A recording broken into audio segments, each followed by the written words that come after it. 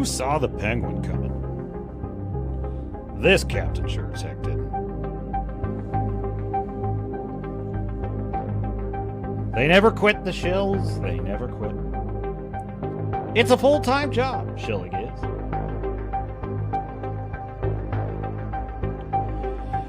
Mr. Producer, should we get started?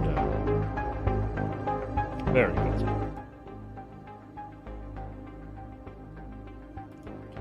Ahoy! Welcome to the Captain's Cast on the Swords and Starships channel. I am your host, Captain Garrett, and today we're talking Penguin. We're talking Penguin. Who saw that coming? I didn't see that coming. Yeah, I saw the Penguin, and I already there is mutinous talk in the chat. And before I have not even had a chance. I have not even had a chance to share with you my brilliant and trenchant analysis. And already, there's mutiny afoot, and we're going to talk about the Agatha Shills. They're out there patrolling for Agatha. It's really fascinating. I was watching a Grizzy's member live stream. That's right. I am, Mr. Producer, that's quite enough of the music, if you please. Thank you, Sam. Yes, I am a member of Mr. Grizzy's channel. My camera's being weird. Testing. All right. And he was watching Grace Randolph. I would never call her this. I would never call her this. But he calls her Chlamydia Burns. I don't know why. And he shouldn't do that. But he does call Grace Randolph Chlamydia Burns. I don't know why. But all I know is she was like, there's not really going to be any interest in the Penguin, so I'm not going to do a deep dive. And that's my note for the showrunners. And I'm like, your note for the showrunners is make the show interesting enough that I want to do a deep dive? What are you talking about? So anyway, it happens to be a pretty fantastic season premiere. So we're going to talk about that and how the shills are trying to tear down Penguin to make Agatha look good. The Thunderbolts trailer has arrived. What is the Thunderbolts? I don't know. But I'm going to react to the trailer, and then I'm going to watch the shills. I haven't seen it. I'm going to react to the trailer. We'll see. We'll see how far I get. It's like a 3-minute trailer. And I even found some... I actually have... This is kind of a hodgepodge miscellany episode of the Captain's Cast because I have a whole bunch of little topics that are interesting to me. So let's get into it. But seriously, I say this often. I founded this channel to talk about things that are awesome, things that are good, all things nerd culture. The Swords and Starships channel on a continuing mission to explore strange fictional worlds. That's what we do here. And the Penguin happens to be a pretty damn good season opener. I've got to tell you, it pulled me in, and then it really pulled me in. This is a fantastic... So far, it's only one episode. Based on this episode, this is an excellent show. Now, I tend to think we have good things in store with this show because the first episode is it is a complete beginning-to-end pilot. This is very important. It is a pilot. Nobody makes pilots anymore. What is a pilot? Well, if you're Generation Z, you don't know. A pilot, I mean, you probably do if you watch this channel, but a pilot is what used to be the first episode. It had to be one complete episode. It had to be a sample, like one complete story is what I mean to say. It had to be a complete pitch, basically, for buying the show. That's the whole point. If this episode is good, then we'll order a season. It was meant to sell the show. Nobody makes those anymore because they just decide in advance we're going to make 8 episodes for $180 gazillion, Agatha All Along. And then we get 8 episodes of slop that nobody cares about. Should have made a pilot. What's interesting about the first episode of The Penguin is it's like a pilot. It's like this is what you're in for with this show. It's a complete end-to-end, soup to nuts. It is a soup-to-nuts, self-contained story about the Penguin, but of course, with a hook for what's to come, and based on that, it's like, yeah, I want to buy this show. This is a great show. It's fantastic. And I'm going to tell you something. There's something very sly about the Penguin that makes it such a brilliant and instantly engaging and engrossing show. I'm going to tell you what it is. And it's unusual for a mob story, like a mobster story. This is kind of an unusual angle, but it's brilliant, and it comes right out of the Save the Cat Blake Snyder beat sheet. I'm going to tell you about it after we talk to you, chat. Ahoy, Joseph Ritchie. Now, Joseph Ritchie, before the captain had even stepped aboard the vessel, my own quartermaster, Joseph Ritchie, the numbers guy, said permission to come aboard, which of course was granted. But then he said, with highest respect, Captain, these are forgettable topics. The Penguin, Agatha, and Ubisoft, no one cares. Nobody cares. I'm reading it how I would say it if this were my comment. Topics like original Star Wars cast returning in Mando movie and Kurtzman fired? Fired. Well, I mean, those are two interesting topics you put in there. And I said, put it in the Discord, Joseph. And he said he doesn't have the Discord. And I said, well, the Discord link is in the description of the video. And if you'd like to join your fellow sailors and Starnauts, aligning, if you'd like to join your fellow sailors and Starnauts aboard the Swords and Starships frigate, then join the Discord. Have fun. Wrangler with a $4.20 super chat. And absolutely no context, no comment, nothing. As is his custom. Cheers, Wrangler. Thank you kindly. Thank you kindly, sir. Your enduring support continues to be noted and appreciated, dear sir. Wrangler even shilling my book. What, my cup runneth over. Wrangler says Blood and Oak, available on Amazon in ebook, paperback, and a fantastic audiobook narrated by Travis Baldry, who has absolutely blown up with the Will White fantasy series. Forget the name of the series, but it's the Will White books, and he narrates all of those. He's absolutely fantastic. So check out, that's yours truly, Blood and Oak by me. Did my camera just die on? Why is my camera like cutting in and out? I may have to troubleshoot that. Staffjärvi is in the chat, says Grace Randolph, a walking oh jeez, a walking disease. It's my fault. I asked the question, why does Grizzy call her? And I would never call her this. I'm using a rhetorical technique of the Orange Man, long may he reign. But if you haven't noticed, I would never call her this. But Grizzy calls her chlamydia burns. And I said, why? And Staffjärvi is very helpfully attempting to answer. He says she is a walking disease, hence chlamydia burns. Well, I don't agree, but this is a free speech forum. And, you know, I mean, that's the master gunner for you on the ship, and he's firing a broadside. And, well, he should be. Thank you, Staffjärvi. Joseph says, Grace was right. Grace saw all the episodes. I did as well. Well, now, see, now, not all of us have, like, the crystal ball, okay? That's not fair. And, by the way, I'm not saying The Penguin is the greatest show of the year because I haven't seen it all. I've only seen the first episode. I'm just telling you that first episode is excellent. It's excellent. It's really well written. Are you telling me it goes downhill? No spoilers. Starfury. You know, Starfury is so friendly. He's such a friendly guy. He's like, hi, everyone. I appreciate that about you, Starfury. I do.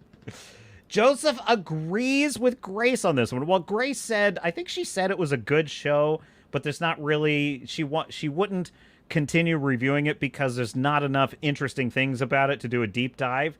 And literally, I watched the first episode, and I mean, just based on the first episode, there's a lot to talk about. There's several things that I want to talk about in the episode, so I don't know. Starfury. He's not going to let this one go. Jeez.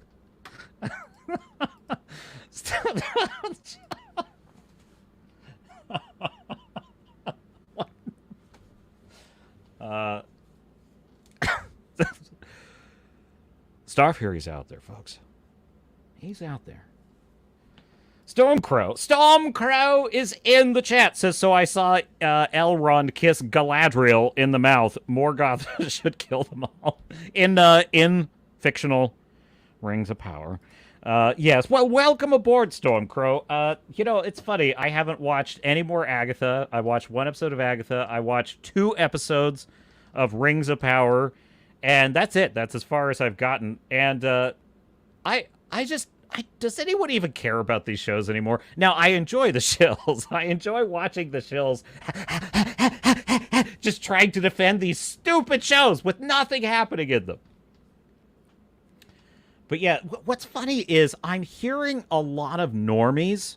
I've heard a lot of normies in my social circles saying that they like the Rings of Power, that they love that it's a prequel to Lord of the Rings, and they're very... They think it's fun to find out how Sauron became Sauron. And it's disheartening to me. It is. It's disheartening. Because, well, I mean, yeah, they're entitled to like what they like. Now, they're normies because they don't really know all of the deep lore. They haven't read the Silmarillion. They haven't, listened to the entire BBC audio drama of the Lord of the Rings with, Ian Holm and all that going on. They haven't done all that. So they're kind of coming at it from maybe they've seen the Peter Jackson and they just like it. Now, on that basis, I can forgive a normie who just doesn't know that it's Lord of the Rings and they're just watching it without that knowledge of all the lore it's destroying. Fine. I can put that to one side. What troubles me is that just leaving aside the lore destruction that Rings of Power is doing, and let's just pretend that's not an issue here. It's a totally original show. It's boring. It's the Harfoots are repulsive. They are repulsive. I've never seen such unlikable characters that you're supposed to find adorable. I've never seen a worse example of it. They're so disgusting. They just look trashy. They look like trashy, dirty. You can smell the Harfoots through the screen. It's disgusting, folks. It's disgusting. The idea, I guess this is technically a lore objection, but the idea that these are the antecedents to Frodo and Bilbo and Samwise Gamgee is as horrifying an idea as I could fit. That's a lore complaint. So we'll put that to one side. But still, they're so horrible. And then the walking in the desert with the mysterious wizard. Again, I'm putting on my normie cap. I'm imagining that I don't know all the lore stuff. It's so boring. What are they out there looking for? Why do I have to watch scene after scene after scene of the Harfoots? Oh, I love me bugs. I love me bugs.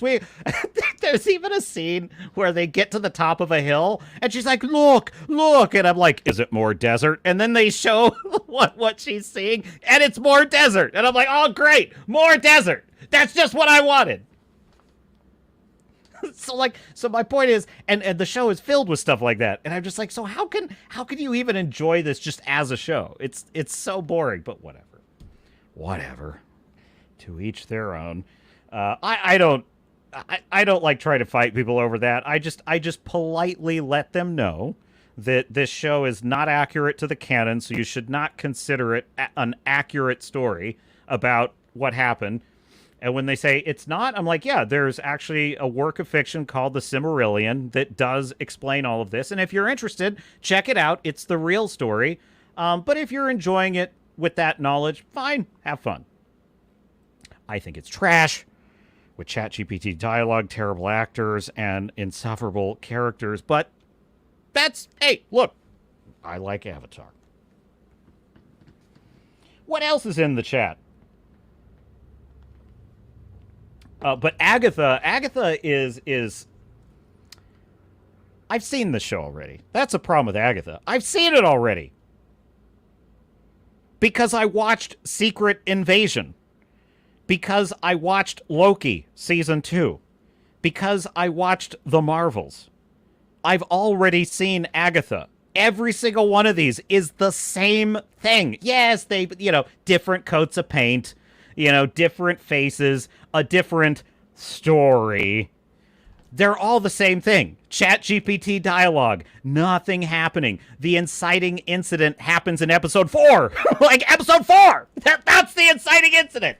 You know what's great about the Penguin? The inciting incident? You're not going to believe this, folks. I hope you're sitting down for this. The inciting incident of the Penguin is in the first scene. The first scene. Now, how hard is that? Is that hard? Now, it doesn't. Now, the inciting incident does not even have to be in the first scene. That's unnecessary. It does need to be soon. Like it should be in the first episode, preferably the first episode. But it does not have to be in the exact first scene. But in the case of the Penguin, it is. Now, that shouldn't be the seventh wonder of the world, but because we live in the world we live in, it sort of is, right? So, anyway. Joseph Ritchie. Well, see, now you've seen the whole show, so I can't ask you why you... God, I really hope you're wrong about this. No offense. I hope you're wrong about this, Joseph, because I was really charmed by this episode of The Penguin. I really was pulled in. I'm like, I'm interested. I'm into this.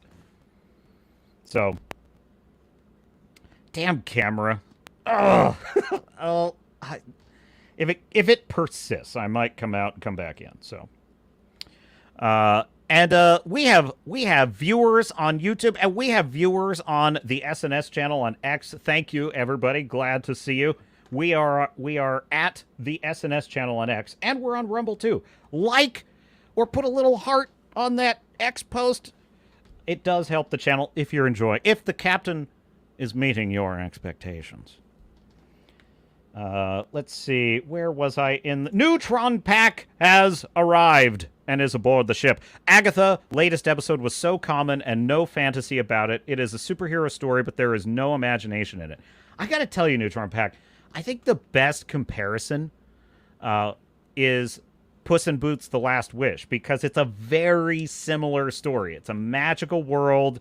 They have to go on this magical road to get what Puss wants, which is to get his wish so he can get his lives back, which is in his view the only way he can continue to face evil and be a great swashbuckler and all that sort of thing.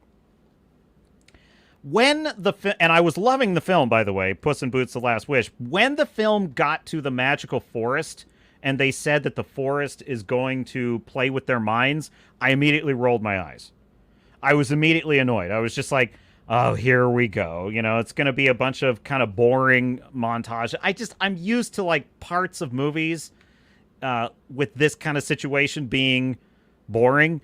And it wasn't. It was incredibly interesting how the forest was trying to tempt each of the characters with their instinctive desires and the things they wanted, or use their fears against them. That was really cool. And it was done in a really good story-driven way, and the ticking clock of the wolf pursuing Puss in Boots was so good. If you just compare that to Agatha, it's no comparison. Like, Agatha is boring, it's derivative, and the character dialogue is not that... It's not that interesting.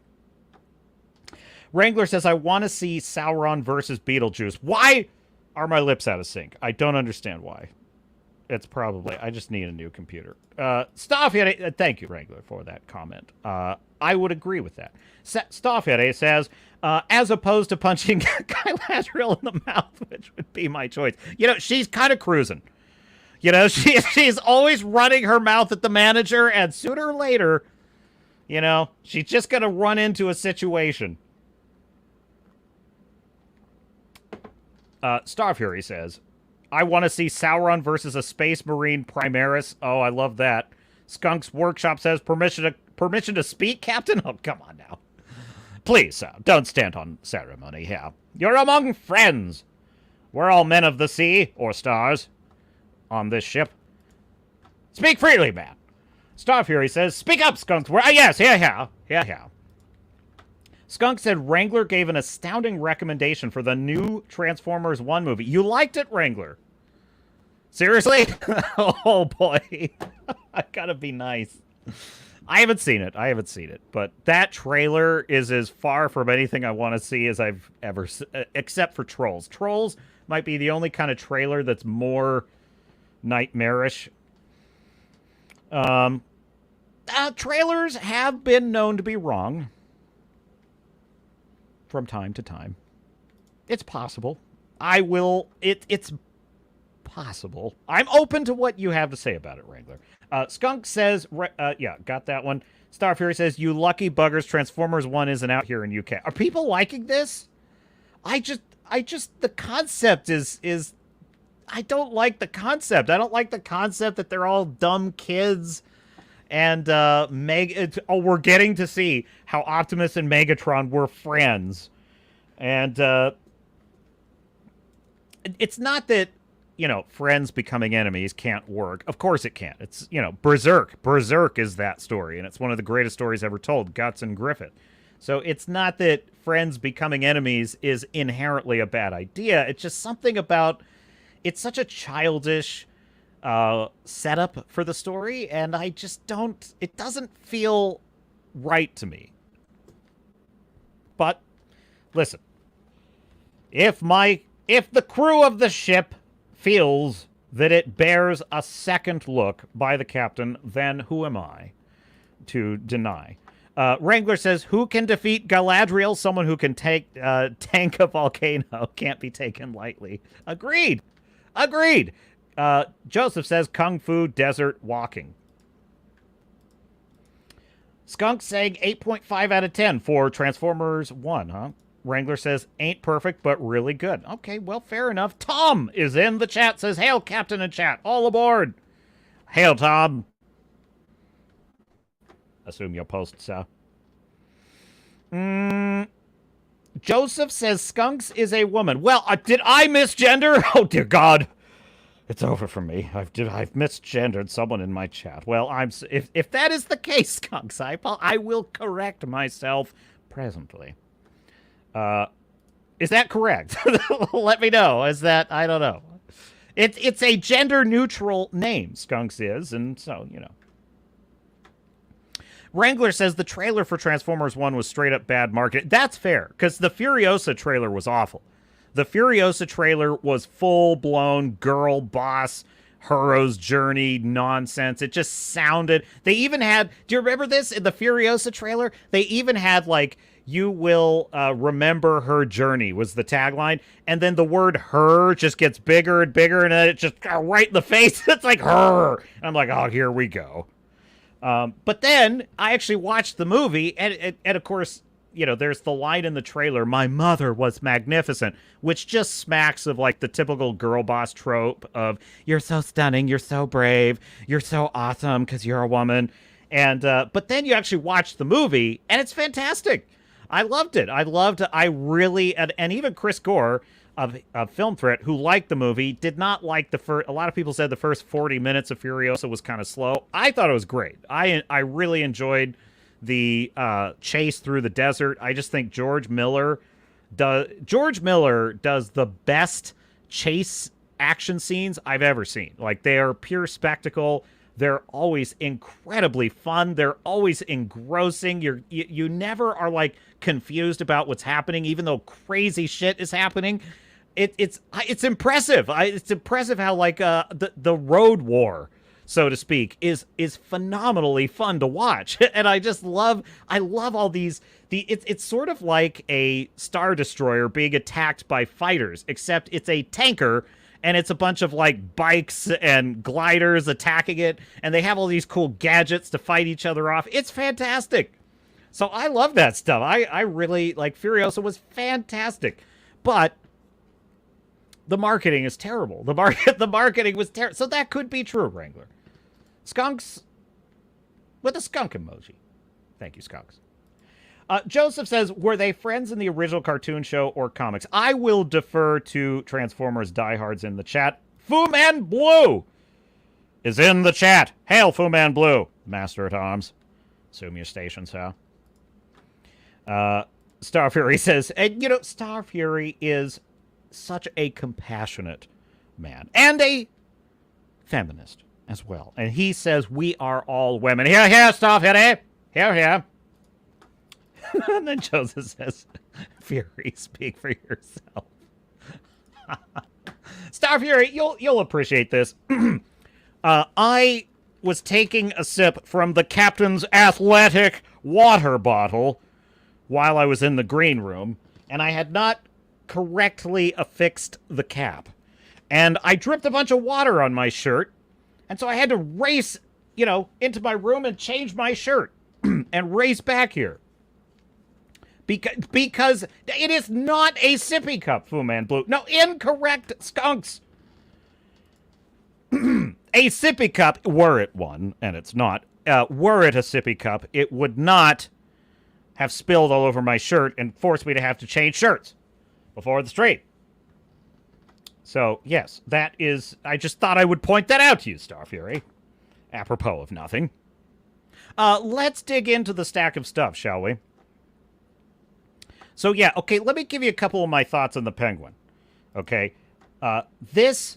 First of all, Colin Farrell just tears it up. He tears it up in this show. I love how he's playing it like a kind of Philadelphia, just a rough, grew up on the wrong side of the tracks, just a classic Philadelphia thug, right? I may be misplacing the accent, but it sounds like a Philly accent to me. I could be wrong, but that's my sense about it. I don't know Eastern accents super well. I'm a West Coaster by birth. In any case, he plays it like this just classic noir, hard-boiled mobster, just your typical thug. But the thing about him is, everyone makes the mistake of sort of underestimating him, and that's part of his charm as a character. And so the show picks up right after the events of The Batman, which, frankly, I'm not wild about that movie. I was watching it again because of this show. There's a lot about it that is pleasing. I do love how they do Gotham in it. I think Gotham, and also ditto in The Penguin, Gotham is this brilliant character in both of these. And it's very visually consistent, by the way. The Penguin show is very visually consistent with the Batman, which I found impressive. That seemed like a kind of Grace Randolph thing to say. I should just have a blonde wig. But it's not that interesting. In any case, so it picks up after the events of the Batman. Water has flooded the city because that's what the Riddler did in the movie, and it's caused all this chaos. It's actually very much similar to the setup to Daredevil, the Daredevil show with Charlie Cox on Netflix, where it picks up kind of shortly after what they call the incident in the show, referring to the events of Avengers in the Chitauri invasion of New York. And so the result of that is that there's sort of like crime has gone crazy and the Kingpin is sort of rising up. Well, they have a kind of similar situation here, which is everything's in chaos because of this terrorist attack on Gotham. I'm just doing the air quotes because that's what the media in the show calls the Riddler. I guess that's accurate. Madman, whatever. So the very first scene of the show is basically just the Penguin trying to, cover his own ass, and he breaks into Carmine Falcone. Why do they call him Falcone? They call him Falcone in the Nolan films. I don't know why they call him Falcone in this. I don't know which is correct. But in any case, Carmine Falcone is dead because of the events of the Batman. And the Penguin, I keep thinking of the Penguin because of Randy in South Park, but in any case, the Penguin races up to his suite in the club, and he's trying to, he breaks into Falcone's safe, and he's trying to steal all the dirt.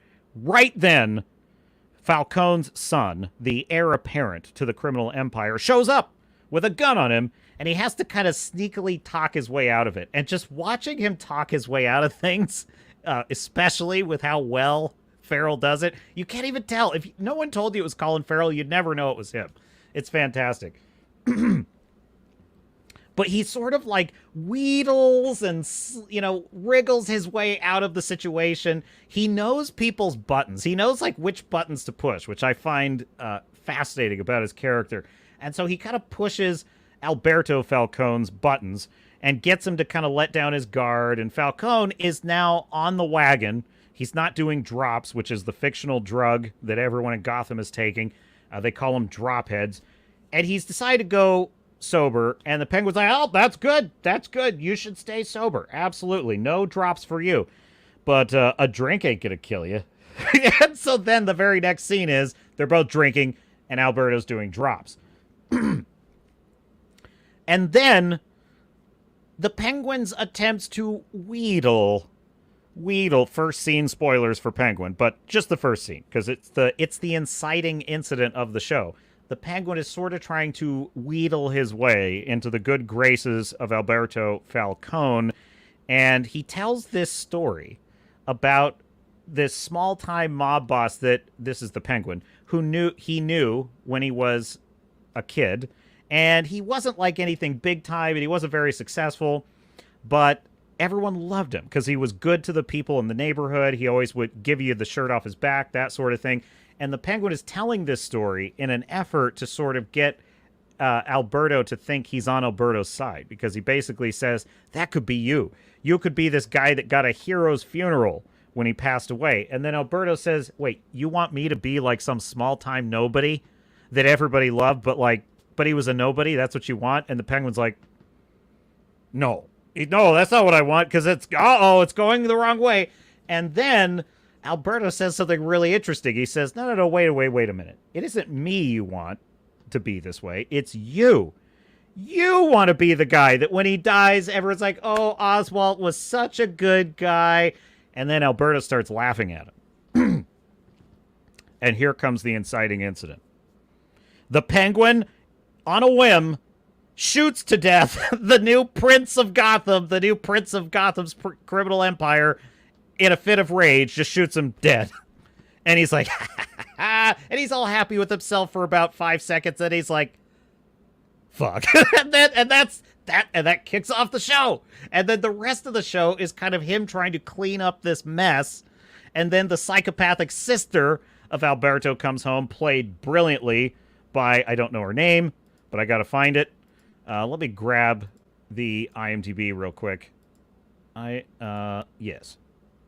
It always slows down the stream a little bit, so I hate to pull up IMDb. But it is Kristen Milioti plays Sophia Falcone. Now, this is such a great opportunity for an annoying girl boss to just be so stunning, so brave. It turns out, however, that this actress plays Sophia Falcone very, very well. And this has a lot to do with the writing, too, because the dialogue with her is just excellent. It's excellent the way that she wields a kind of subtle menace, because she can kind of see through the Penguin in a way that other people can't. She's perceptive. She can't be easily lied to, which is kind of what makes her dangerous. So she's sort of immediately suspecting the Penguin has murdered her brother. She is malevolent and terrifying in the show. It's really well done. So in any case, the Penguin kind of winds up picking up this sidekick, which is this kid that was trying to steal his car named Victor. And he holds Victor at gunpoint and basically takes him hostage and makes him help dispose of Alberto's body. And what I love about this is these little interactions between him and this kid are both terrifying and also kind of funny and also kind of charming, because he's literally saying, like, I'll kill you. I'll kill you if you don't do what I say. But then the kid starts freaking out. Oh, no, please don't. And he's like, oh, geez, God, calm down. All right, geez. Now, when he does that, in other words, the Penguin is kind of got the kid terrified, but then when the kid is totally falling apart, he kind of softens a little, because he sees that he sees himself in Victor. He sees a young guy doing exactly what the Penguin would have been doing when he was his age. And so he kind of relents a little bit, and he's like, all right, turn off the waterworks, kind of thing. That's what's called a save the cat moment. And the Penguin has lots of those throughout the first episode. The way he hobbles on kind of his club foot is fantastic, not just because it's great visually, because it matches the Penguin, but it's also the fact that, like, it gives him there's little elements of Oswald's character that makes you sympathetic towards it. He's a murderous psychopath, don't get me wrong, but you get the sense that he's kind of a product of his environment. He's not that lets him off the hook, mind you, but that he's kind of a guy that was just born into the hard side of life. And he's kind of just been, to him, this is just the way the world works. And there's something about that.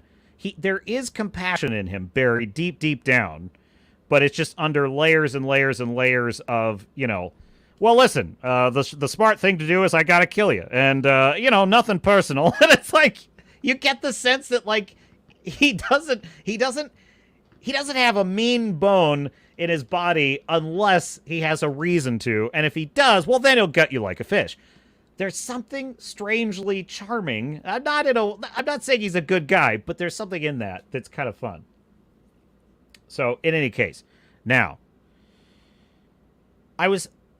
the episode is actually quite fun because basically most of what you're doing in this episode is watching him try and work his way out of an absolutely impossible situation. He's killed the heir apparent of this crime family that he's a part of, and if they find out, he's dead in very terrible ways, and he's got to avoid the psychopathic sister of the guy that he murdered.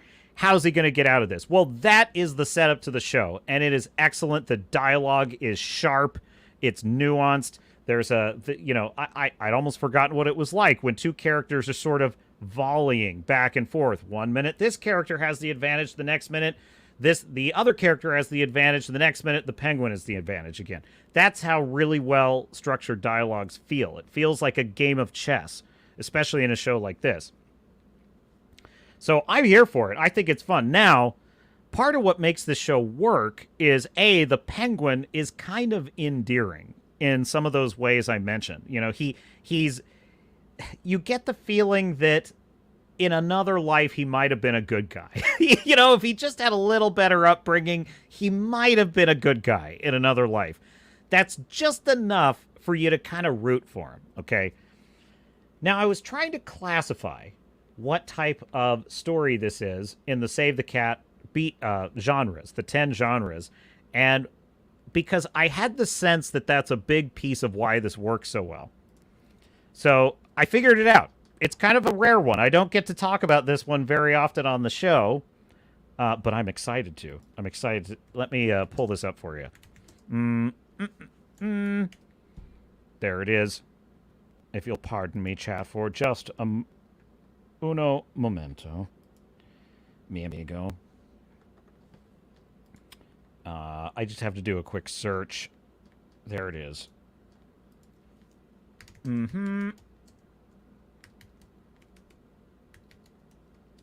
Okay, I got it. All right. Yes. Okay. So I have 2 things I need, and I'm going to share my screen. And I will get to your chats directly. Okay, share screen. Okay. The Penguin is an excellent Fool Triumphant story. This is the Fool Triumphant, and it's why he's so likable. That's because he's... Now, he's not a fool in the sense that he's dumb, because he's quite clever. He's not like a genius. He's not super smart, but he's cunning. He's a survivor. That's what makes him... That's kind of his skill. However, he's a guy that is his own worst enemy, is kind of what it is. He's a product of his environment. He's underestimated by everyone. He's ugly. He's got a club foot. That one of the little ticks, and this is part of Farrell's performance, it's so brilliant. Every time he's at someone's door, he straightens the back of his hair. Never mind the fact that he's bald and ugly as hell. He still cares about his appearance. Little things like that draw you into his character, right? And that could be purely down to Colin Farrell's performance. That might be an actor's decision. I don't know. Probably it is. Probably that's the actor kind of, putting things into the character. And if so, good for him. And so anyway, what's interesting about Oswald is he's so overlooked. He's so looked down upon by everyone. And it's kind of his own fault because he just doesn't know better. He doesn't know better. So he's a fool. He's a fool. Now, the 3 elements of a Fool Triumphant story are, number 1, a fool whose innocence is his strength and whose gentle manner makes him likely to be ignored by all but a jealous insider, that would be Sophia Falcone, who knows too well. Now, innocence is a bit flexible in this concept because obviously he's not innocent. His hands are drenched in blood. But within the criminal world, he has a kind of childlike quality to him. Like he goes to his mother's house and he's taking care of her, and he wants to get her out of town because he doesn't want the Falcons to retaliate against her, and he's very loving towards her. His innocence is that he does not understand. He doesn't know a better way to do anything in life. The only way he knows how to do things is the way he's always done them, which is the criminal way. So that, in my view, and among the criminals, he does have a kind of innocence, because all he wants to do, there's a scene in the car where they get in his car and Victor, he turns on the ignition and there's a song playing. It's 9 to 5 by Dolly Parton. And so the idea that the Penguin drives around Gotham listening to 9 to 5 is kind of charming, because that's how he sees himself. He's just a dude working 9 to 5. That's his innocence factor within the criminal world, okay? Number 2, an establishment. The people or group a fool comes up against, that would be the Falcone family, either within his midst or after being sent to a new place in which he does not fit at first. Well, he's kind of a fish out of water here because the whole city's been overturned, and now he's kind of left to fend for himself and to figure out a new angle to survive. Number 3, a transmutation in which the fool becomes someone or something new, often including a name change that's taken on either by accident or as a disguise. So there you go. That's my theory about what this story is. Now, to give you the full description, this is from the book, Hat Tip Blake Snyder Saved the Cat. The Fool is an important character in myth and legend, and has been forever. On the outside, he's just the village idiot, but further examination reveals him to be the wisest among us. Being such an underdog gives the Fool the advantage of anonymity. Everyone underestimates the Penguin, right? And also, he's ugly, nobody cares about him, right? So people overlook him. And also makes everyone underestimate his ability, allowing him or her the chance to ultimately shine. The Fool in the movies goes back to Chaplin, Keaton, and Lloyd. Little men, silly men, overlooked men who triumph by luck and pluck and the specialness that comes from not giving up despite the odds. So that's basically what I'm picking up from the show. Now, I arrived at that because before I thought about that genre, I was impressed by how interesting, firstly, but then kind of endearing his character is, in spite of his evilness. How endearing he is. I did not expect that. I was actually not really down for another follow the anti-hero crime boss. I wasn't really interested in that, to be quite honest with you.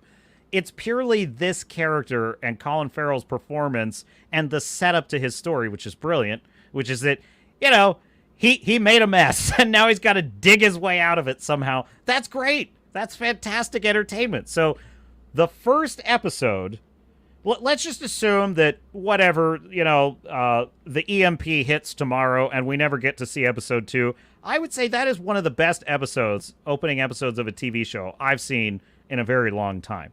And if every episode were at that level of quality, this is going to be one of the best shows of the year. Hands down.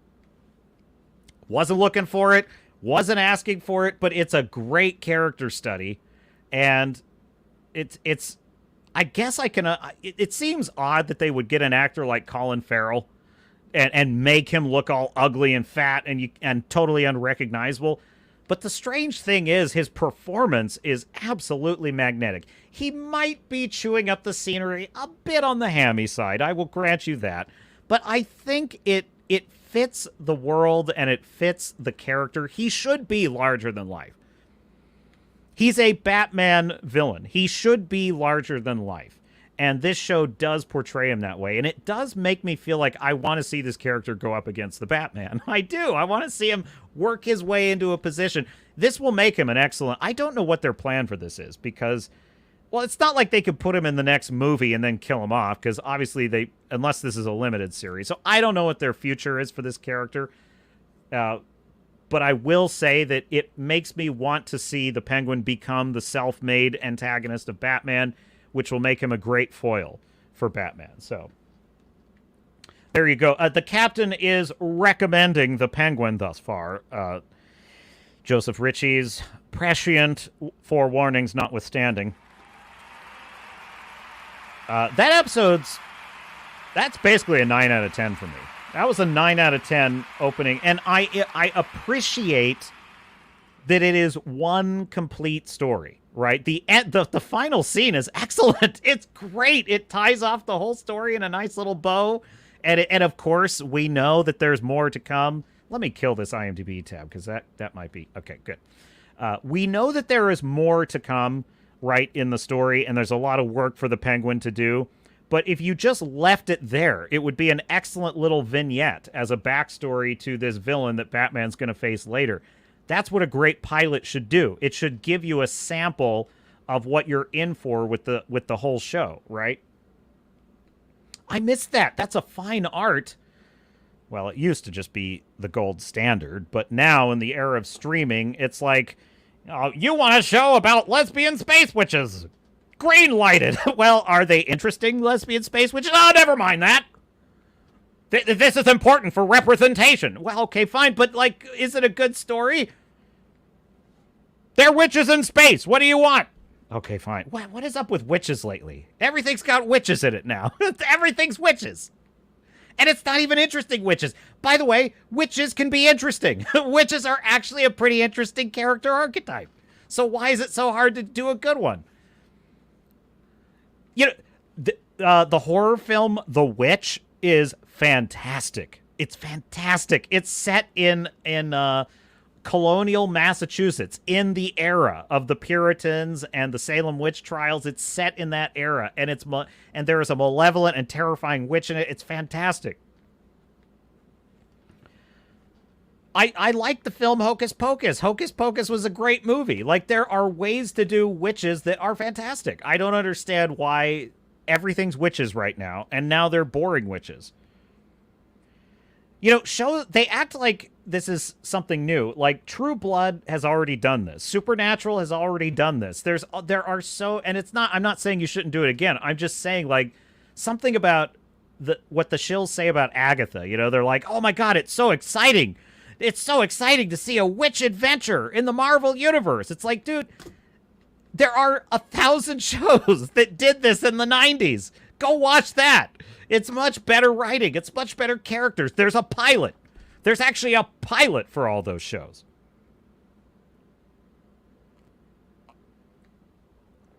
All right, Joseph, tell me why I'm wrong. Light the captain up. Tell him why he's wrong.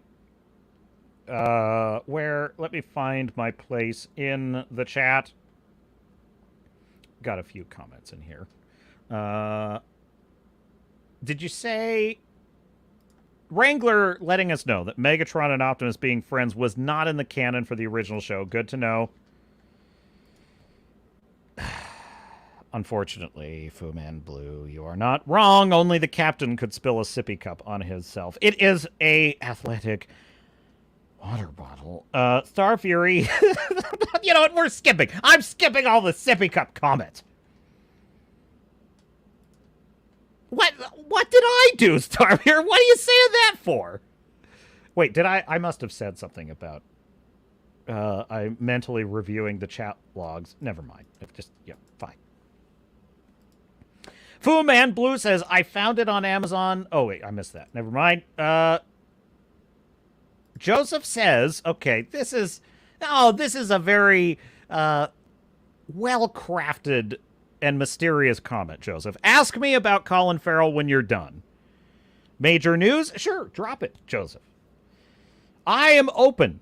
I am open to what you suggest that we do on this curiosity journey. But so you're saying that, like, you're saying the problem with the remaining episodes of The Penguin is Colin Farrell? That can't be. That cannot be. It's good. He's really good. Damn it. I really hope you're wrong about this, Joseph. I am really tired of watching Drek. I am so tired of watching shit. I want to watch something good. And this was good. Based on the first episode, this was really good. And I'm even kind of worn out on crime story. I'm kind of worn out on crime stories. And it still pulled me in and was incredibly entertaining. I want to see how the Penguin's going to work his way out of this. I'm excited for this. Anthony Timmons is in the chat. Says, good afternoon, Starshippers. Why, good afternoon to you, Anthony. Welcome aboard. And I suddenly realized that the other Anthony we had was Rondo. Rondo. I just forgot. I forgot your nickname, Rondo. I know you're out there. Lots of love in the chat. Oh, Captain, there is no bib. I could. Maybe a bib. There's no bib. I do think I may understand why, like, actors in green rooms always have, like, all that paper around their neck. It's so that they don't get the makeup on their clothes before they go on stage. Starfury says, I watched a real show, Star Trek TNG, all good things. Now there is a show, the best finale ever. Here, Starfury. All right, Starfury, now you need to go and watch Deep Space Nine, starting from episode 1. That's your next. And you should also watch Star Trek Generations. You should watch Star Trek First Contact, Star Trek Insurrection. Yeah, Nemesis you can skip if you want. And then Star Trek Picard Season 3. And then your journey is complete. I'm tempted to do that myself. But your next series has got to be Deep Space Nine, the crown jewel of the Star Trek canon. Neutron Pack says the thrill really comes to life in the Penguin and his character traits feel complex. See, now I agree with Neutron here. I agree with Neutron here. He's a character that surprises the audience as often as he surprises the crime lords he's trying to outsmart. And I find that delightful. Wrangler says the first witch burning in the United States, who knows if she was an actual witch, took place right here in my hometown. Well, that is an auspicious, that's an auspicious fact about your hometown. Stav here, he says, sorry, Captain, did you mean everything has bitches in it? Well... Potato, tomato, tomato. Redoubt Productions is in the chat and says, I am late, but I have arrived. In fact, Redoubt is, I saw your video, Redoubt. You posted in the forward lounge aboard the Swords and Starships Discord vessel. Where was it? I have it here. Copy message link. Yes, here we are. No! I copied the wrong thing. Copy. Discord's very complicated about copying links. All right, here we go. Share screen.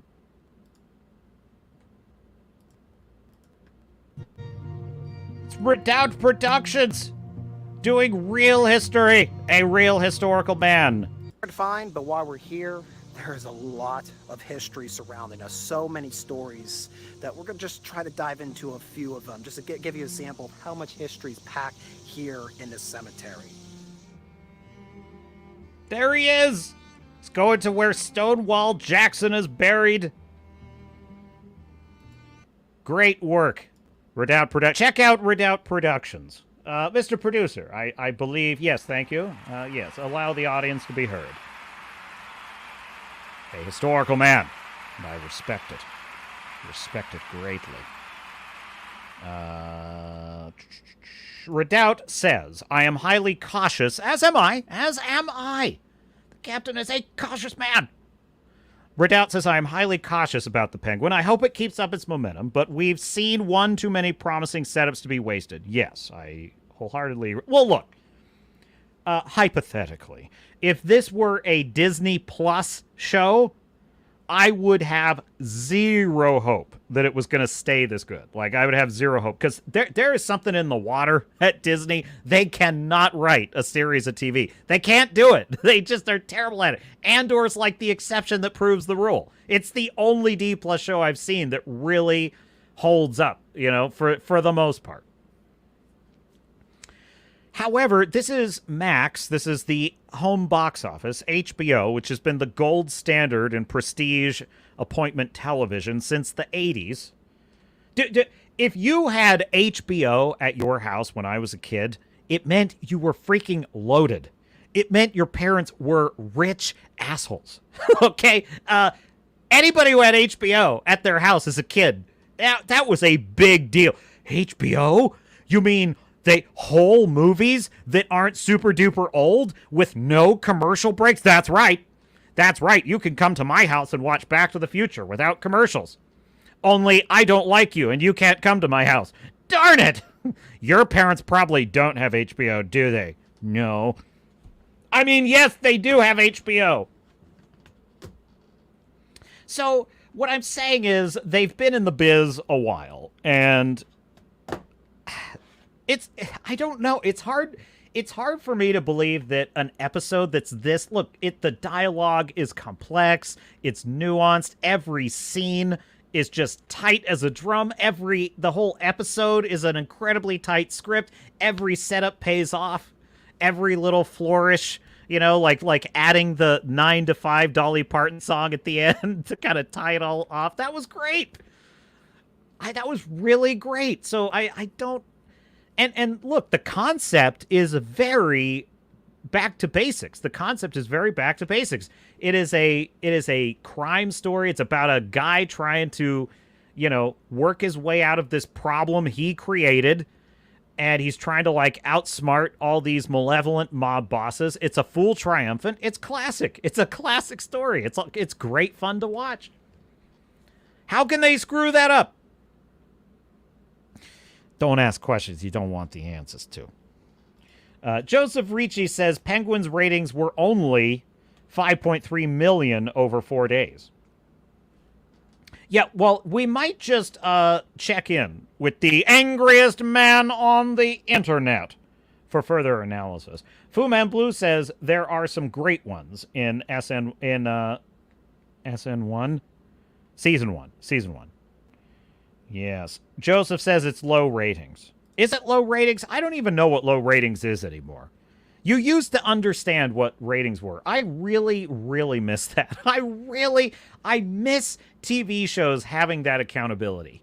You know, the weird thing is, you know, back, you know, even just maybe 15 years ago, great shows would get canceled because their ratings were just dipping. That's it.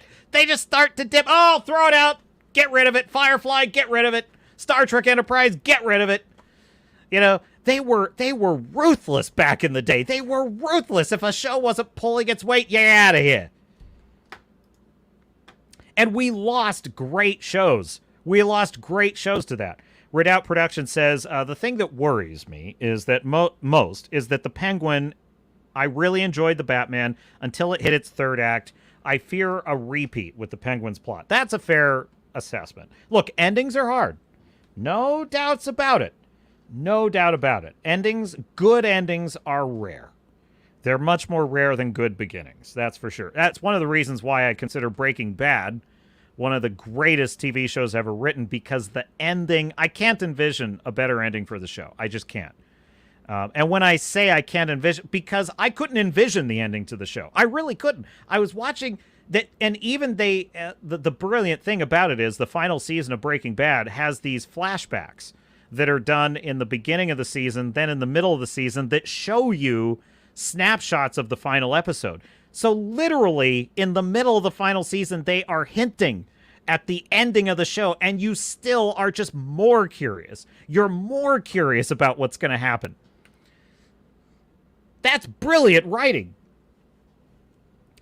So I couldn't have envisioned how that show was going to end, more so because of the flashbacks they showed you, and I couldn't wait to find out. And then when I saw the ending, it was delightful, and I was pleasantly surprised by how great of a resolution it was for basically every single arc in the show. Every single arc in the show got paid off and completed in a way that was both surprising and satisfying. That is, that's 1 in 1,000, folks. That is a rare, rare thing. And so when that happens, it's precious to me. Precious to me. I'm trying to think if there's any TV shows, other TV shows that I consider to have a perfect ending.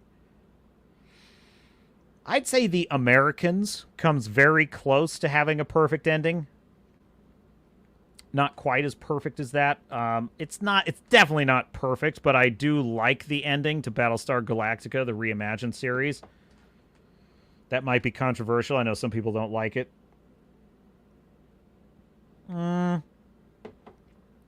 It'll come to me.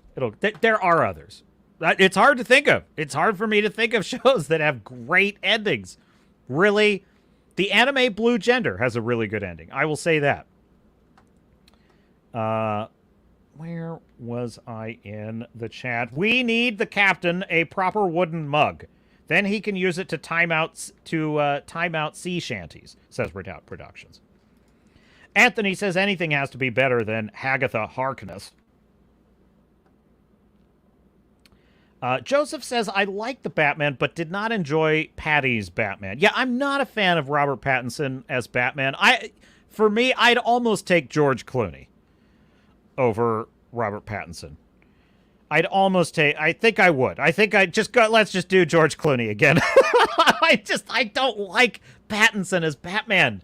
He's like this emo... He's like an emo teenager to me. That being said, look, I am a... Christian Bale is the best Batman. He just is. I want Christian Bale back. I want to hear Christopher Nolan and Bale do a press conference, and that's not how it works, but whatever, we'll roll with it. Just announce that we're coming back for The Dark Knight 4. I would just be so happy. I would be so happy. That would be the best thing ever. And then the next day, just as an extra bonus, Sam Raimi and Toby are coming back to do Spider-Man 4. I'd love that. I would really love that. But we can't get... Yeah, Robert Pattinson, not great as Batman. Who was it that played Catwoman in the Batman? She was pretty hot. She was pretty hot as Catwoman. That was... I prefer her over... why am I blanking on her name? The one that played Catwoman in The Dark Knight Rises. She hasn't been in movies in a while, but anyway. Fu Man Blue says, Patty is a pencil-necked homo, not Batman. Harsh. Star Fury says, DS9 from Season 2. Season 1 sucks. I mean, look, Star Fury, I'm not wild about TNG Season 1 either. There's like 2 good episodes in Season 1 of TNG. And the episode is Skin of Evil. That's like... So there's 1 good episode in TNG Season 1. I hate the episode The Naked Now, when they're all drunk and Data bangs Tasha Yar. I like it for the lore, but I hate watching the episode. It's a terrible episode. I hate the episode where they go down to the planet and they have to do the... very descriptive, right? They go down to a planet... no, they go down to the planet where there's some kind of cage match. Like, Tasha Yar has to participate in some kind of cage match. I forget what the setup to it was. I hate the binary. There's the characters that are like the binars. I don't like them. There's a lot I don't like in the first season. Okay, fine. Encounter at Farpoint is fine. Of course, Q is excellent, but that's not one of my favorite Q episodes. Like, I have many more. Q Who is a way better episode than Encounter at Farpoint. So yeah, I don't think you can hold that against Deep Space Nine. But what I will say about Season 1 of Deep Space Nine is I love the setup for the characters. I really love Benjamin Sisko's arc in that show. He goes from typical, atheistic, secular, Federation guy, just, science is his god, kind of, just like all the other Star Trek characters. He's just like that. And then he's told he's this prophet by the equivalent of their pope, Kai Opaka. And, of course, he doesn't believe it. He's uncomfortable with it. He doesn't like it. Starfleet doesn't like it. But, hey, we got to be diplomatic here. We got to build bridges to Bajor and all that. And over the course of 7 seasons, he goes through all these amazing transformational spiritual experiences. And by the end of the season, he is full-blown a believer in the prophets. He's embraced his role as the emissary. It's a phenomenal story. One of my favorite episodes ever of Star Trek is the episode Rapture, in which Sisko has the visions of the ancient Bajoran city of Bahala, and it's killing him to have these visions, but he's dead set on it, and everyone is telling him Captain, you're going to get yourself killed. And they all are against it. They're all trying to talk him out of it. They all want him to do a medical procedure to end the visions, to save his life. The only two characters on Deep Space Nine that believe in him and believe in what he's doing are Major Kira, who is deeply religious and spiritual, and Worf, who is also deeply religious and spiritual. And there is an amazing conversation between Worf and Kira, who are both religious, about how the other people on Deep Space Nine don't understand. And Worf says, it's pointless to convince them. The captain has been granted a great vision by your gods. And Kira's like, I know, and she's trying to make her case, and he's like, don't bother. The others don't understand it the way we understand it, And I love that. What a beautiful arc. And I love Major Kira's arc. Her arc on that show is one of my favorite story arcs in all of Star Trek. She goes, anyway, you'll get me on a tear here. So, yeah, I love Deep Space Nine. So, look, you always watch the first season for the lore. You know what? Season 1 of Enterprise is not terrible, but it's also not great either. So, look, it's just season 1 is rough in Star Trek. Voyager. Season 1 of Voyager has some good episodes. I do like the episode where Janeway's after coffee. There's coffee in that nebula because I would do the same thing in her place. But then there's weird episodes with the Kazon and who's the Bajoran chick that turns out to be a Cardassian and she wants to have Chakotay's baby. So stupid. So yeah, there's some dumb shit. There's some dumb shit in every Star Trek season 1. Redoubt says, I am honored the producer felt me worthy of an applause. He did, Redoubt. He twisted my arm. Redoubt, yeah, he's telling me, he's in my ear right now, telling me what a highly respected colleague you are of the Swords and Starships channel. Redoubt says, I thought Pattinson as Batman was rather good. Now Pattinson as Bruce Wayne, there was nothing there, a void of nothingness. Fair enough. I mean, that's fair. I can see the case. I think I just don't especially like... I mean, one part of it is I'm very tired of getting the Batman origin story over and over and over. Frankly, for me, Batman Begins was the perfect Batman origin story, and I never needed another one after that. So that could be part of it. I never needed another one after Batman Begins. But I guess I am frustrated with how much of that film is predicated on how he's learning how to be Batman, and I just don't find that very interesting. And so part of it is that. But I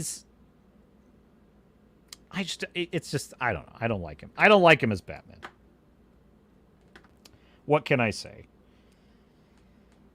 I love that little clip of Tom Hardy talking about how he was all jacked and how he just felt like he could just beat the shit out of anybody. Oh yeah, bring on Bale. I'll beat the crap out of him. Then one day Bale shows up for the big scene in the bat suit and he's full blown Dark Knight Rises Batman. And then Tom Hardy's like, okay, maybe I don't want a piece of that. And it's because it's scary. That, it's interesting. I guess, we take it for granted as audience members in the seats, because we have that screen between us. But I've often heard actors talk about, Ray Liotta, fantastic actor, rest in peace. Ray Liotta, who is so good at being a criminal or just a scary guy in general, he intimidated fellow actors. Other actors were intimidated by him. He was kind of scary. And it's we forget that, there's a reason why those actors are chosen for those roles, because they can be frightening, in those roles. And Bale achieved that. He achieved that with The Dark Knight. The only objection I have is they just went overboard with the voice. That's all. I'm one of the few people, I don't mind the Tom Hardy mask voice. I like it. It's there's no money for you to steal here. Really? Then why are you people here? I love that. I think that's fantastic. It didn't bother me. It didn't bother me at all, the mask. Now there's plenty of other stuff in The Dark Knight Rises that does bother me, but... Does the fire rise? Yes, the fire rises. So good.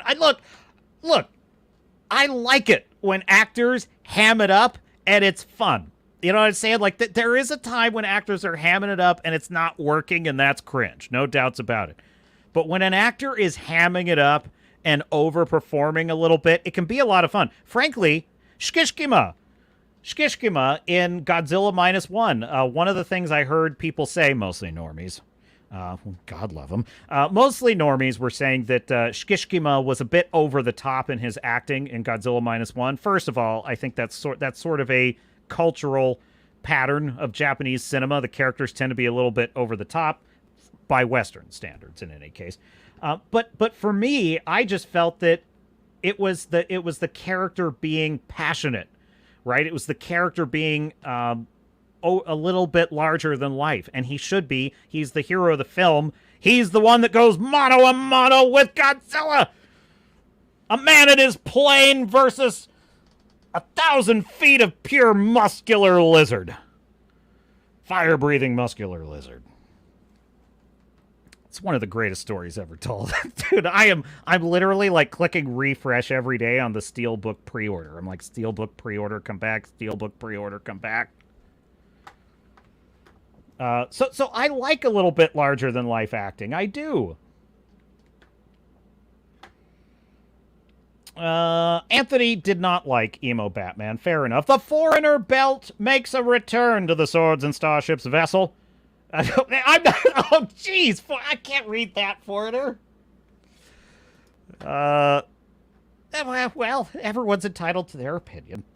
Star Fury says, actually, DS9 doesn't start until the last episode of Season 2 of DS9, the introduction of the Vorta, and by extension, the Jem'Hadar and the Changelings. Dude, it's so good. That's right, because Quark goes to the Gamma Quadrant to negotiate for trading rights to Tulaberry wine, if memory serves.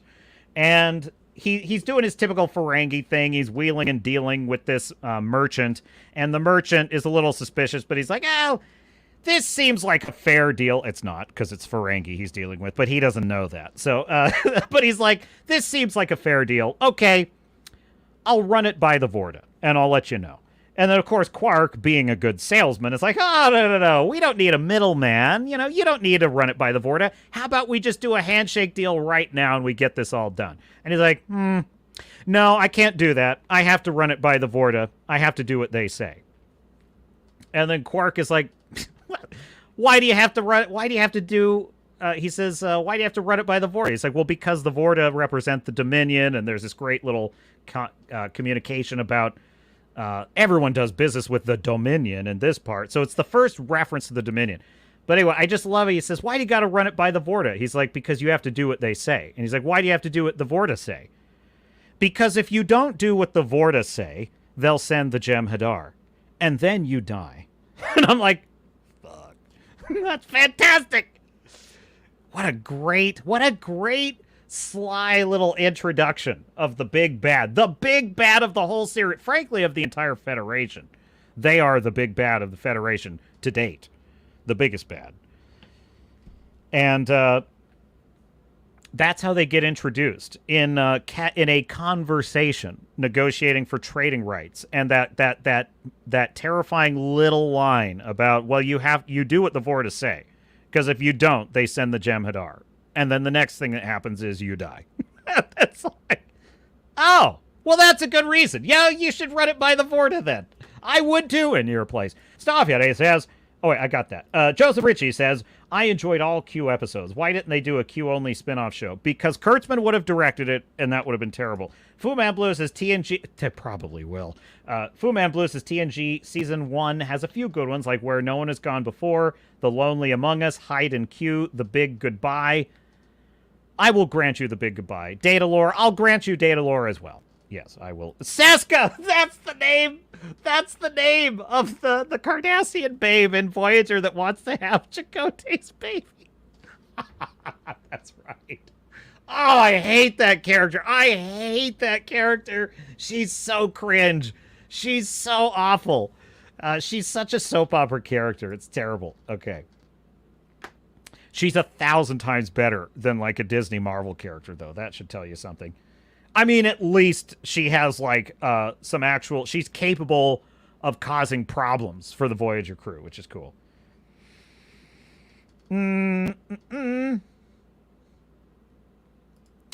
Star Fury says, I want the Dark Knight Returns made into a straight movie adaptation. Oh yeah. So I was thinking Batman Returns, the film. No, Dark Knight Returns, the graphic novel. Yes. Honestly, that is something that Zack Snyder might actually be good at. Although these days he's kind of gone off the rails, but like before he went off the rails, like I feel like that's something Zack Snyder could actually have done well. A one-to-one faithful interpretation of the Dark Knight Returns graphic novel. He probably could have done it, and it's his style. He likes that kind of dark, somber tone, so it would have been perfect for him. Because Watchmen was brilliant. 300 was brilliant. That's what he should do. He should do adaptations. He likes visuals. He does his style, and it works for certain things that have been written for him. That's what he should do. Original Star Wars light universes. No, he should not be doing that. Wrangler says, "Can't you just hear that glass breaking?"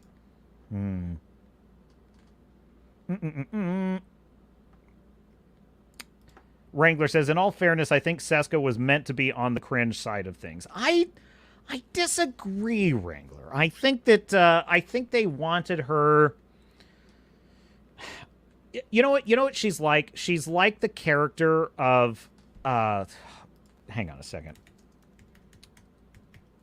It's right. You will know this. The guy who betrays Cisco, the Maquis guy who betrays Cisco in DS9. Michael Eddington. That's his name. Michael Eddington. Yes! Michael Eddington. Michael Eddington and Seska both have that in common. They are characters that are meant to be secret agents that backstab the Federation characters. And in that way, they are meant to provoke hatred in the audience. They're meant to provoke in the audience the desire to see them get what they deserve. They are meant to be the Judas. Like, let me give you an example of when this worked really well. Okay, the film Braveheart, when Robert the Bruce basically betrays William Wallace and feeds him to the English to be taken on, but then changes his mind and saves his life. But that moment when Wallace sees that Robert the Bruce, who he had so much faith in, betrays him, it's so terrifying. It just tears your heart out, that scene. It's unbelievably, it's sad, it's heartbreaking, it's everything you want it to be, right? That's what they wanted with characters like Eddington and Seska, but they're just dumb characters. They're not that... The problem is the actors aren't that good. I just didn't think the actors were that compelling. Eddington is not that interesting of a guy, his character. Plus, you could sort of see it coming a mile away, so that's the other problem. But, what do I know? Listen, I heard that the Minecraft trailer has been fixed. Someone in the Discord, who sent this? Someone in the Discord, I'm checking right now. I want to give proper attribution. Or maybe it was on your Discord, Stormcrow, Gentle Stormcrow. I can't remember where I found it now. But in any case, apparently fans fixed the Minecraft trailer, and I have not seen it. So I thought we would watch it together. I'm just curious. I'm curious if they succeeded at this.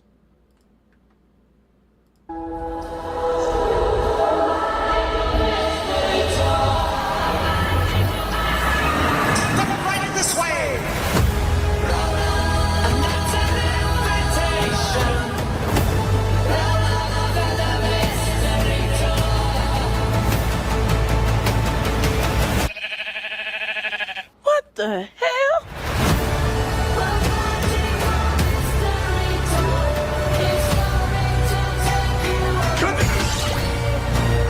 Anything you can dream about here, you can make.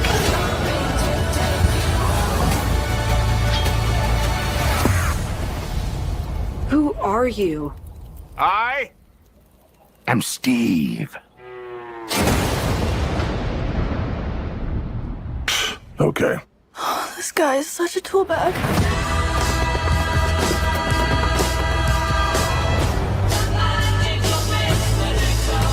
interesting.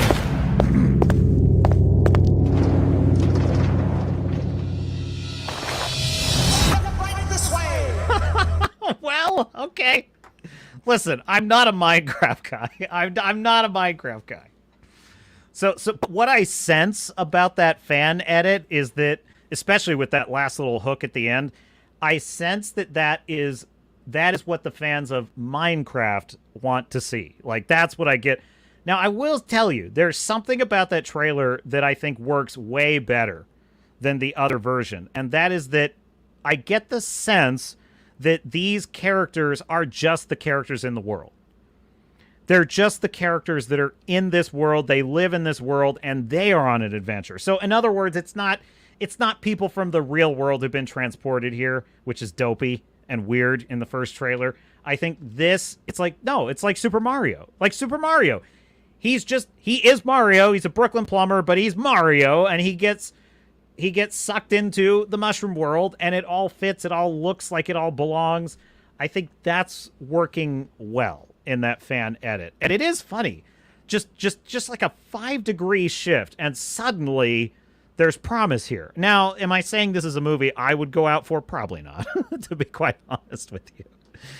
Because I don't know the lore. I haven't played the game, but I do get the feeling that if I were a Minecraft player, this would appeal to me, potentially. Very clever, that. In fact, it makes me want... I'm going to put a thumbs up on it. Now I'm going to get a bunch of Minecraft stuff, but whatever. I like to reward good work. What can I say? The captain is nothing if not magnanimous. My Minecraft movie. I just have to pull this up. Wait, is there a second one? No, that's gotta be like a fan edit or something. No, this is the one. This is the one I want to get. Right here. Yeah, here we go. What in the hell? What in the hell is this? What have they done to Jason Momoa? They murdered my boy. Hell? Yeah, this is so bad. And then this. What is this? What is this? Just, they've got him looking. This is the weirdest I've ever seen Jason Momoa look. It's bizarre. Yeah. That's, yeah. Much better. Much better. The fan edit of that. There we go. Anthony Timmons, I know exactly what those obvious... He says, I liked Voyager for obvious reasons. It's called 6 of 9. I mean... 7 of 9, the tertiary adjunct to Unimatrix 01. What is that? Jeez. I just failed my Star Trek lore. Whatever. Well, that's fun. I guess they fixed it. Okay, how about... Where should we go next, my dear chat? I have no idea if this is the right one. Okay, so Marvel is about to pass its next kidney stone onto theater screens for us to be punished by. And... Oh, no, that's not what I want. Enter link. Now, the next film that's coming out is the Thunderbolts. Now, I have not read the Thunderbolts comics. I'm not really familiar with the Thunderbolts at all. They're not really my thing. I'm more of a Spider-Man guy. I like solo heroes. I'm not a team heroes guy. Avengers is an exception. I'm more of a solo masked vigilante type guy. But by the way, I've ordered the Horseman from Rippaverse. Hail Rippaverse. The Horseman is on. I gotta say, that character's looking very cool. I'm very excited about that character. All right. So, this is the Thunderbolts trailer. I have not seen it. It's a bit long, so I don't know if I'm going to see all of it. 3 freaking minutes. Jeez. But whatever. And they're calling it a teaser. Why? It's a 3-minute trailer. You're calling it a teaser. It's the movie, is what it is. Okay, anyway. Let's see how this goes. I click leave on porch. Wow me, Marvel. Wow me. Your subordinates will be reported to DoorDash HQ. Alexi, it's me. Open up. Modern meta humor. God, I just hate it. Oh, it's DoorDash. Go away, DoorDash. Oh, jeez. Milena? Hold on! Elena!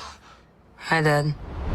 Sorry about the wait. It was an important call. Highly classified. Lot of work. Many irons. Trailers are so weird now. They're so weird. This is just like this is just the movie. Hello, let's just watch the movie. Well, we have this like little opening scene, and they're sitting down to talk, and it's like this is not what a trailer is supposed to be. A trailer is supposed to be a hook for the story. And then a couple shots of something scary or interesting. How's our hero going to get out of this? Oh, no, they're up against it. That's what a trailer is. This is just a scene. In fire. You feel fulfilled? Oh, yeah. Yeah, so full. So filled. David Harbour. Oh, my God. Hopper is such a great character in Stranger Things, and he's so good at playing that character. That may be his only character. He's just playing Hopper with a Russian accent. But why do you ask this? What brings you here?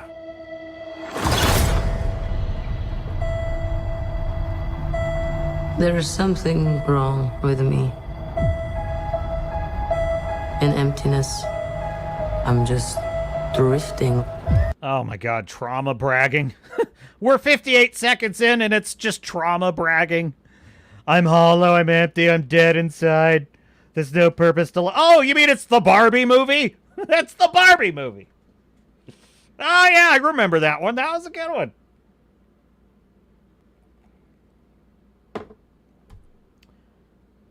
This is a hook for a superhero story? I feel dead inside. Oh man, I can't wait to see this movie. And I don't have purpose. I thought throwing myself into work was the answer.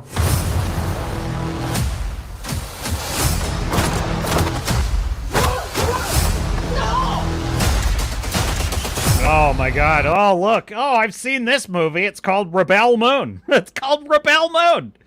Stunning and brave Superwoman walking down a hall easily. They just pratfall in front of her. Barely an inconvenience.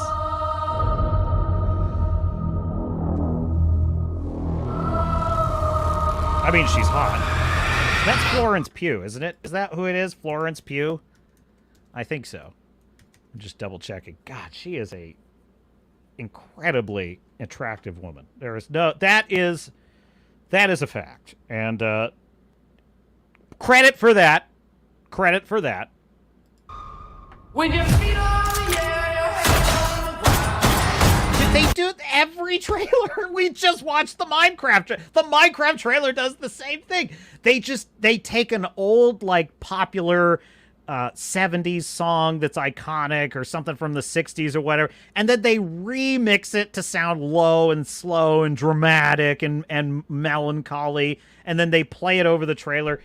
They do this in every trailer now.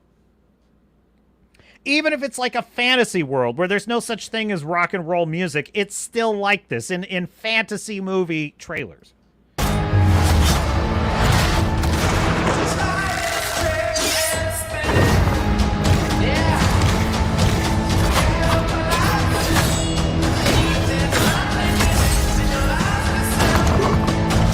Oh, no. Who are you? I'm Bob. No, wait, Who no. sent you, Bo? That's not Darben, is it? Is that Who are you? Is that Durban? No. No, it can't be.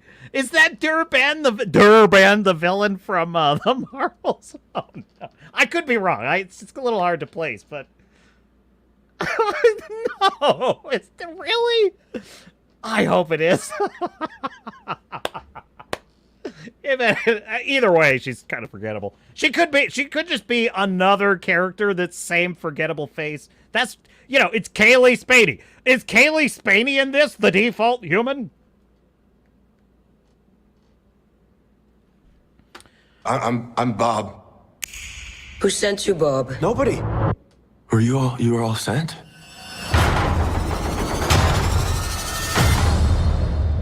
Everyone here has done bad things.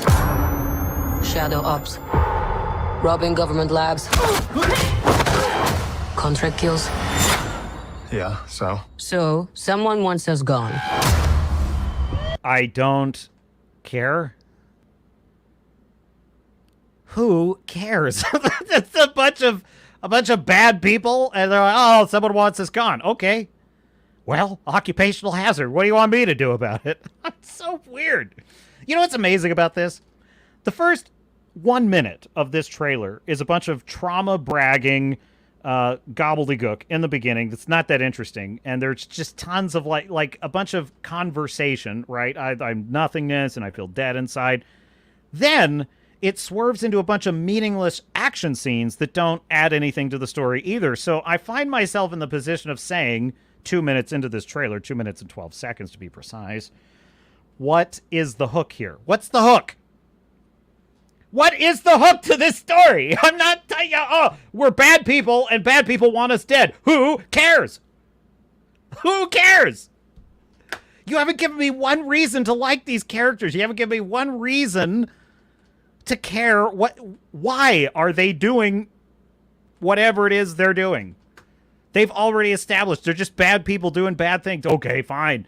But that's not... You know what this is? Okay, I figured out what this is. I'm a little slow. I'm sorry. This is them trying to do the Suicide Squad. I think I figured it out. Yeah, I know. Everybody already knew that. It's fine. The captain's on his own time, okay? They're just trying to do the Suicide Squad, which itself was not that interesting of a story. Which itself was about a bunch of bad people who deserve what they're going to get. You know, Deadpool and Wolverine it is so much better at this concept than this trailer, because Deadpool and Wolverine is about Deadpool, who is a cynical kind of a character, but he's likable and funny, and that makes it fun to watch. This is like the opposite of that.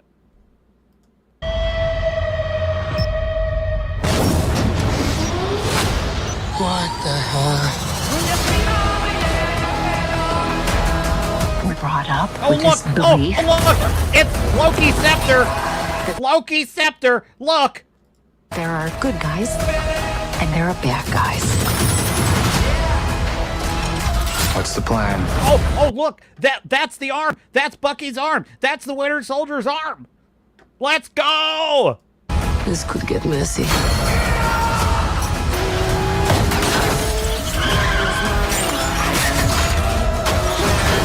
But eventually, you come to realize that there are bad guys and there are worse guys and nothing else.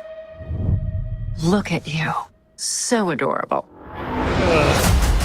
Julia Louis-Dreyfus. See, there's actually...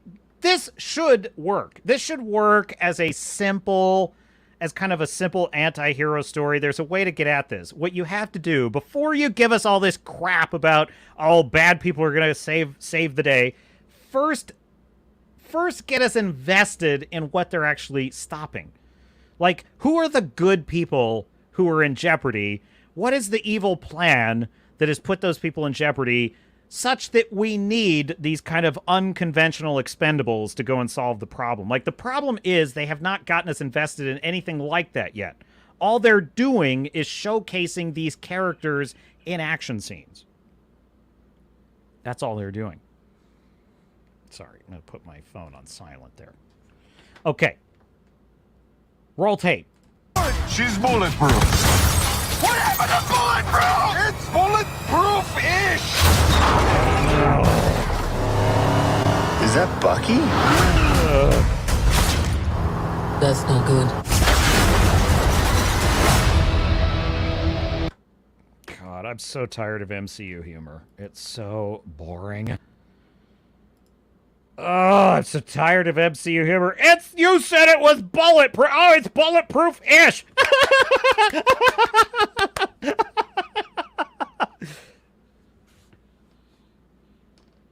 Just let the movie be the movie. Why do they have to do this? Why do they have to do this in everything? Just let the movie be the movie. You know, you don't see Paul Atreides doing stupid comments like that. You don't see Paul Atreides being like, oh no, the Harkonnens are right behind us. Oh, that's the Harkonnens for you. It's like, no. Take the movie seriously. It's about the Harkonnens versus House Atreides. It's a battle of life and death.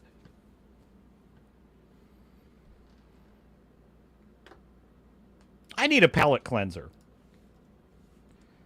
Like, that is, I'm just so tired of it. Look, part of the problem with the MCU humor I'm referring to, because listen, Guardians of the Galaxy, excellent. I love the humor and I love the, you know, Iron Man, I like the style of Tony Stark and his fast quips. Spider-Man in the comics has always been a kind of jokey character. That's fine. I'm not against that. The problem is they're trying to make every single one of they're trying to make every movie, every show uniform in this way. Every single one of them has to have this stupid meta humor. And it's like, yes, you want levity in even the most dramatic stories, but it needs to fit the tone and the style and the unique voice of the project. And that's the problem, is this is the same shit over and over and over and over. It's a stupid laugh track. It is a stupid filmed before a studio audience laugh track. What was I looking for, Mr. Producer? Yes, I expect you to anticipate my needs. That's what I don't pay you for. It's an internship we've discussed. Dune Part 2. Okay, thank you. Dune Part 2. It's the third one? Yes, the third one. Yeah, I told Redoubt what you said. Yes, admire him greatly. He knows. Trailer 3 was the one. You know, Warner Brothers are such assholes that I can never just play this trailer, which pisses me off because it's one of the greatest trailers of all time. But just, and a great film, one of the best films of the year. Stop the tape. Instantly, look at the opening image of this trailer. An explosion. Our hero facing that explosion. Look, what's that in the distance? This shining mirror-like spaceship. Oh, it's fantastic. I'm already interested. The music, it's perfect. Now, it's not Paul Atreides sitting in his apartment trauma bragging. What we're going to get is a hook for young love, an adventure, a life and death struggle for freedom, but not told to us, not in an entire scene. We're going to get a hook for those things, a sense of what's going to happen with an important question of what's going to happen next. It's okay. I'm here. It's been a while since you've had one of those nightmares. Tell me, what was it about? It's only fragments. Oh, God. Nothing's clear. Oh my God. I love this movie so much. I love this trailer. But notice how it's a sense of like something's coming. I don't know what it is, right? But then we get more specifics. We kind of get a sense of like their relationship blossoming, and the fact that like he's going to have to choose, and then the fact that they're slaves. This is how they enslave us, all that good stuff. And then we get a sense of the antagonist. When will the stakes be rising? Oh,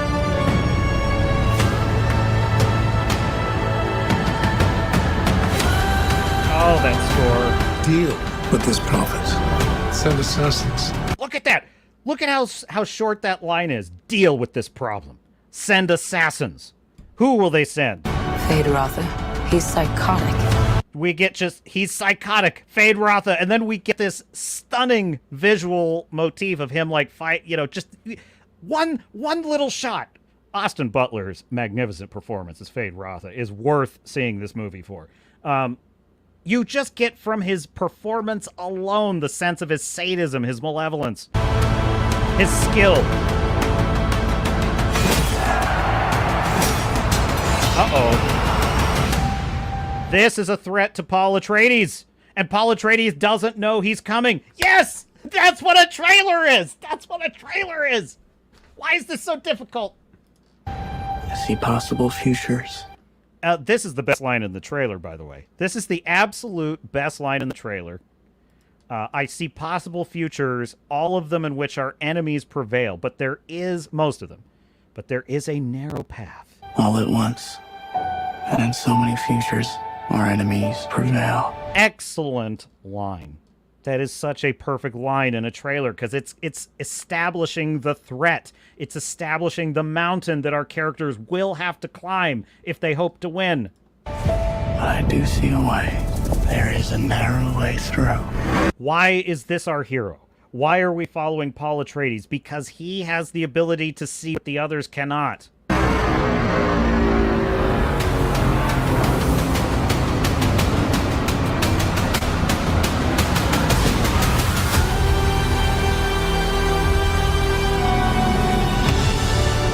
allegiance is to you. Divided loyalties. Will he choose her or will he choose duty? It's magnificent, but it's in short little lines that leave more questions than answers. Believe me. That's all I can play, or they'll kill my stream. So there you go. So my point is, every single one of these Marvel shows I see, you know, it's like two characters sitting in a coffee shop. I'm like, what? That's not interesting. Well, there you go. Never. Captain honing his shill skills.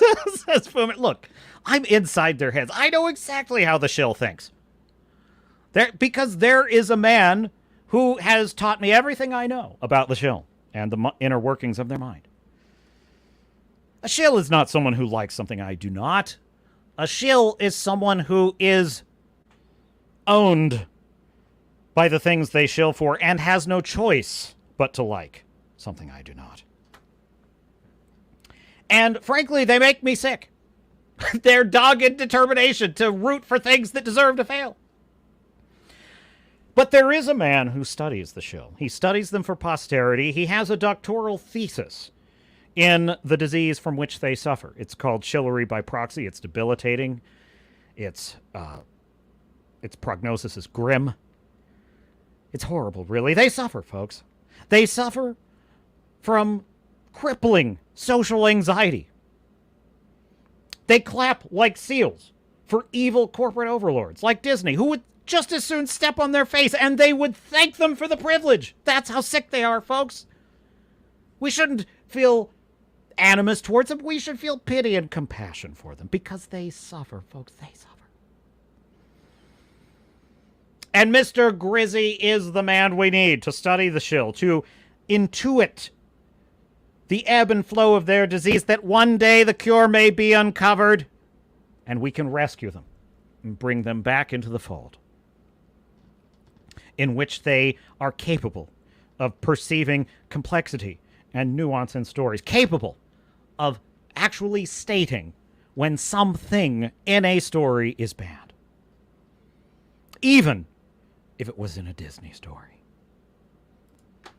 So, without further ado, let's see what the shills think about Thunderbolts, shall we?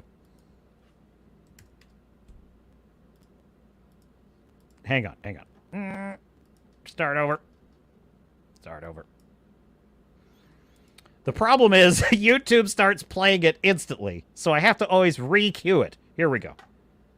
Hat tip, Mr. Grizzy. Give him a like, give him a follow. A man, a scholar.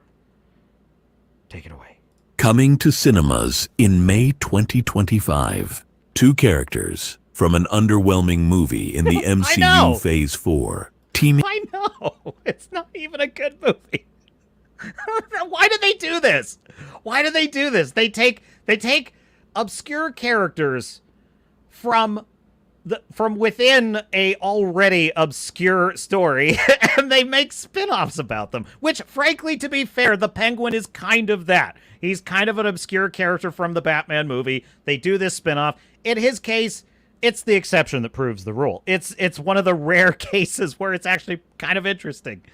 Teaming up with two other characters from a terrible MCU Disney Plus series from Phase 4. Teaming up with the villain from Ant-Man and the Wasp. Okay, that's Ghost from Ant-Man. I swear to God, she looks like Durban to me. She looks like the identical. It's so funny. Who cares? That nobody remembers or cares about. Hey, I'm happy to see Ghost back. I thought Ghost was a bit underrated. You serious? Oh, and also being joined by the fake Taskmaster. I enjoyed Taskmaster in the Black Widow film. I enjoyed the Black Widow film. I honestly did. Well, can you see the invisible identity politics gun to their heads? They're just like, they have just this invisible, like, you know, Big Brother is watching. If you say you didn't like a female character, you're a deep doo-doo. Because you're an idiot. What can go wrong? Reactors, look at what we have here today to reel in. Here, we got the very first teaser trailer for Thunderbolts. Were you actually trying to hype React channels for this? Lame.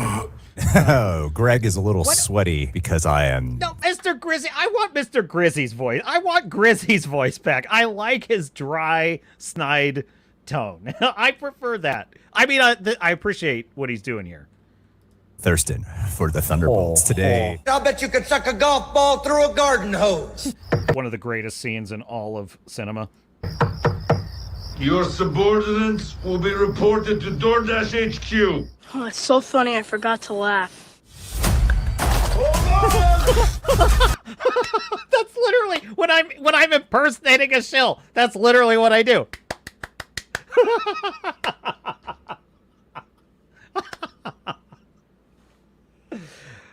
Folks, when I impersonate the shill, do not doubt me, as Hal Rushbo used to say. Do not doubt me. My impersonation is deadly accurate. Oh! So, are you Chinese or Japanese? Marvel Studios. I'm in so far. I'm very in so far. Oh, yellow. That's a weird way to... Let's go, Winter Soldier. All right. I think for this one, we are going to have to bring back the Disney shill Let's Go counter. Purpose. Dodgy cap. Let's go, mate. Myself into work. With your feet on the air.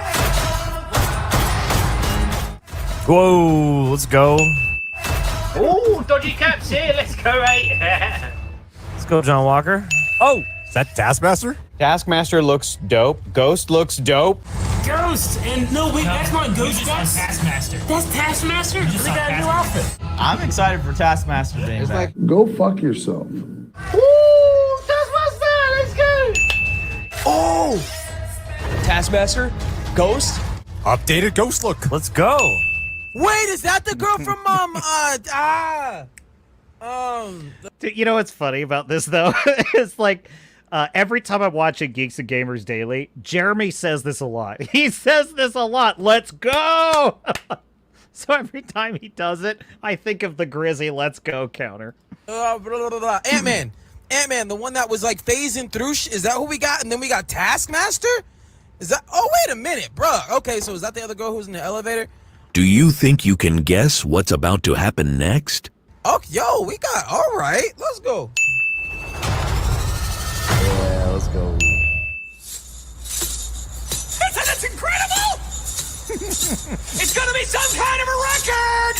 Who sent you, Bob? Nobody. Were you all sent? These faces they make. Wait, shut your mouth. This is so performative. There's a... Shut your mouth.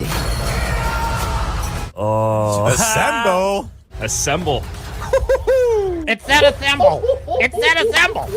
I'm gonna come! Oh, let's go. Oh, dude, he looks like the fucking Terminator. Holy shit. He looks like the Terminator. Yes. Yes, I was talking about this last week. I love this. This is exactly the scene.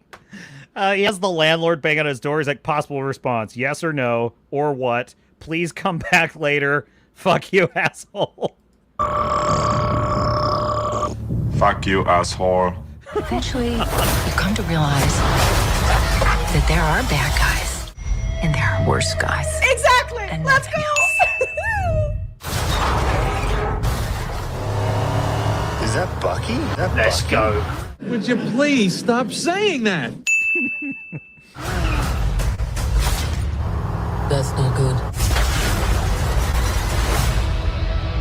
God, they would love you in prison. Oh no. Oh no. What happened, mate?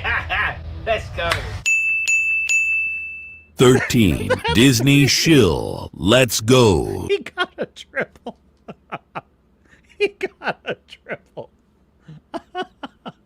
That's pretty funny. One more time.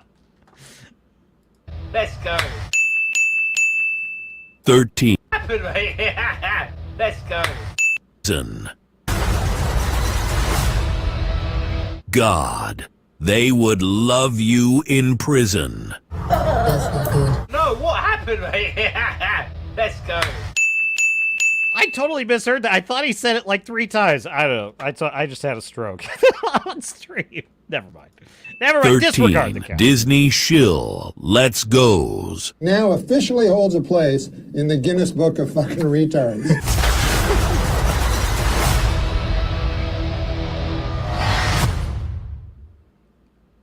That is a new approach for Mr. Grizzy, but no less brilliant for that. I just thought it'd be fun.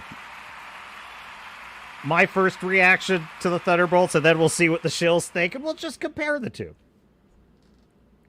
The foreigner bells, and let's go! Let's go! Let's effing... you know, that was not my reaction when I saw the Dune 2 trailer. I don't think there's been a trailer that I've enjoyed more since that. That's basically been my favorite trailer to date, is Dune Part 2. Like, there hasn't been one to... whatever, you get what I'm saying. Anyway, my point is, when that trailer came out, my reaction was not, let's go! Paul Atreides, let's get him! Oh, yeah! No, I was more like, wow, I gotta see that movie. That's fantastic. It's weird, man. Fubar Digital Lounge says, I lost more hope for humanity after that shill package. Redoubt. He's quoting Redoubt. Welcome aboard, Fubar. Welcome aboard. Yes, Arlie Ermy in a Full Metal Jacket. Are you a Peter Puffer? Oh, that's super funny. We can't have movies like that anymore. It's sad. Wrangler says, they're always trying to replicate Joss Whedon's humor. They just can't get it right. Yeah, I mean, there's actually a lot of really hilarious scenes in The Penguin. There's a lot of little like, for example, he's basically abducted Victor, this guy who was trying to steal his car. He held him at gunpoint, and now he's like, all right, well, you're in this now. You're going to help me dispose of this body, or I'm going to kill you and everyone you love. And Victor's like, okay, you know. He's like, well, you wanted to steal my car? You can drive it. So the Penguin is making this kid drive his car, and when they're driving, you know, to the Penguin, this is just what you do. It's just a day in the life, you know. It's not a big deal. And so he starts, like, just striking up a conversation. And he's like, oh, what do you think of this? And he points to his air freshener. The Penguin points to his air freshener in his car. He's like, pretty good, huh? Smells pretty good. You like it? And he's being sincere. He's like, and the kid's like, you know, total Stockholm syndrome, you know, just like, yeah, I guess so. It's like, yeah, it's nice. It's a nice air freshener. I'm like, now that's funny. That's genuinely funny. Why is that funny? Well, I guess if you explain the joke, it's no longer funny, but for the purposes of argument, I have to. I must analyze, or as Gary from Nerdrotic would say, analyze why that's hilarious. Well, it's hilarious because it's being driven by the character, right? We've already established, this is actually kind of what makes the Penguin sort of endearing in an odd way, is that he's got a kind of childlike way of interacting with, like clearly he doesn't have the self-awareness he should have. It's like, you're holding this dude hostage. He'll say anything so you don't kill him. The fact that you want to have a conversation with an air freshener is kind of horrifying, but he doesn't see it that way. He just sees, like, we're in the car, I'm striking up conversation. He's proud of his air freshener because he's just that kind of guy. That's funny. That's funny. Dark humor, admittedly, but it's funny. Because it naturally flows from the character and the situation. It naturally flows from the insanity of the situation, right? And there's a lot of humor like that in The Penguin. So it can be done, but it's just, the problem is when Marvel does it these days, it's forced. And it's forced because they are stupid writers who don't know what they're doing, and they got hired most likely for reasons of DEI, and they eat glue. And as RFK Jr. would tell us, we need to get the glue out of our food and make America healthy again. We need to stop eating glue, Hollywood writers. For what? I don't know why. They think it's healthy. I don't understand why they do it. The foreigner belt. You are so right about this. The bulletproof-ish is such cringe. It's not funny. That's not a thing. Like that's what it's like, oh, that's really funny. No, it's not. It's not funny. It's not even a good line. There's nothing there. That's a really stupid punchline. I'm with you on that. Wrangler says, in the comics, they were assembled by General Thunderbolt Ross. The movie folks kind of took all that good stuff out. Of course they did. Staffede says, fuck you, Bolts. Anthony says, never liked David Harbour. I mean, if you're talking about him as a person, well, he's a lunatic. He's a left-wing lunatic, like pretty much every Hollywood actor. But I won't hold that against him. All I know is his character is not very interesting, because I have seen, what was the name of that movie? Black Widow. Was that the name of the movie? I watched it, and he wasn't great in it. He was not great in it. What is next in the stack of stuff? We did the Thunderbolts. I was thinking about double dipping with the Agatha Shills. I just don't feel that's fair to Grizzy, though, so I won't do that. But I do have something in lieu of that. Now, I have not been watching Agatha. I can't handle it, folks. It's doing me head in. So I thought I would allow someone else to watch it for me. So let's just check in with Agatha All Along, shall we? Hat tip Nerdrotic. And here we go. I have not seen this yet.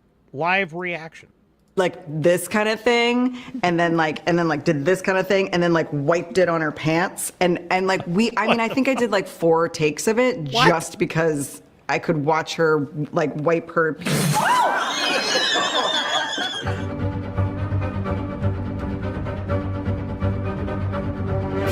Nerdrotic.com. Greetings, you over 1 million hellions and the 40% who haven't subscribed yet. See, okay, a genuine question. How do YouTubers get away with this? I don't understand. He's basically got the actual Marvel Studios theme, the theme song, running underneath his audio, and he's speaking over it, but it's still there. How do you get away with that? I see YouTube channels do this all the time, and there's no way. These are the mysteries. These are the mysteries of YouTube. 2024 may go down as the year Disney Marvel stopped the bleeding. I mean, they did start the year with Echo, but the silence on a season 2 has been deafening. And since then, especially comparing it to the last... Look, I don't want to hear any more of that kind of talk about Echo. 4 years, it's been an outright celebration, largely due to the fact of Disney Marvel's White Boy Summer. It started out with Deadpool and Wolverine finally uniting Ryan Reynolds and Hugh Jackman in their titular roles. And it turns out the closest thing you could possibly get to a surefire box office hit was with a staggering $438 million opening weekend for a rated R film. And that was followed up by the Comic-Con announcements. Sure, they showed trailers for the Thunderbolts and Captain African American, but those were completely overshadowed by the Fantastic Four footage, which was... They get so tuned up when they say Captain African American. It just sends them into orbit, folks. The wackos, the fake offended wackos, they get so pissed.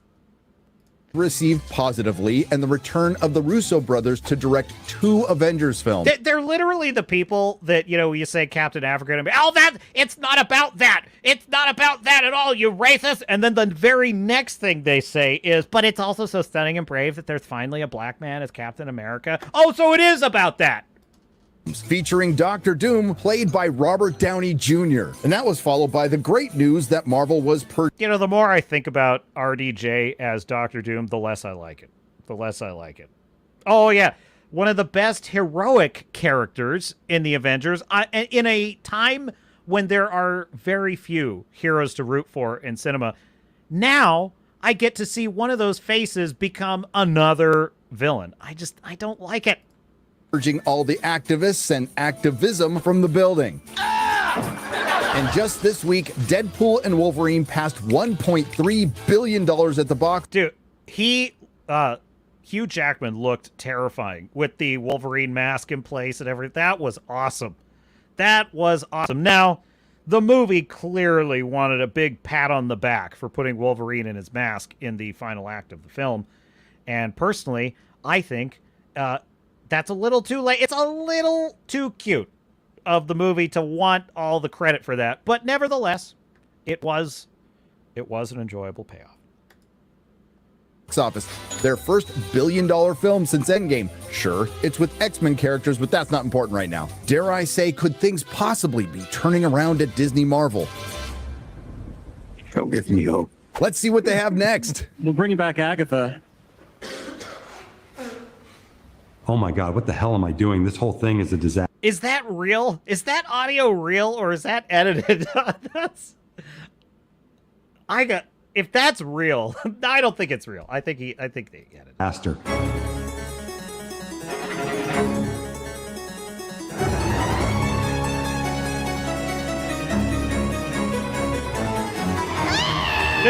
Yeah, okay.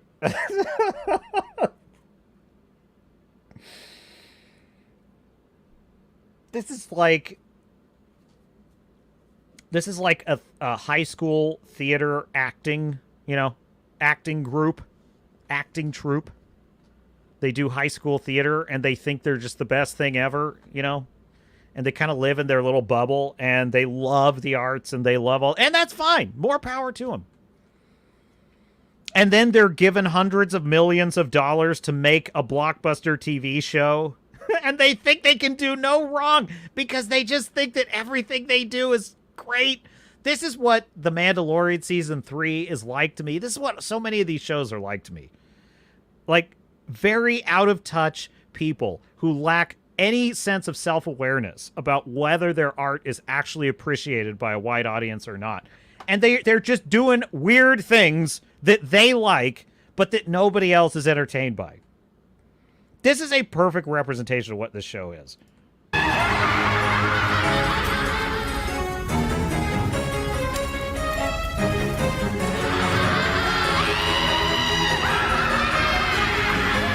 Now, licking knife.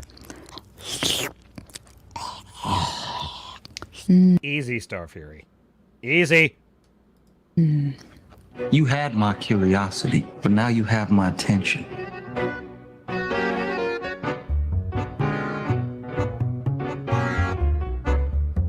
It's been described to me that Agatha is the gayest project Marvel has ever done. Dude, this guy, literally, they asked this question about every single show to every single actor, writer, producer. They just asked this question every single time. They're gonna, they're gonna have a red carpet with Skeleton Crew, and he's just going to be asking this of the Skeleton.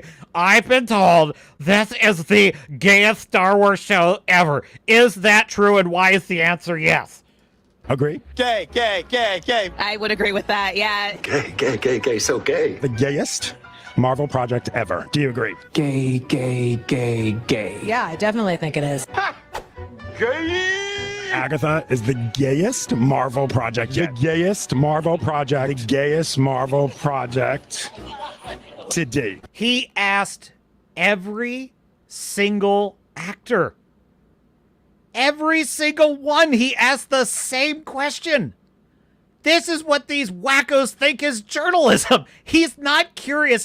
Folks, I mentioned this last week when we were talking about Aubrey Plaza. And I'm like, dude, the purpose of asking questions for these goons is not because they're curious, not because they're interested in the answer, not because they're even wondering what the answer might be.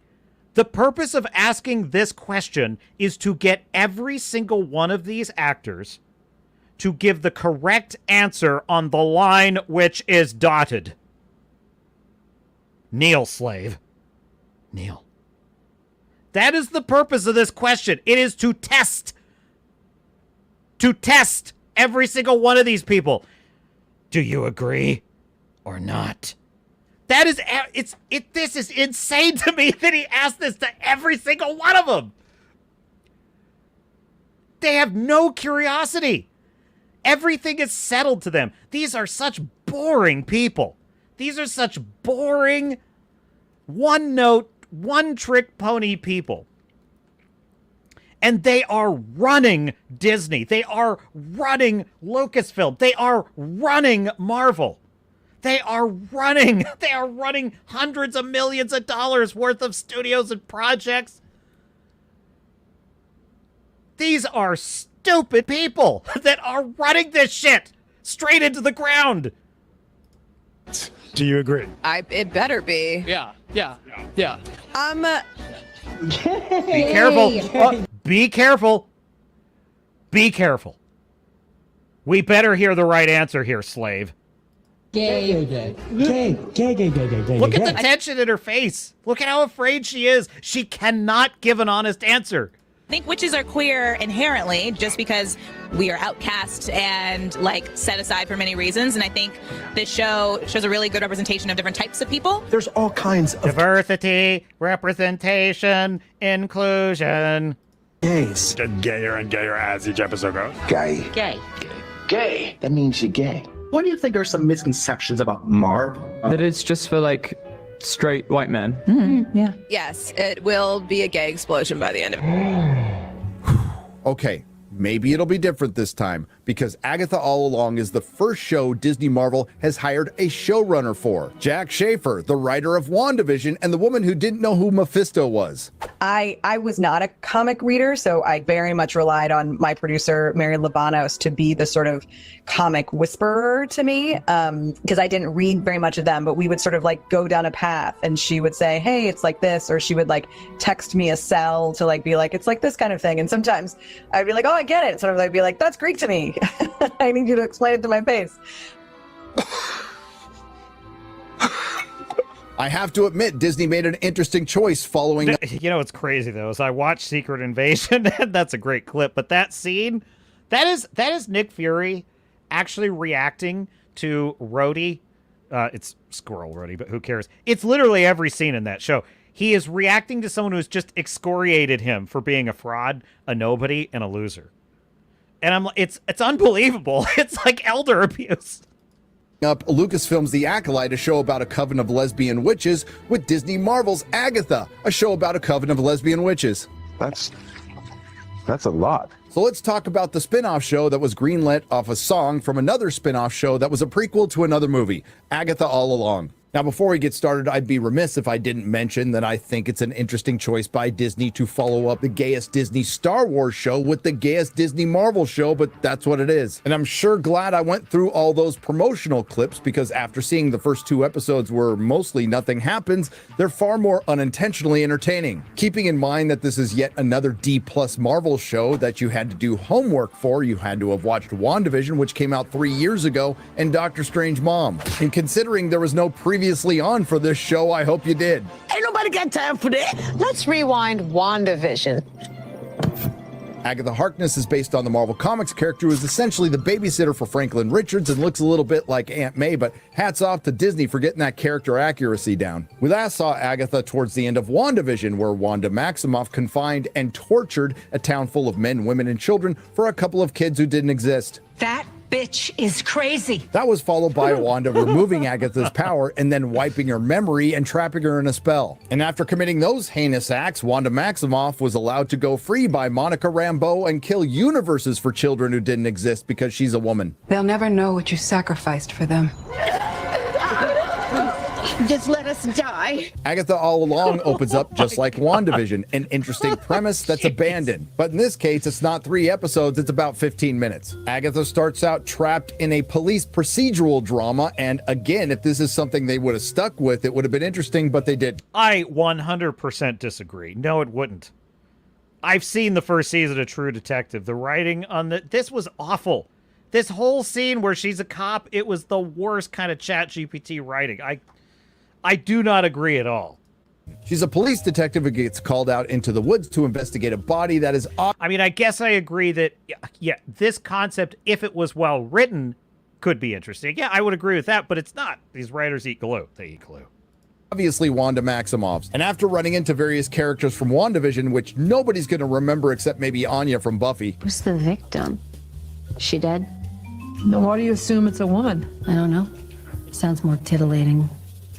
She also runs into Aubrey Plaza, who's playing an FBI agent in The Spell, and a mystery kid who's obviously Wiccan from the Young Avengers, an aged-up version of Scarlet Witch's son, Billy. I think he's gay. It appears that Aubrey Plaza's character, a mystery kid who we're just going to call Wiccan to save time, know that Agatha's in a spell, which she eventually unravels when she confirms that the body that they found in the woods was indeed Wanda Maximoff, which confirms that Wanda Maximoff died at the end of Doctor Strange Mom, at least for now, and all copies of the Darkhold have been destroyed, at least for now. And if you didn't watch Doctor Strange Mom and have no idea what's going on, tough shit. It turns out Agatha was under the Scarlet Witch's spell for 3 years, which is interesting because the MCU has been under the spell of the Message for 3 years. As Agatha awakens, she reverses through all her characters from WandaVision and then ends up naked in the street being ogled by a teenage girl. Whoa, whoa, whoa, whoa. Wow, whoa. I totally missed that. Like, I was kind of looking at these other two characters. I did not see that when I watched the episode. To be fair, it was kind of hard to keep my attention on the show because it was boring as hell. Whoa, whoa, hey, hey, hey, hey, hey. Then Catherine Hahn Dude, delivers a line. That is fucked up, man. That is... What the fuck? By a teenage girl. Whoa, whoa, whoa, whoa, whoa, whoa, whoa, She whoa, covers hey, hey, hey, hey. Because they're basically saying, like, this is what a teenage boy would do, but let's flip it on its head. It's the gayest show ever. But still, it's just... Ugh. In other words, it has to be so deliberate when they do stuff like this. Hey, hey. Then Catherine Hahn delivers a line that describes this show perfectly. This is where hope goes to die. This is followed by a witchy fight between Agatha and Aubrey Plaza's character Rio Vidal, which I had to look up on IMDb because they don't mention it. The fight ends when Agatha reminds Aubrey Plaza that she's not allowed to kill her. Rio, oh screw it, I'm just going to call her Aubrey Plaza, promises to return to finish her off that night, which is convenient because it allows her time along with Wiccan in the next episode to collect her coven of blandly diverse female characters. Talk about that, people of color. Look at that poster right there. I mean, that's diversity. It's God, how can I just don't understand. I just don't understand how could this not be just demeaning? You know, to be in this woman's place and just like to have that oh look, it's you up there. Look how diverse it is. Don't you feel represented? How good for you. God, how could you not feel just demeaned? Kneel slave. That's what they're saying. And I also think it's the point of it is not that, actually. You What? sure about that? And Wait, this what? allows us So think People of color, look at that poster right there. I mean, that's diversity. it's yeah, and I also think it's the point of it is not that, actually. Uh-oh. She went off screen. You see? She gave the wrong answer. She gave the wrong answer. He's asked that question of every single one of them. Oh, look, you seem to be a black person. Look at that poster behind you. Are you glad to see other black people in this and all the representation? And the correct answer is yes. It's so wonderful. This is going to save lives. We're marginalized people. We can't fend for ourselves. You sure about that? And this allows us a little time to get to know Wiccan, who is the mystery kid. Now, Agatha does ask him his name and where he's from, and that gets muted, or his mouth gets sealed up, and she never bothers to bring it up. Now, canonically, he is gay in the comic books, and he's very gay in this show. And if you weren't sure, he gets a call from Boy F. I know. This is what I mean, right? If it were actual writing about the story and the character, it would just be the name. It would be the name of the boyfriend, because and we would figure it out. That's the point. If it's actually a character-driven show, like The Penguin, we would figure out what we needed to figure out by observing the character. But no, that's not the point of this. This is not writing. This is not storytelling. This is marketing. It's marketing. We are marketing a gay character. Now, canonically, he is gay in the comic books, and he's very gay in this show. And if you weren't sure, he gets a call from Boy F. He worries. Aww. Now, I know Disney Marvel is playing down to the lowest common denominator of your average Disney Marvel stan on X Twitter, but this might be a bit much. Why in the hell didn't you just put gay boyfriend on the phone? Okay, I can't tell you any secrets, but I'll tell you this. If you watch my episode and you look really, really, really closely, you'll see me. Wow, they trained you really, really well. I cringe, Mr. Mayor. And it wouldn't be an intersectional feminist show without constant... What? What did I just watch? Oh my god. Hollywood is such a cesspool. It's such a cesspool of just narcissists. Just narcissists. An affirmation of our character. You seem pretty lucid for a change. Powerful. It's not the first time your witchkin betrayed you, but you survive. In a way, few do. Name a badder bitch in South America or Europe. Stop it! Please! And some sort of talk about agency. You've been under the influence of another. They took your agency. And then who comes up with the solution to her problem? The Twink. The Twink comes up with a solution, and she goes along with it, robbing the character of agency. That's exactly, precisely what the show was agitating against. Cough! And the rest of the episode is spent collecting their coven. Diverse female number 1, diverse female number 2, an elderly woman, and that woman from WandaVision and That 70s Show. So it turns out Wiccan, the person you're not supposed to know the name of yet, is the one who lifted the spell on Agatha, and the reason they need a coven is to do the witch's walk on the road. The road promises that what's missing awaits you at its end. Power is what I'm missing. Sounds like it's what you're missing too.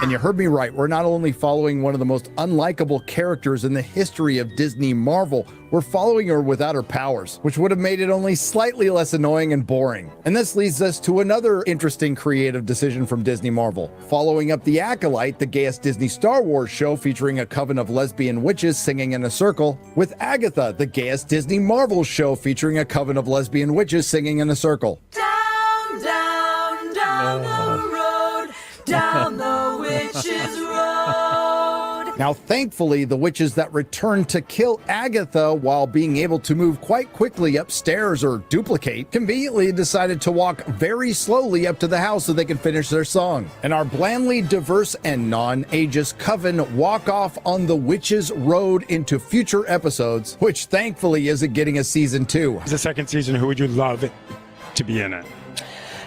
Well, there definitely will not be. Oh, no. Anyway, last week... And thank God, while The Acolyte was horrifically bad, it was also memeable and unintentionally hilarious. This is horrifically bad and boring. A show that has no idea what it wants to be. At times, it feels like it wants to be earnest. This is such a good example, this scene where she's eating this corn dog, right?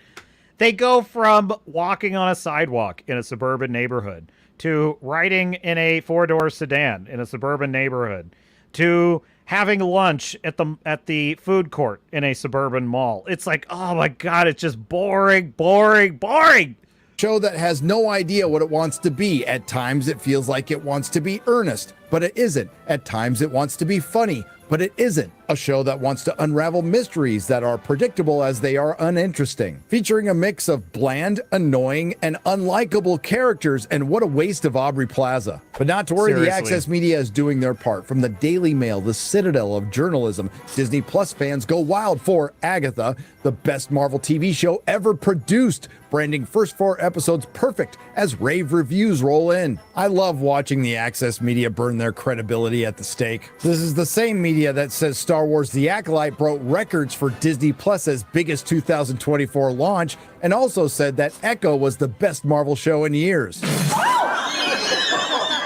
No word yet on the budget of Agatha, but whatever it costs, it was a colossal waste of time and money. But the one thing it does achieve, it has 0 testosterone. And I can hear the stands now. This show wasn't made for you, and you're right. Why in the hell would Marvel want to make a show for a guy like me? By the time I was done watching it, I felt like redecorating my house while watching reruns of Glee, and I felt the masculinity draining out of my body. The only question left is, who in the hell is this show for? My wife's a freaking hair colorist and she doesn't want to watch it. The answer is simple. simple. The show is made for wine moms with accessory kids raised by nannies, and it reflects the Los Angeles they live in today. As with The Acolyte, which was Kathleen Kennedy's Star Wars in its final form, Agatha is the MCU in one of its final forms. There, I said it, and I promise you, I am more than ready to retire the MCU when Marvel is. If you like what you heard, please like, share, and subscribe. If you didn't like what you...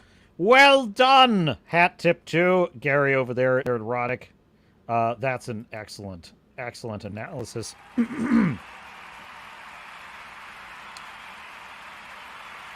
The Acolyte is the final form of Kathleen Kennedy's Star Wars. It is! It is! That is such a great... Oh, man. It truly is the final insult. The only problem with that is that I doubt it's final. And that is the great tragedy. Let's go! All right. Fuman Blue says, if they write it so that you have to assume they are gay, then they flamed for hiding his gayness behind an IQ wall. I have to say, Fuman Blue, that's a hard one to parse through. Oh, okay, I see what you're saying. If they write it so that you have to assume, then they get flamed for hiding his gayness. Right. So you're ashamed of it. No, I mean, all I'm saying, yeah, true, but all I'm saying is that you don't have to assume it. It's just the character, it will become apparent at the point in the story where it needs to. I think that's what good writing is. Good writing is you will learn the side of the character you need to see when you need to see it. But these shows don't care about that. They don't care about, like, for example, take The Penguin, right? It's a fool triumphant story. He's trying to outsmart all these people that appear to be cleverer than he is. He's impulsive. That's kind of part of his foolishness as a character. However, we slowly start to see that one of the strategies he employs is making it, he says it at one point, he's like, these crime bosses, they just want to feel big, so I make myself small, right? That's one of his ways of slipping under the radar. But then later in the show, we learn that he's also a guy who knows how to create a stratagem in order to defeat his enemies because of the reveal at the end of the episode, which is fantastic. That he plotted a way out of his problem that we, the audience, don't see until the end. And it reveals that he's cleverer than he looks, which is his advantage against it. Now, we learn that because of what the character does and how he gets out of it. We don't have a bunch of characters in a line telling him, Penguin, the thing about you is you're so smart, you're so clever, you manage to, hide how clever you are all the time, and that's how you win. We don't need people to say that. We just learn it when he reveals it, Wait, I missed one. The Foreigner Belt says, I dare Disney to make the Rey movie. Think of the amount of content, jokes, and memes we could make from it. It would be a goldmine. Plus, watching it flop would be the most amazing thing ever. I agree. I'd love to see it. Fu Man Blue agrees. It would be legendary. It would be irresponsible not to make that movie, says Fu Man Blue. You make a fair argument. Yeah, the thing about Agatha is I just don't know how many of these I have in me. I don't know. There's not really any reason to watch it. It's the same thing. It's just the same thing over and over and over. I just don't... I've seen this show. Already. I don't need to see it again.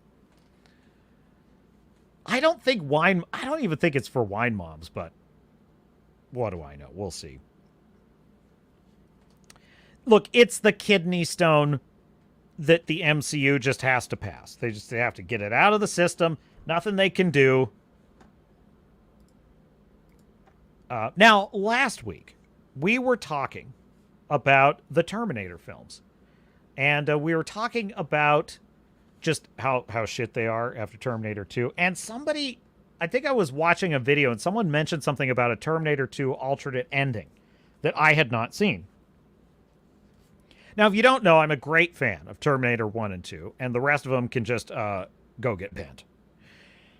However, I have seen the director's cut of Terminator 2, and I do like it.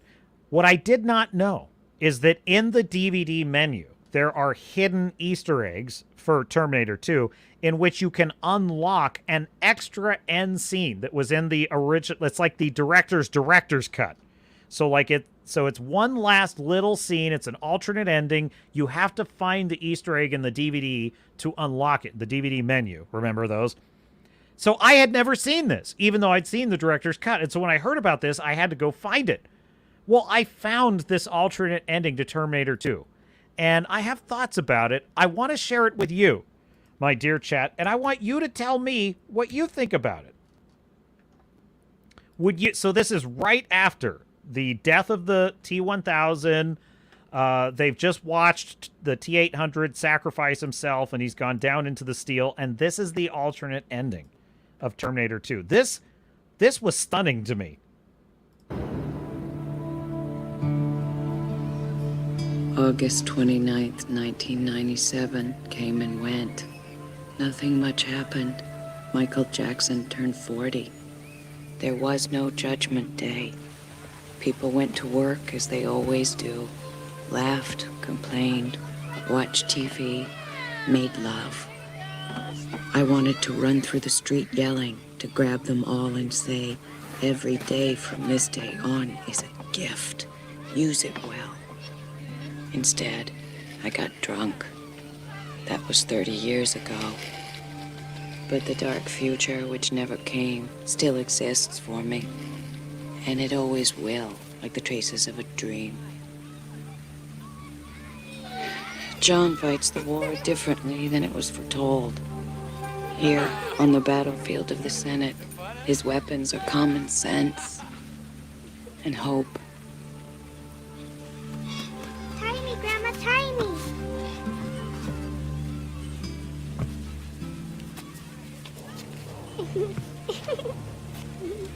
How's that?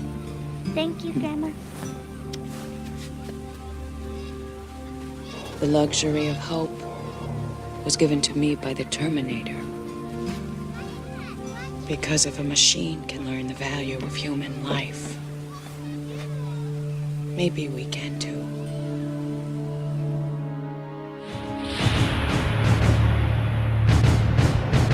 Isn't that fascinating? Isn't that an incredible alternate ending? I had no idea.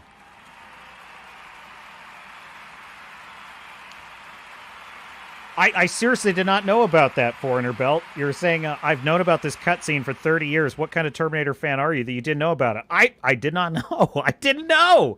I've seen the director's cut. I have, but without that ending. I didn't know about it.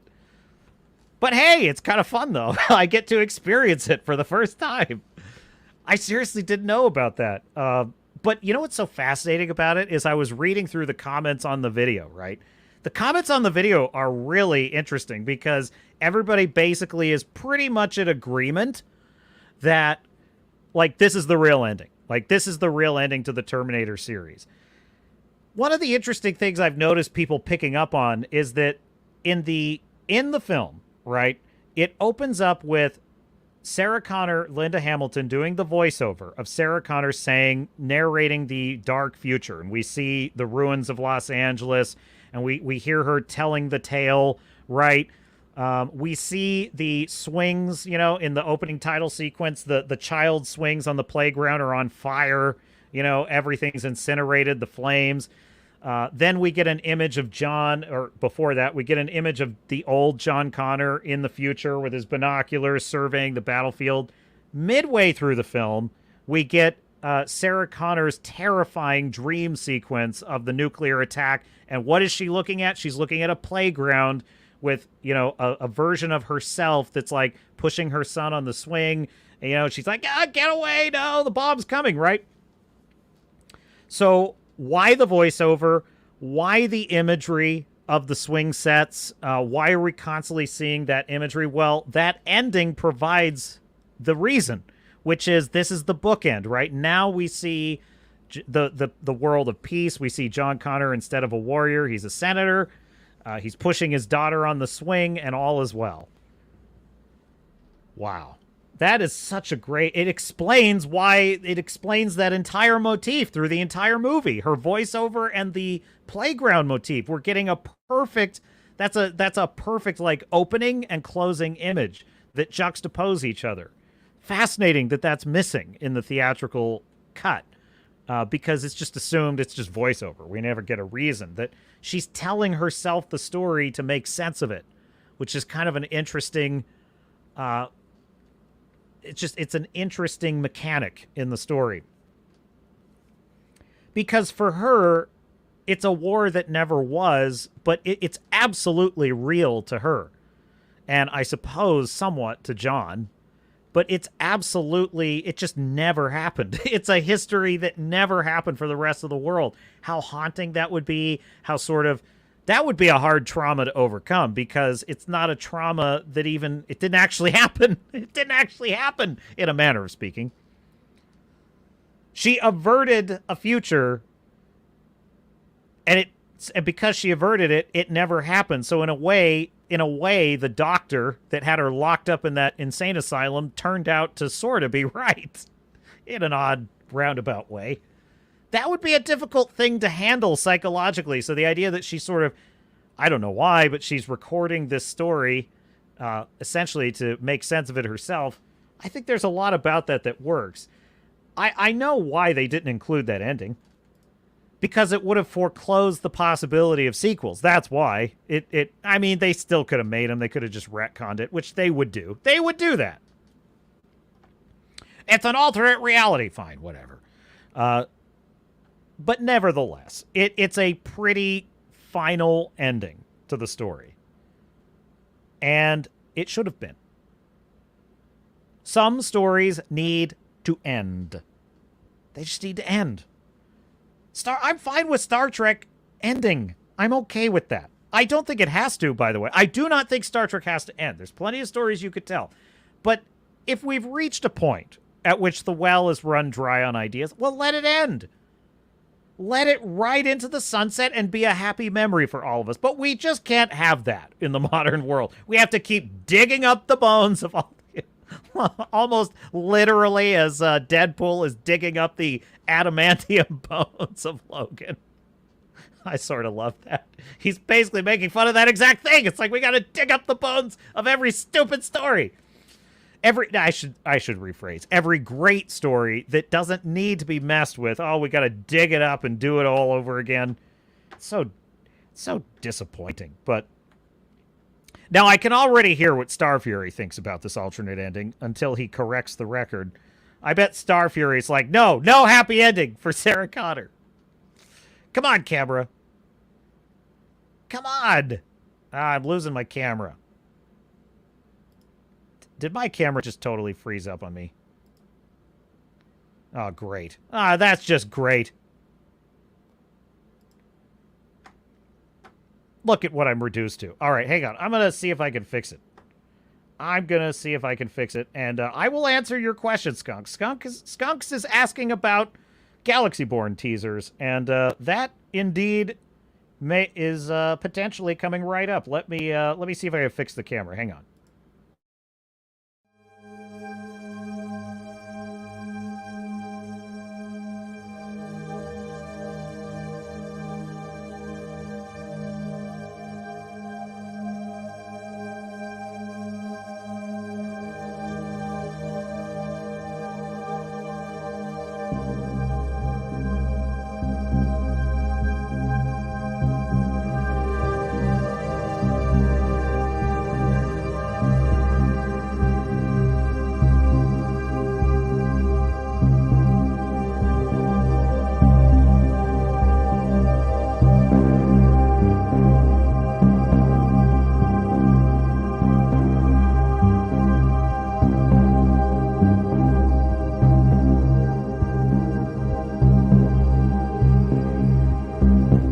Okay, I think I fixed it. Hang on. There we go. I got it, folks! The captain fixed something, I think, for now. We'll see. No! My equipment's giving out on me, folks. It's giving out on me. I got work to do. To fix things. In any case, Where are we in the chat? I saw a couple of... let's say Fu Man Blue, the thriller zombie on the red carpet made sure we all knew it was more of the same before it ever aired. Fair enough. Fu Man Blue saying of the Terminator 2 alternate ending, wow, that's a good ending. Yeah, that's why we can't have it. We can't have nice things like that. You know what's interesting, too? There was a comment on that YouTube video.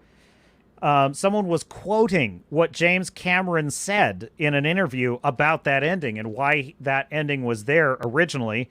And he said that he wanted to show that the sacrifices of Miles Dyson, the sacrifice of the T-800, like that they were not in vain, that the sacrifices they made were worth something and that there was a better future. And I think his first instinct was correct. What's unbelievable is that the same James Cameron that wrote that ending and insisted that it was necessary that we as the audience see that those sacrifices of Dyson and the T-800 and John in the loss of the T-800 were not in vain. That same James Cameron also later created that horrible, ghastly scene in Terminator Dark Fate in which John Connor is gunned down in front of his mother wearing the de-aged skin suit, CGI creepy skin suit, you know, and we have like a de-aged Arnold gunning him down in cold. That's so horrifying. It's so gross. And it's like, how in the hell? How in the hell can you become such a cynical man in your old age that you begin your career as the artist that wrote that wonderful ending to T2 and you end your career as the cynical sack of shit that wrote that piece of trash in Dark Fate? I do not understand that. I tell you, it's the Game of Thronesing of everything. It is the Game of Thronesing of everything. Everything has to be cynical. Everything has to be nihilistic. Everything has to be Machiavellian all the time. It's ridiculous. Skunks, you do me too much honor, my dear. We want more Galaxy-born teasers. Make the man come back, says Fu Man Blue. Foreigner Belt says, to me, that ending feels tacked on. Now, I hear that. Listen, I am curious what your thoughts are. If you have more thoughts about it, either way, let me know. Because there is a part of me that feels like it's a bit cloying, that ending. It's a bit too nice.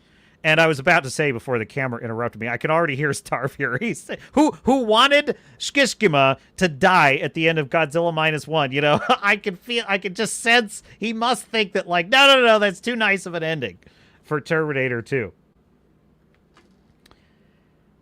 I guess on balance, when I compare it against every other possibility, which is the ending we got and all the sequels we got, like, I would rather that sort of somewhat cloying ending. Like, it's almost too nice, but you know what? I could live with a little nice. You know, in the words of, like, Agent Coulson in The Avengers, when Captain America says, aren't the stars and stripes a little old-fashioned? It's like, well, I think people could use a little old-fashioned right now.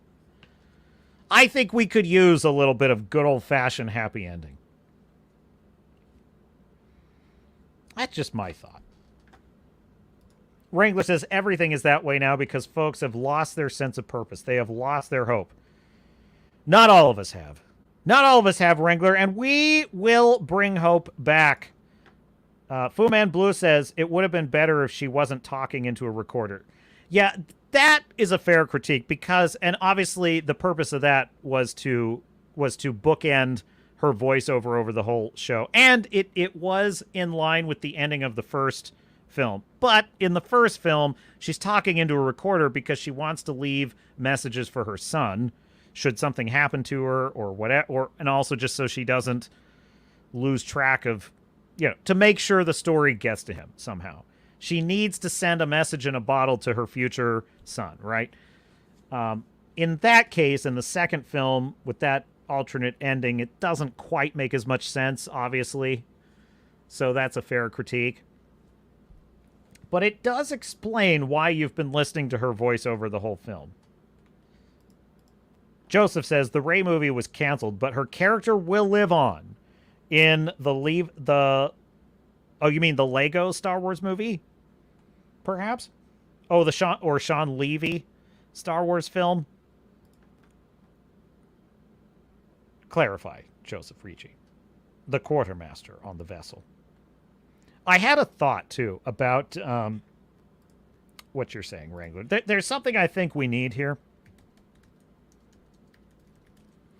Something I think we need here when we're talking about everybody losing hope. Hang on a second. I gotta find the best. I gotta find the right moment. Hang on. Delay of game. Delay of game. Hold on. Here we go. Share screen. Present. This is what I have to say to all who've lost hope.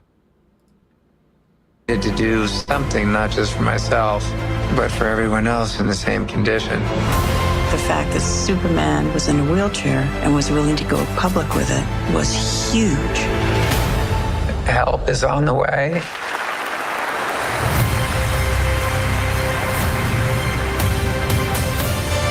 The Christopher and Dana Reeve Paralysis Act.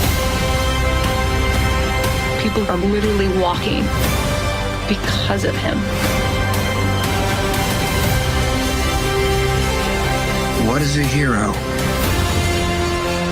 My answer was that a hero is someone who commits a courageous action without considering the consequences. Now my definition is completely different. I think a hero is an ordinary individual who finds the strength to persevere and endure in spite of overwhelming obstacles. I wouldn't have missed this for the world.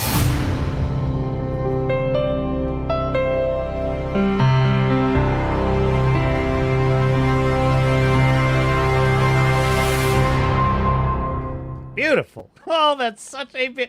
There is hope. We will have hope again. We will bring back classic heroes. Hail the Iron Age. Take heart, friends. Take heart. The dawn of great storytelling, all of this trash we've endured, I promise you, it is decaying into a rich, nourishing, fertile soil, which will nourish a generation of new art with visionary, original ideas in the pursuit of beauty, heroism, and the American way. I want to see what Starfury thinks about my prediction that he hates that alternate T2 ending. Joseph says, Levi is, or Levy, is it Levy or Levi, is making a Star Wars movie. It's being, Sean Levy, yeah, that's right. Levy is making a Star Wars movie. It's being rewritten with a new writer, no working title yet. Every single one of these is a shit show, isn't it? It's like, oh, look, we had a writer, fired the writer, got a new writer, fired that writer, got a new writer. Uh-oh, it's not working. We're bringing in, we're doing reshoots, and it's like, oh my God, every one of these projects. Why can't they hire a writer? This was the problem with Rogue One. Rogue One had this problem. It's so weird, man. Pay attention, Holly Weird. Now that is a trailer. It is. That's a really great trailer. Joseph says, in the past, they made a movie about the true behind the scenes of Hollywood. Can't remember the name. Yes. I don't doubt it. I lost my train of thought. What was I going to... oh yes, somebody asked for more Galaxy-Born. More Galaxy-Born. All right. Well, I am working. Your captain is hard at work on a fictional now I'm going to sound redundant. A fictional science fiction space opera universe in the vein of Star Trek. And I would say it's not quite as optimistic. It is an optimistic story, but it's not quite as utopian as Star Trek. But it's definitely meant to be a future you would want to live in. And it's a military-style science fiction story about good guys beating bad guys. So I call it Galaxy-Born. And the universe is going to have multiple different angles. Like, I have other plans, so I'll just give you a little bit of a teaser. I have what I'm calling tranches.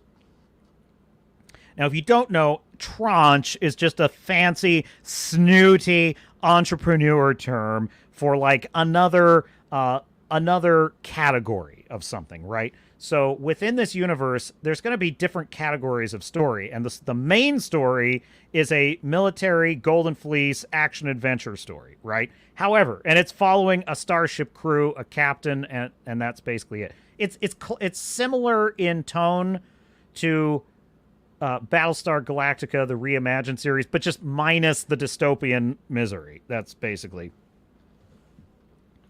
And then the other tranche is going to be something more like a kind of Raiders of the Lost Ark sort of thing, but in space. And then the other tranche is going to be more like Alien.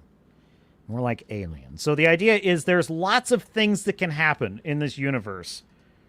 And let me share my screen. This is my own commissioned title art that I worked with an artist to create this. Here we go. There it is. Galaxy Barn. So that's the title of the universe. Now, let me show you something else in the universe. Just a teaser, just to whet your appetite. I have also commissioned a design for the starship that the main characters travel the galaxy in. This is a frigate. This is a star frigate. Where is it? Where is my... You put me on the spot, Skunk's Workshop. You put me on the spot here, but I found it. I found it. I had to dig through my files.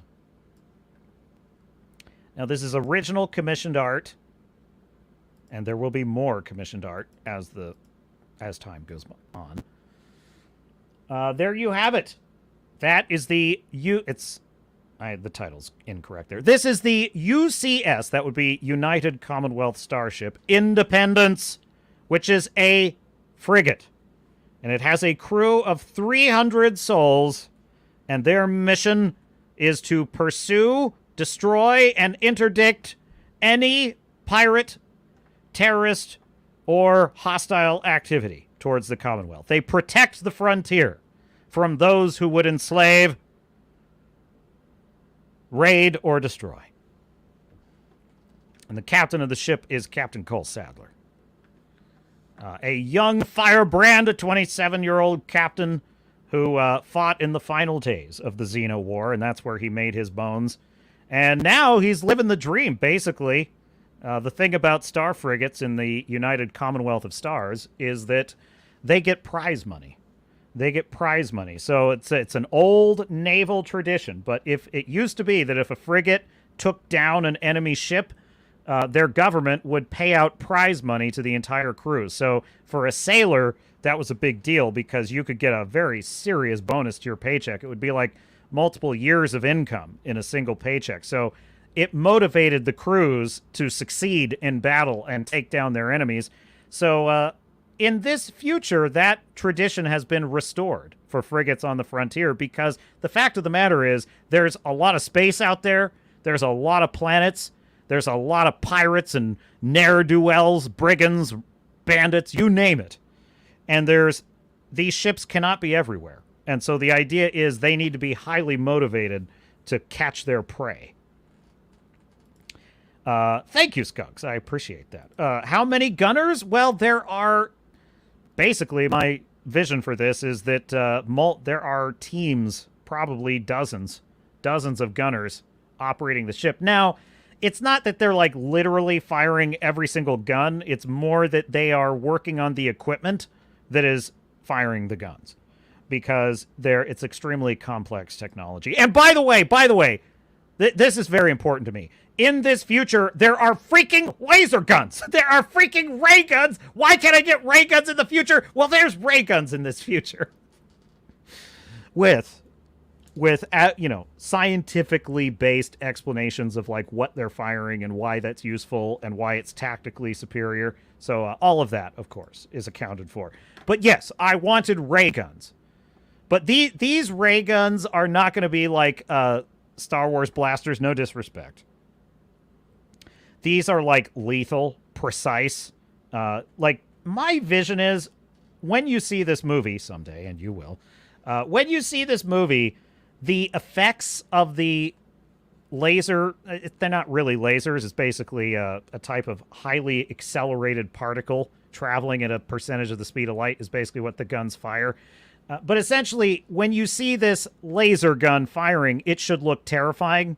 It should look lethal, fast. The damage it does should be kind of shocking, in my view, because the idea is if you took someone who had only ever seen a musket from the 1700s, transported them into World War II and showed them what a machine gun does, they'd be horrified. They'd be like, oh my God, that's terrifying. So I want a viewer or a reader to be kind of intimidated by how lethal and damaging these guns are. My idea is this. If you take a character from this time and transport them back to now, the guns and the technology and armor that they're using would render them almost invincible to a SWAT team. Like to a platoon of soldiers of our time, one soldier from this time would be basically invincible.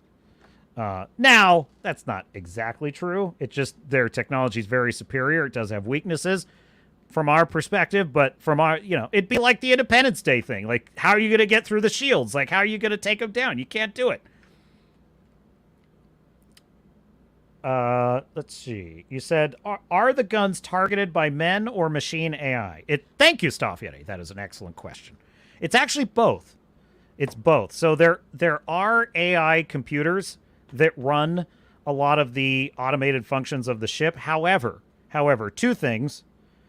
Humans are defy predictive models because we make errors. And so it's beneficial to have humans involved in the process because it's less predictable to an enemy AI.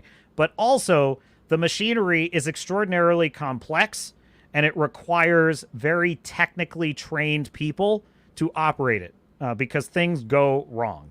Things go wrong with technology that's this complex. One important factor in this universe for me, and frankly, it's kind of a complaint I have about Star Trek as well, space became banal, that is to say, the idea of traveling through space became not that big of a deal. We want to go here, let's just warp over there. It's at its worst in Disney Star Wars, because in Disney Star Wars, they just teleport to wherever they need to go. No big deal. In my view, what I love about a film like Alien is that space feels vast. It feels unforgiving. It feels like there are dangers lurking. There are things that can go wrong. It is not to be taken lightly. You are in the cold, unforgiving vacuum. That's a big deal. It takes complicated, delicate, powerful technology to overcome that, right? Even in the future. And so my idea is that this story will focus on all the things that can go wrong in space, and especially when you're in a battle in space. Like, a lot can go wrong. So you need very savvy, well-trained people who know what the hell they're doing to prevent disaster and the death of everyone in the cold, unforgiving vacuum of space. Traveling faster than light, which is possible in this universe, it's difficult, it's complicated, and you better know what the hell you're doing or you're going to get yourself killed. That's basically... And so space should be intimidating because, by the way, that's the ocean. The ocean could kill you in 1,000 terrible ways throughout the age of sail. And guess what? That's still true. That is still true. Even a cruise ship can face a situation at sea that could take it out, right?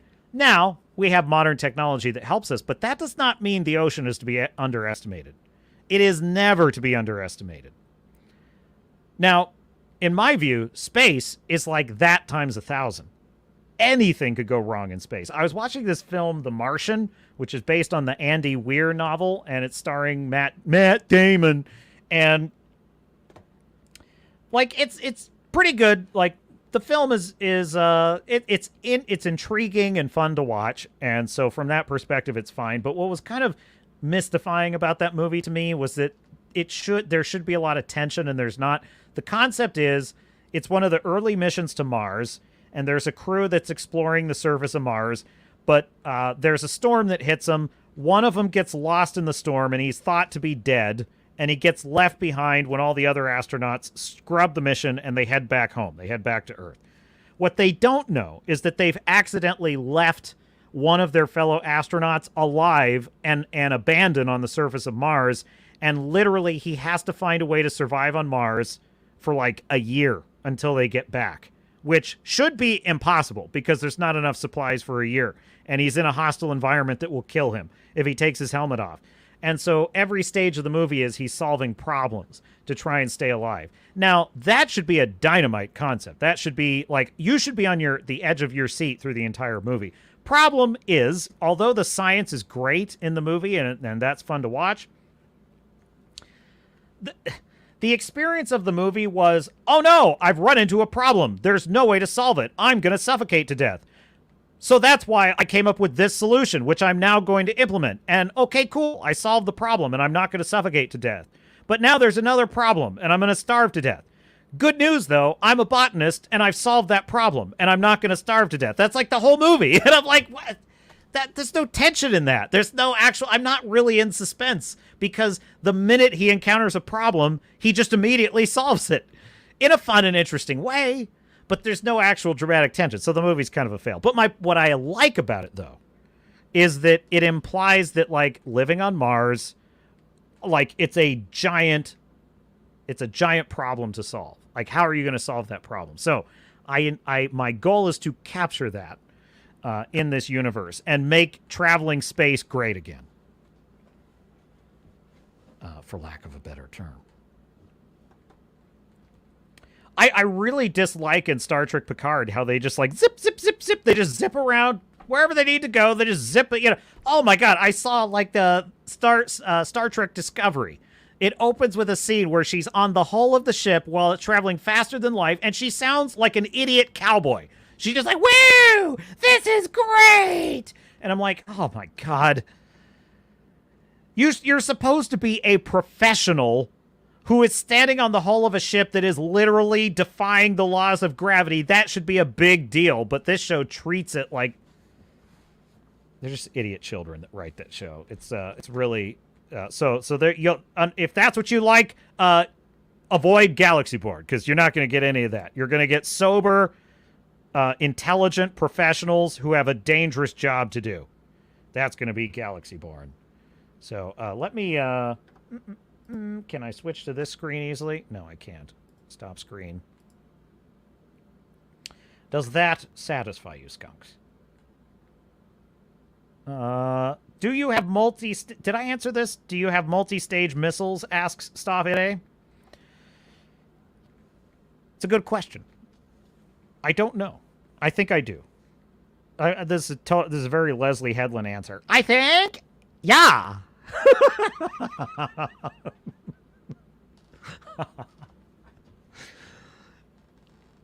I haven't really. There definitely are missiles because the way I envision like an actual ship battle in this is that you have a multitude of different weapons that are for different tactical needs, right? And so there's definitely like missiles, and their primary their primary role is to defend the ship. But multi-stage missiles, I had not considered that, so I will, Starfetti. Good point. That's why I need you, chat. The audience is the genius in the room. Yes, Starfury, I have shields and I have both specialized armor and shields. Now, it's a little bit similar to Mass Effect. I think Mass Effect did this very well, but I'm varying it a little bit. The way I view it is you have what I call countermeasure systems. And part of the countermeasure is when an incoming kinetic threat is detected. So let's say projectiles, let's just say like particle projectiles are coming at a ship. The ship is going to fire an energy source, which is going to repel the kinetic energy of that force. So it looks like shields, right?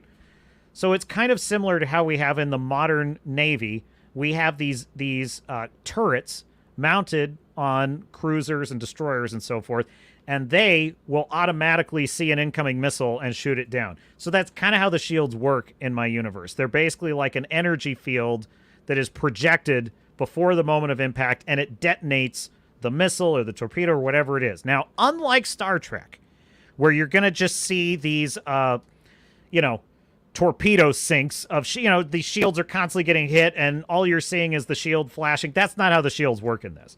Like, if the shield fires and it destroys a missile, that also creates other problems, such as maybe it didn't get it in time and it got too close to the hull and you get a partial hit. Sometimes it creates shrapnel, and the shrapnel is flying fast enough that it pierces the hull, and you see one of your buddies get shredded inside the ship. So, like, in other words, it's dangerous. It's dangerous to be in one of these battles. You don't want to be in one of these battles. All kinds of shit is flying around in space, and it can go right through the hull. And then sometimes the shield hit is not enough, and it just deflects it, and it hits the ship anyway. So you won't see shields like in the vein of Star Trek where nothing can get through until the shield fails. It's like, no. The shield might catch it, and there still might be shit that gets through and does a lot of damage. So you don't want to be... And that's kind of similar to how the personnel shields work as well for small arms fire. Wrangler says, but would a soldier from that future time be able to stand up to Chuck Norris? Absolutely not. And that is a very good counterpoint, Wrangler. Wrangler says, if you can't teleport there, then just hitch a ride on a space whale. Exactly. Goddamn space whales. Oh my god. That's one of the most laughable things I've ever seen. Ahsoka, with her unique special powers, including quick change and whale song. Starfury says, no teleport shuttlecraft, please. Your request is granted, sir. Your request is granted. Yeah, I have a couple of rules. No teleportation. At least the humans, our folks don't have teleportation. Now, could they maybe at some point encounter an alien species that has something like that? Maybe. We'll see. But our people, we don't have that. We don't have teleportation. No transporters, no time travel. That's one of the things I respect greatly about Mass Effect. No time travel. Because the minute you introduce time travel, you've just destroyed the whole thing, in my view. So none of that. And believe me, it's tempting. It's tempting. I like time travel stories. I enjoy them. The problem is, in a space opera, once you introduce time travel, it's like, now you've just, oh my god, you've got temporal police, and then you've got alternate timeline. I don't want to deal with all that.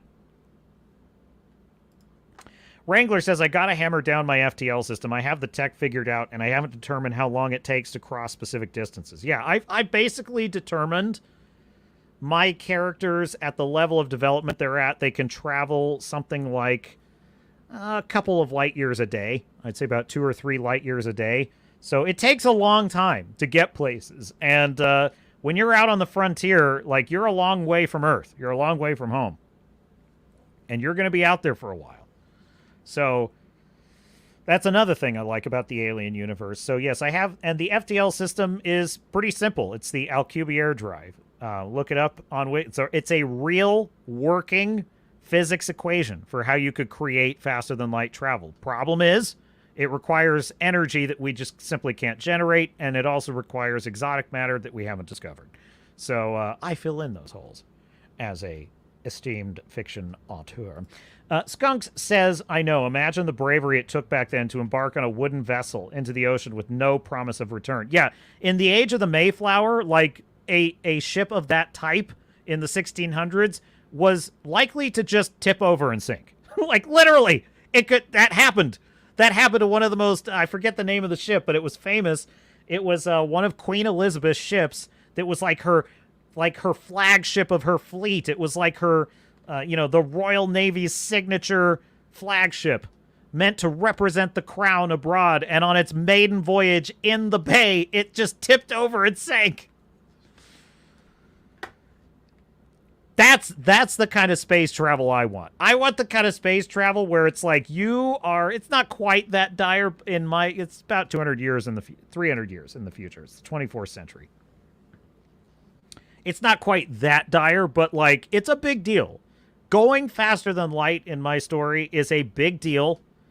You don't do it on a lark, let's zip over to that solar system. It's like, it benefits you to know where you're going and how long you're going to be there, and to provision resources, and to like be smart about how often you're skipping from one, honestly, it's really only the military in this universe that does a lot of FTL travel.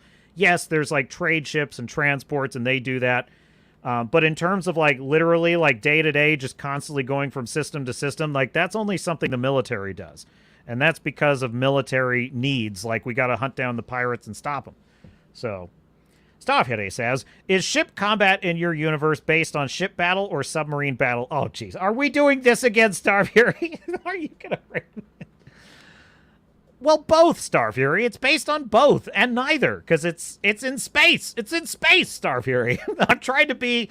But yes, I think you have to have a model. I would say it's loosely based on the tactics, at least in the case of star frigates. It is loosely based on the tactics of, say, a carrier group, you know, like a modern day cruiser and what it would be doing. So that's kind of where I'm at with it. But I want the battle to be sort of dynamic. I mean, the idea is there's a balance you have to strike in space, which is being small as a ship, having a low enough profile to be able to fly under the radar, be stealthy, but also be effective in a fight, but also being large enough to accommodate a crew that can handle complex problems when you're far from shore. So how do you balance those two needs? If the ship is too big, it's not going to be stealthy, it's not going to be maneuverable, it's not going to be able to get where it needs to go quickly enough. But if it's too small, like a fighter, it's going to be screwed if anything goes wrong, and it's going to be bound to, it needs a mothership, it needs a base, right? So my idea is a star frigate is meant to sort of square that circle. It's meant to be the in-between. It's got to be light, fast, mobile, but it also has to be big enough that it can accommodate a crew that's going to have to live, in that ship for a while, and they're going to have to not go crazy, so there's got to be some recreation, gym facilities. In other words, there has to be enough creature comforts to maintain morale without being too ostentatious. So I would say, yeah, I guess it's kind of somewhat... It's not based on submarine tactics. I find submarines boring in terms of, like, a battle, you know. No disrespect, but it's like, if they fired a torpedo, we have to stop the torpedo or we're dead. And it's like, well, I mean, that's interesting in a sort of chess game kind of way, and no disrespect to The Hunt for Red October. Fine film, of course. Or, of course, Crimson Tide, which is a fantastic movie. But I want I want a battle that is more reminiscent of the old frigate battles of the Age of Sail. So I would say that's closer to what we're looking at here. Wrangler says, Matt Damon is always getting stuck somewhere. Saving Private Ryan, Interstellar, The Marshal, the Martian. That's true. That's true. He plays a survivor in Interstellar that's gone totally crazy. Batshit crazy. Joseph Ritchie, is it time to talk about Kurtzman being fired? Did you hear about the Acolyte's actual budget? They filed a tax loss, and when the paperwork was official, it was $232 million. Oh, my God. Jeez. The Acolyte lost $232 million. Oh, my God. Oh, my God. And what did they get for their trouble? Dude, that show is a laughing stock of the entire internet. It is a disgrace. It is a total humiliation of Disney publicly. It is a public humiliation of everyone involved. That's what they got for their $232 million lost. Wow. How many of these? Hey, Disney! How many of these? How many of these is it going to take before the lesson is learned? I mean, have we learned our lesson yet? No? No? Agatha All Along? Okay, yeah, let's do that. Let's do Agatha All Along. Let's see how that goes. They just light money on fire, this company. They just set it on fire, which should tell you how much they have. That should tell you how much money they have.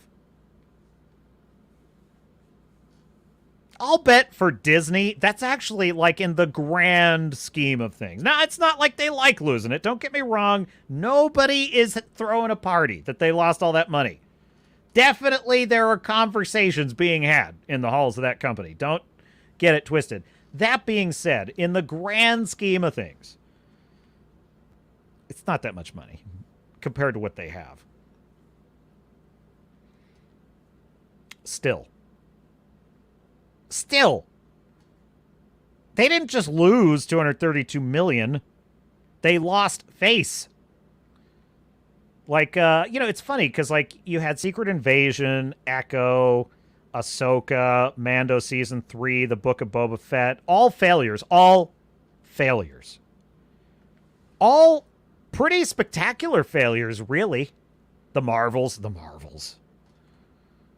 But the odd thing is, the Acolyte is the one that's really hit him. That's the one that's really given him a black eye. And I think part of the reason is because every single episode was worse than the last. And after each episode just got raked over the coals and just memed on and laughed at and made fun of, then Leslie Headland, former personal assistant to Harvey Weinstein and cube-shaped human, and a very unfortunate-looking woman. She suffers, folks. She suffers.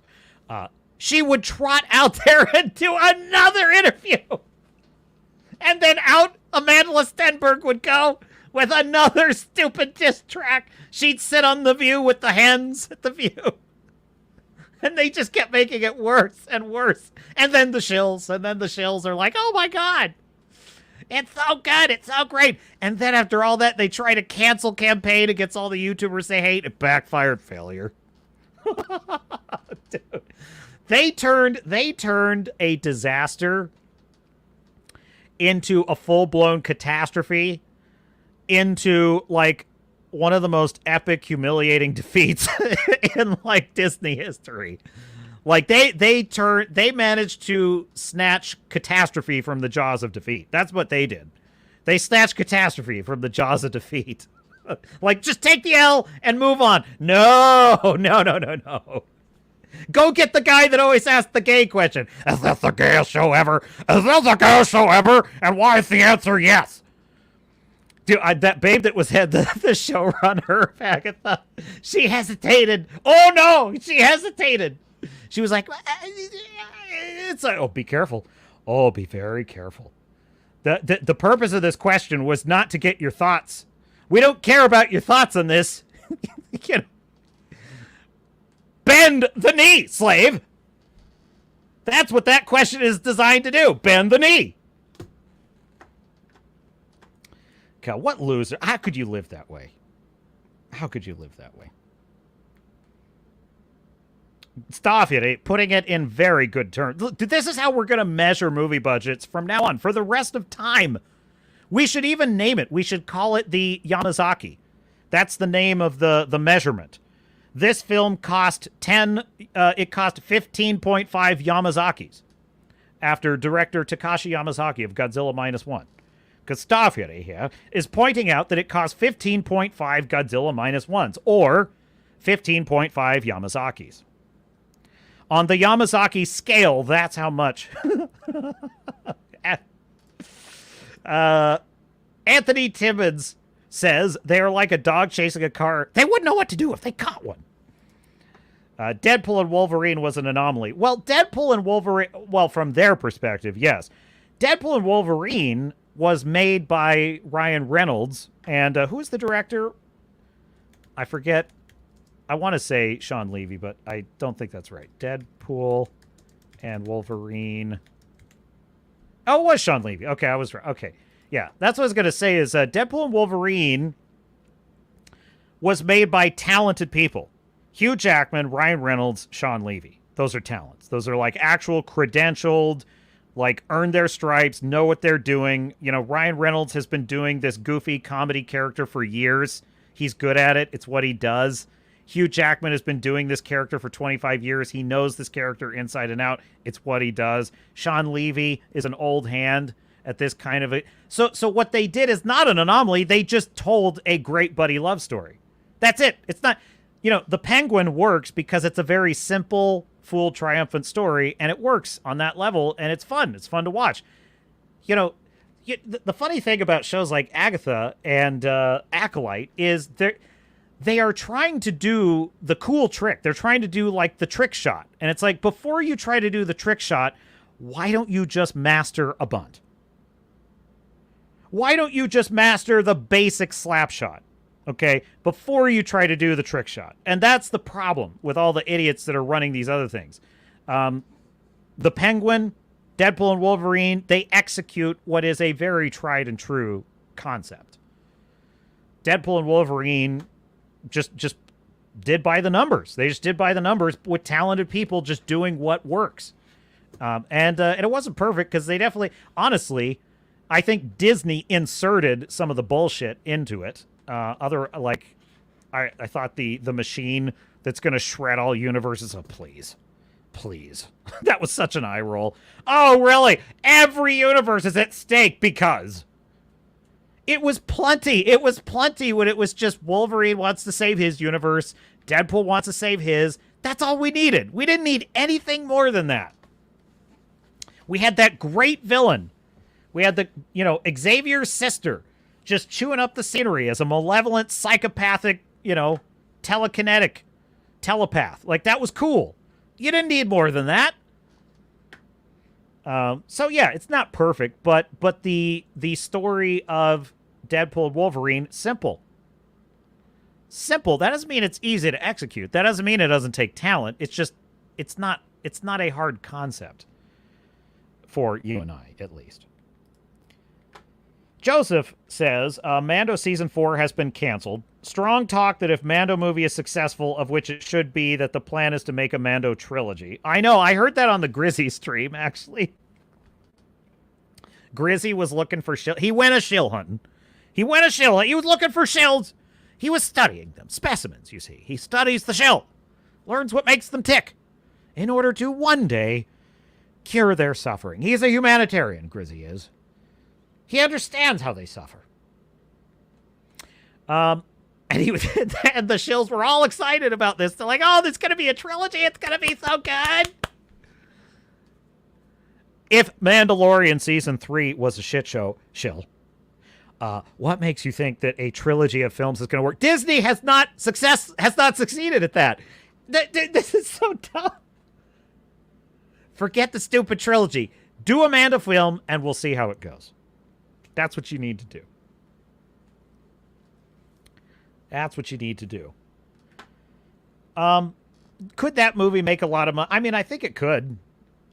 You know the problem with that film, though, is I actually think if you simply did the bounty hunter in space concept and just stripped it down to its basics and just kept it simple, that doesn't mean there isn't high stakes. It doesn't mean, I sort of predict that it could be, well, let me rephrase that. What I would say is the best approach would be a film about the bounty hunter. He's on a mission. He's on a job.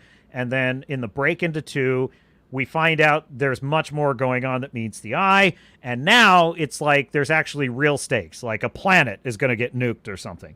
Just a planet, not the whole galaxy, not the Empire is taking over. Oh, no, just a simple, like a planet's future is at stake. And Mandalorian is caught between, his loyalties or, what the money he needs to make. It's a rogue story. And that could be a very successful film. The problem is Dave Filoni, I think, is a self-indulgent asshole and is going to try and make this like Avengers versus Thanos level. And I think it's going to be a disaster. Probably, I think it'll do okay. That's my prediction. I think it'll do okay. I don't see it like blowing up and being $1 billion. But it could be a Billy killer. The Mando is literally that is the only card Disney has to play. That is the only card they have to play. Nobody gives a shit about Rey. All protestations to the contrary, nobody cares about Rey. I do think there's enough people that are interested in Grogu and Mandalorian. I think those characters still have some appeal.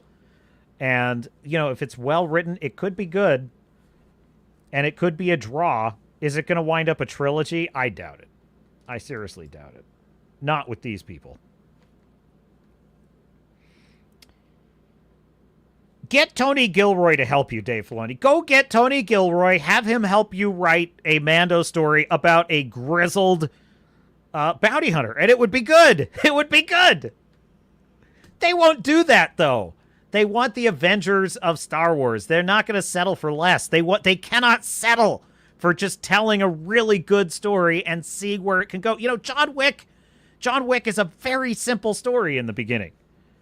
A retired assassin who just lost his wife gets pulled back into it when a bunch of Russian mobsters kill his dog that was given to him by his late wife, which is a very important part of that, is that the dog was a gift from beyond the grave from his wife. It was the last remaining living piece of her, and they took it from him. They all have to burn for that. Like that's it. That's the concept. You don't need anything else. Then after John Wick is successful, now we can introduce something more. Oh, there's a rule that if you've given a marker to someone, you owe them a favor. And if they call in that favor, no matter how terrible it is, you have to do it. Now that's added a layer to the world. That's fine, because we've earned that.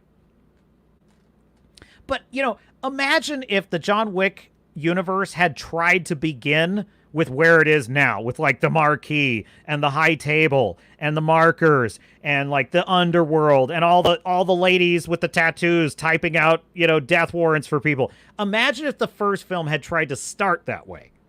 It would have been a disaster. People would have been like, what the hell? This thing is bananas. What is this? What's with all these weird ladies with the tats? Like, it would have been too much. It would have overwhelmed the viewer. It would have been confusing. There would have been too many subplots. It wouldn't have worked. The reason John Wick works is because it built it brick by brick by brick so that by the time we get to the fourth film, we're with it. We understand the rules. That level of discipline is not in Dave Filoni. He doesn't have that. Tony Gilroy has it, I suspect. Dave Filoni does not. And that is why he will try and do John Wick 4, right? He'll try and go for John Wick 4 when he should be starting with John Wick 1. That's my basic premise here. Do the simple Mando first and let's see where it goes. You know, Luke Skywalker is a very simple story in the first film. A New Hope is very simple. An adolescent, you know, a young man living on a farm who's bored with life and dreams of heroism and great deeds in the stars. You know, tragedy strikes and he gets his shot and he strikes a blow against the Empire. That's it. That's the story. Saves the princess, he saves the day. It's not very complicated. It doesn't get complicated until Empire Strikes Back. Oh no, the guy I'm trying to fight is my father. Oh no, Obi-Wan that I trusted, my mentor, he lied to me. Now it's complicated. And then it gets more complicated in Return of the Jedi when now it's a full-blown power struggle for the throne of the Empire with Luke caught between the Emperor and his own father. Who will he choose? Right? That level of complexity is earned in its due time. Why doesn't Dave Filoni understand that? I don't know why he doesn't understand it.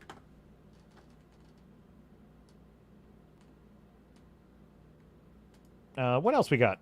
Starfieri says, oh, fuck no. I don't know what that's to, though. Foreigner Belt, and I agree with you, has Mando fatigue and Grogu fatigue. I liked Grogu in the beginning. I kind of liked him better before I knew his name. I think if you were going to do the character's name, you should have wrapped that up in the first season. That should have been a first season reveal, what his name was. Somehow, having that arrive late in season 2 with Ahsoka delivering that news was kind of, it was odd. He's Baby Yoda. Now he's just Baby Yoda, so I don't know. I think that was a great story up until up until season 2. And I think that Grogu going with Luke was a great ending to that story. And then they just unwrote all of that. Yeah. So now I have fatigue. I don't want to see these characters anymore. You just told me that everything I was invested in those first 2 seasons did not matter because we just unwrote it all. We just unwrote it all. Okay. Joseph Ricci says they're currently writing Deadpool Wolverine 2, so we'll see if it was an anomaly. Listen, these films, you know, Mahler, the Long Man, the Surgeon, as I call him, hates Deadpool and Wolverine, thinks it's terrible. And, you know, his points about the actual plot are correct, of course. And I agree with him.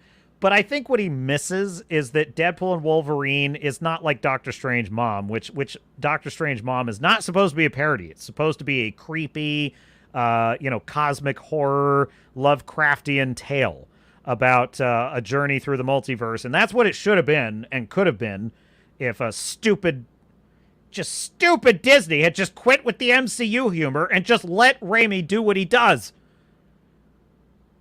But they just couldn't. But that's not what Deadpool and Wolverine is supposed to be. Deadpool and Wolverine is a parody, and the fun is not, the plot can be dopey because there's really two stories in Deadpool and Wolverine. There's the problem of the time, what the hell are they? The TVA.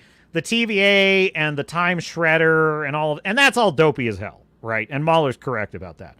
But the real story in Deadpool and Wolverine is Deadpool and Wolverine having to, Deadpool trying to become Wolverine's friend, failing, still needing Wolverine, convincing Wolverine to be a good guy, Wolverine actually winding up pissing Deadpool off, and then they fight and they hate each other. Then them sort of being forced to work together, then them learning to work together, then them gaining an understanding of each other, and then finally actually becoming friends by the end. Well, sort of.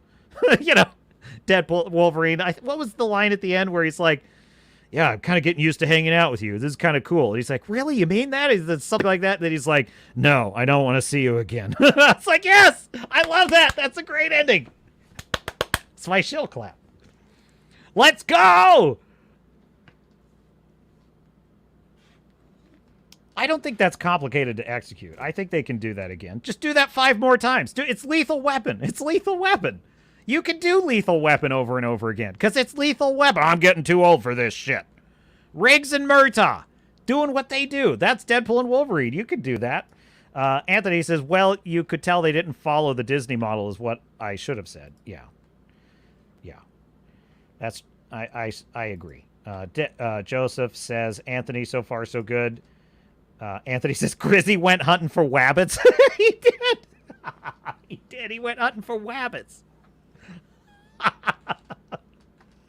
Those are fun streams. He pulls the chat. He's just like, hey, chat, who should we put in the final cut? And it's like he'll put a vote between like John Roca and then Grace Randolph. And it's funny. Joseph says, Mando is Favreau's project. Filoni's is Ahsoka. Unfortunately, Filoni is working with John on the Mando movie, so hopefully John doesn't listen to Dave. I've lost a lot of respect for Jon Favreau. I don't understand how he can sign off on the shit that was in Mando Season 3. I mean, fair point if it's Jon Favreau's project, but they just master the slap shot before you try the trick shot. That's all I'm saying.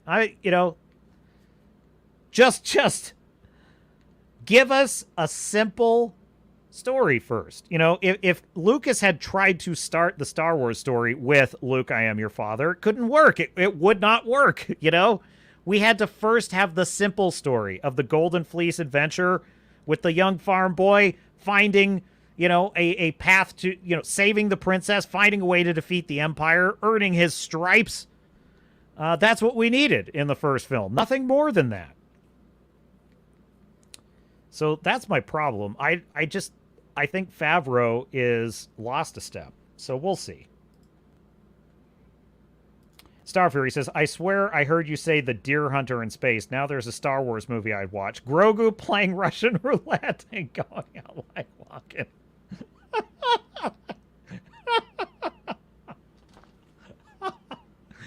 One of the funniest things, Starfury hates Grogu. That's right. Dude, Starfield, you remember this one? Let me see if I can find this in my thumbnails. I don't even know if I have... Where is it? I have my thumb... I probably... God, it's probably so buried. It's probably so buried. I might have titled it. I'll never find it. It was my top 10 where I had John Wick, so he was aiming at Grogu. I'd have to dig for it, so it'll take too long.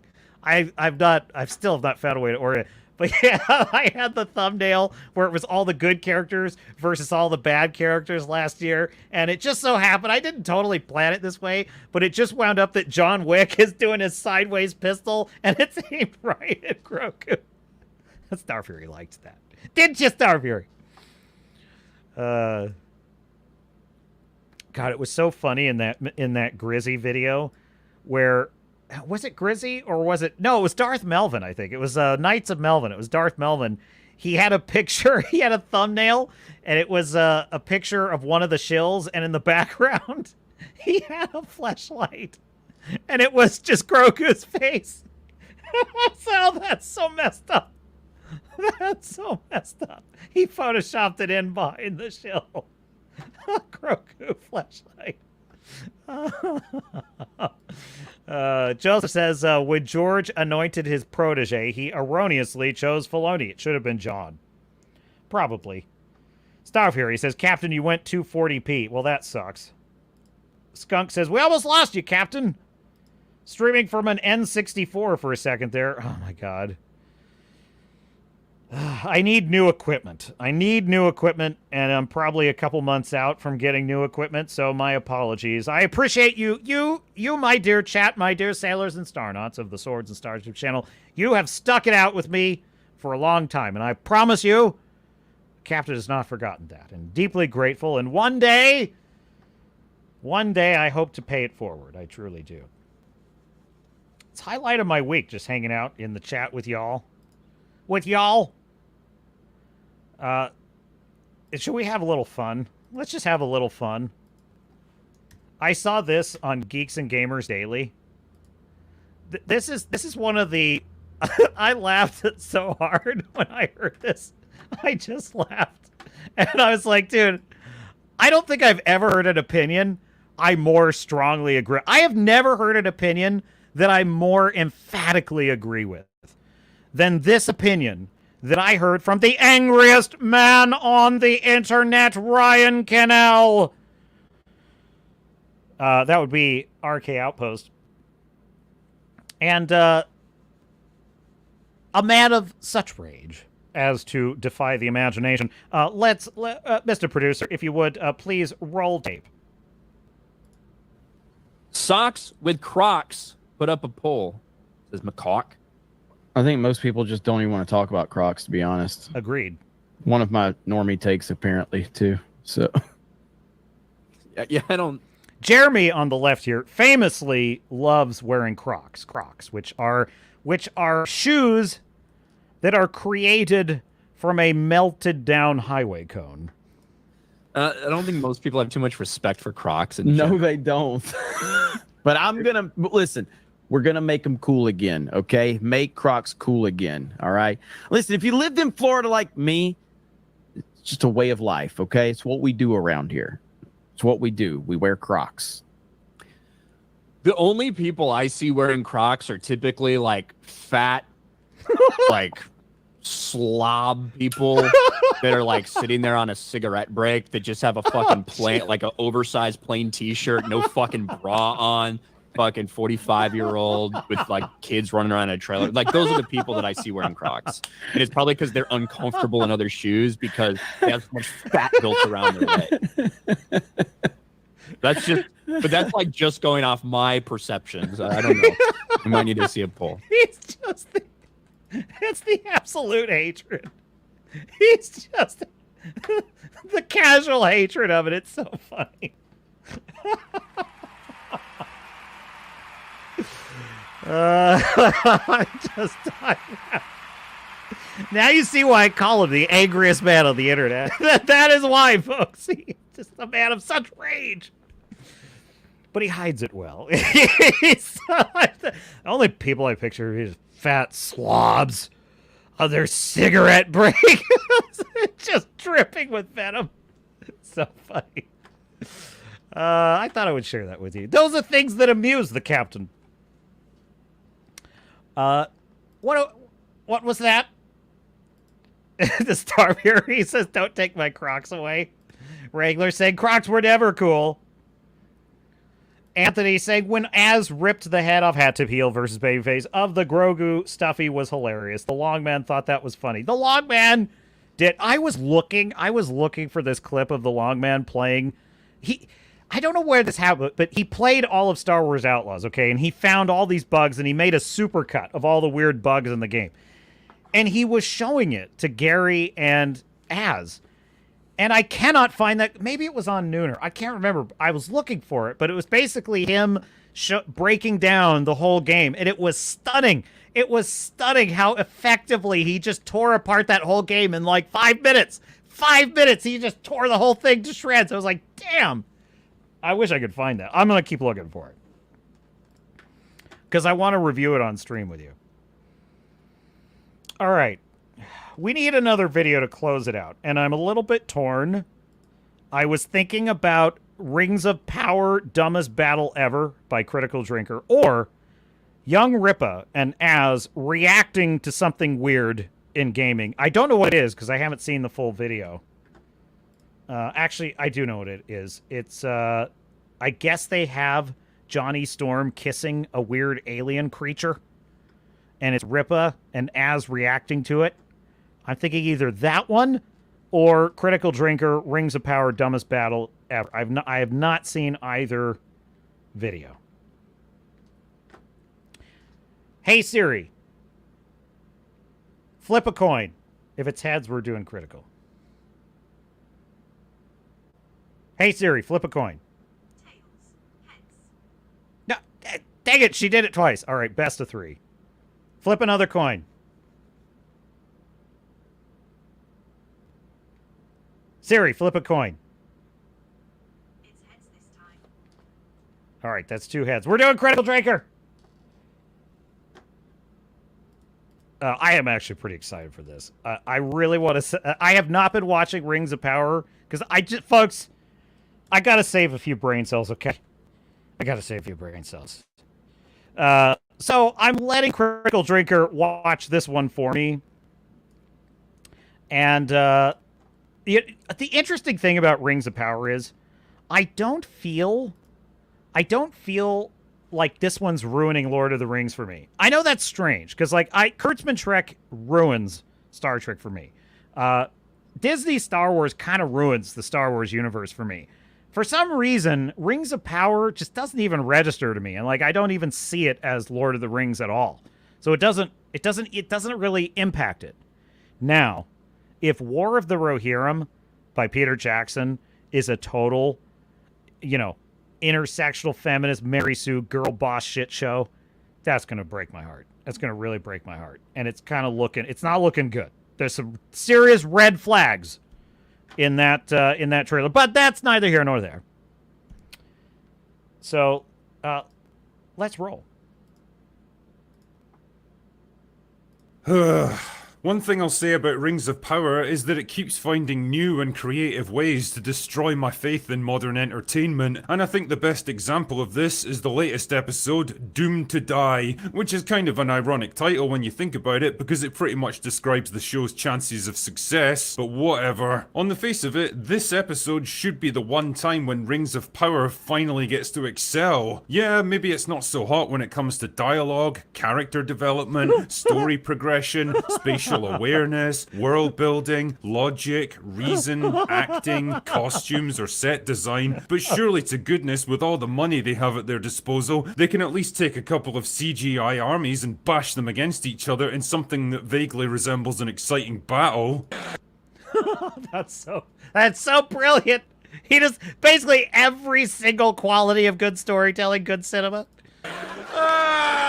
You'd think so, wouldn't you? Instead, what we got was a confused, boring, tedious, laughably incoherent mess of disconnected events and desperate member berries that went on forever, had no clear sense of progression or overall stakes, and generally squandered what should have been the show's greatest opportunity to shine. Honestly, how can you fuck up something as simple as this? Anyway, because I'm all about making the world a better place, one drunken rant at a time, I thought it might be interesting to compare and contrast this on-screen battle with one that actually worked well. In this case, the Battle of Helm's Deep from the Two Towers. Why exactly? That's not even a fair fight. The Battle of Helm's Deep is probably one of the best film battles ever. It's probably just one of the best cinematic battles of all time. It's flawless. It's flawless. Did I choose that one? Well, one, because it's fucking awesome, but two, because the general setup and disposition of both battles is broadly similar. In both cases, a limited number of defenders have to hold a fortified position against a superior orc army throughout the night until reinforcements can arrive the following morning to relieve them. Alright, the fair difference, enough. though, is in the execution, and this is where one becomes a tense, action-packed and extremely well-paced conflict that brings the dramatic tension to a perfect climax. Oh, yes! Before ending with a big emotional payoff, and the other one becomes doomed to die. So what exactly makes Helm's Deep such a good battle? Well, in my humble opinion, in order for a battle to work effectively, it needs to deliver three main elements. 1. A logical battlefield that the audience can easily track. 2. Understandable objectives for both sides. 3. A clear, logical sense of progression. Sounds easy, right? Well, let's run this up against Helm's Deep and see how it measures up. First of all, we need a logical battlefield to work on. The Fortress of Helm's Deep is located at the... This video is fantastic. This is awesome. I love this. Wow. This is such a great breakdown. And by the way, this is great if you're a writer. This is an excellent, here's how it's done kind of breakdown. The end of a steep valley, meaning there's only one way for an enemy to assault the place, and the two towers make sure that we get a good view of the fortifications well in advance, so... But the other... See, what I love about the Helm's Deep setup is it's actually a double-edged sword. It cuts both ways, because, yes, there's only one way to assault it, but that's also the only way out, so they're cornered. There's no escape. They either win or they die. That's a great part of the setup to the battle. Now, they do have the tunnels they can sort of get through, but that's not really an effective way of surviving this. Like, if they lose the fort, they're going to be pursued and destroyed. So, yes. That we know the layout of the place pretty effectively. There's the curtain wall with an open space behind... I love that. I love that so much. Oh, that just... see, I was... hang on. Cough button. Cough button, Mr. Producer. I was just such a great fan of, castles. Castles when I was a kid, just reading about, the tactics of castles and, gatehouses and moats and drawbridges and how all that stuff worked, concentric fortification. I love all that shit. And Helm's Deep is a brilliant concept for a concentric defense, especially with the outer wall, the inner wall. Excellent.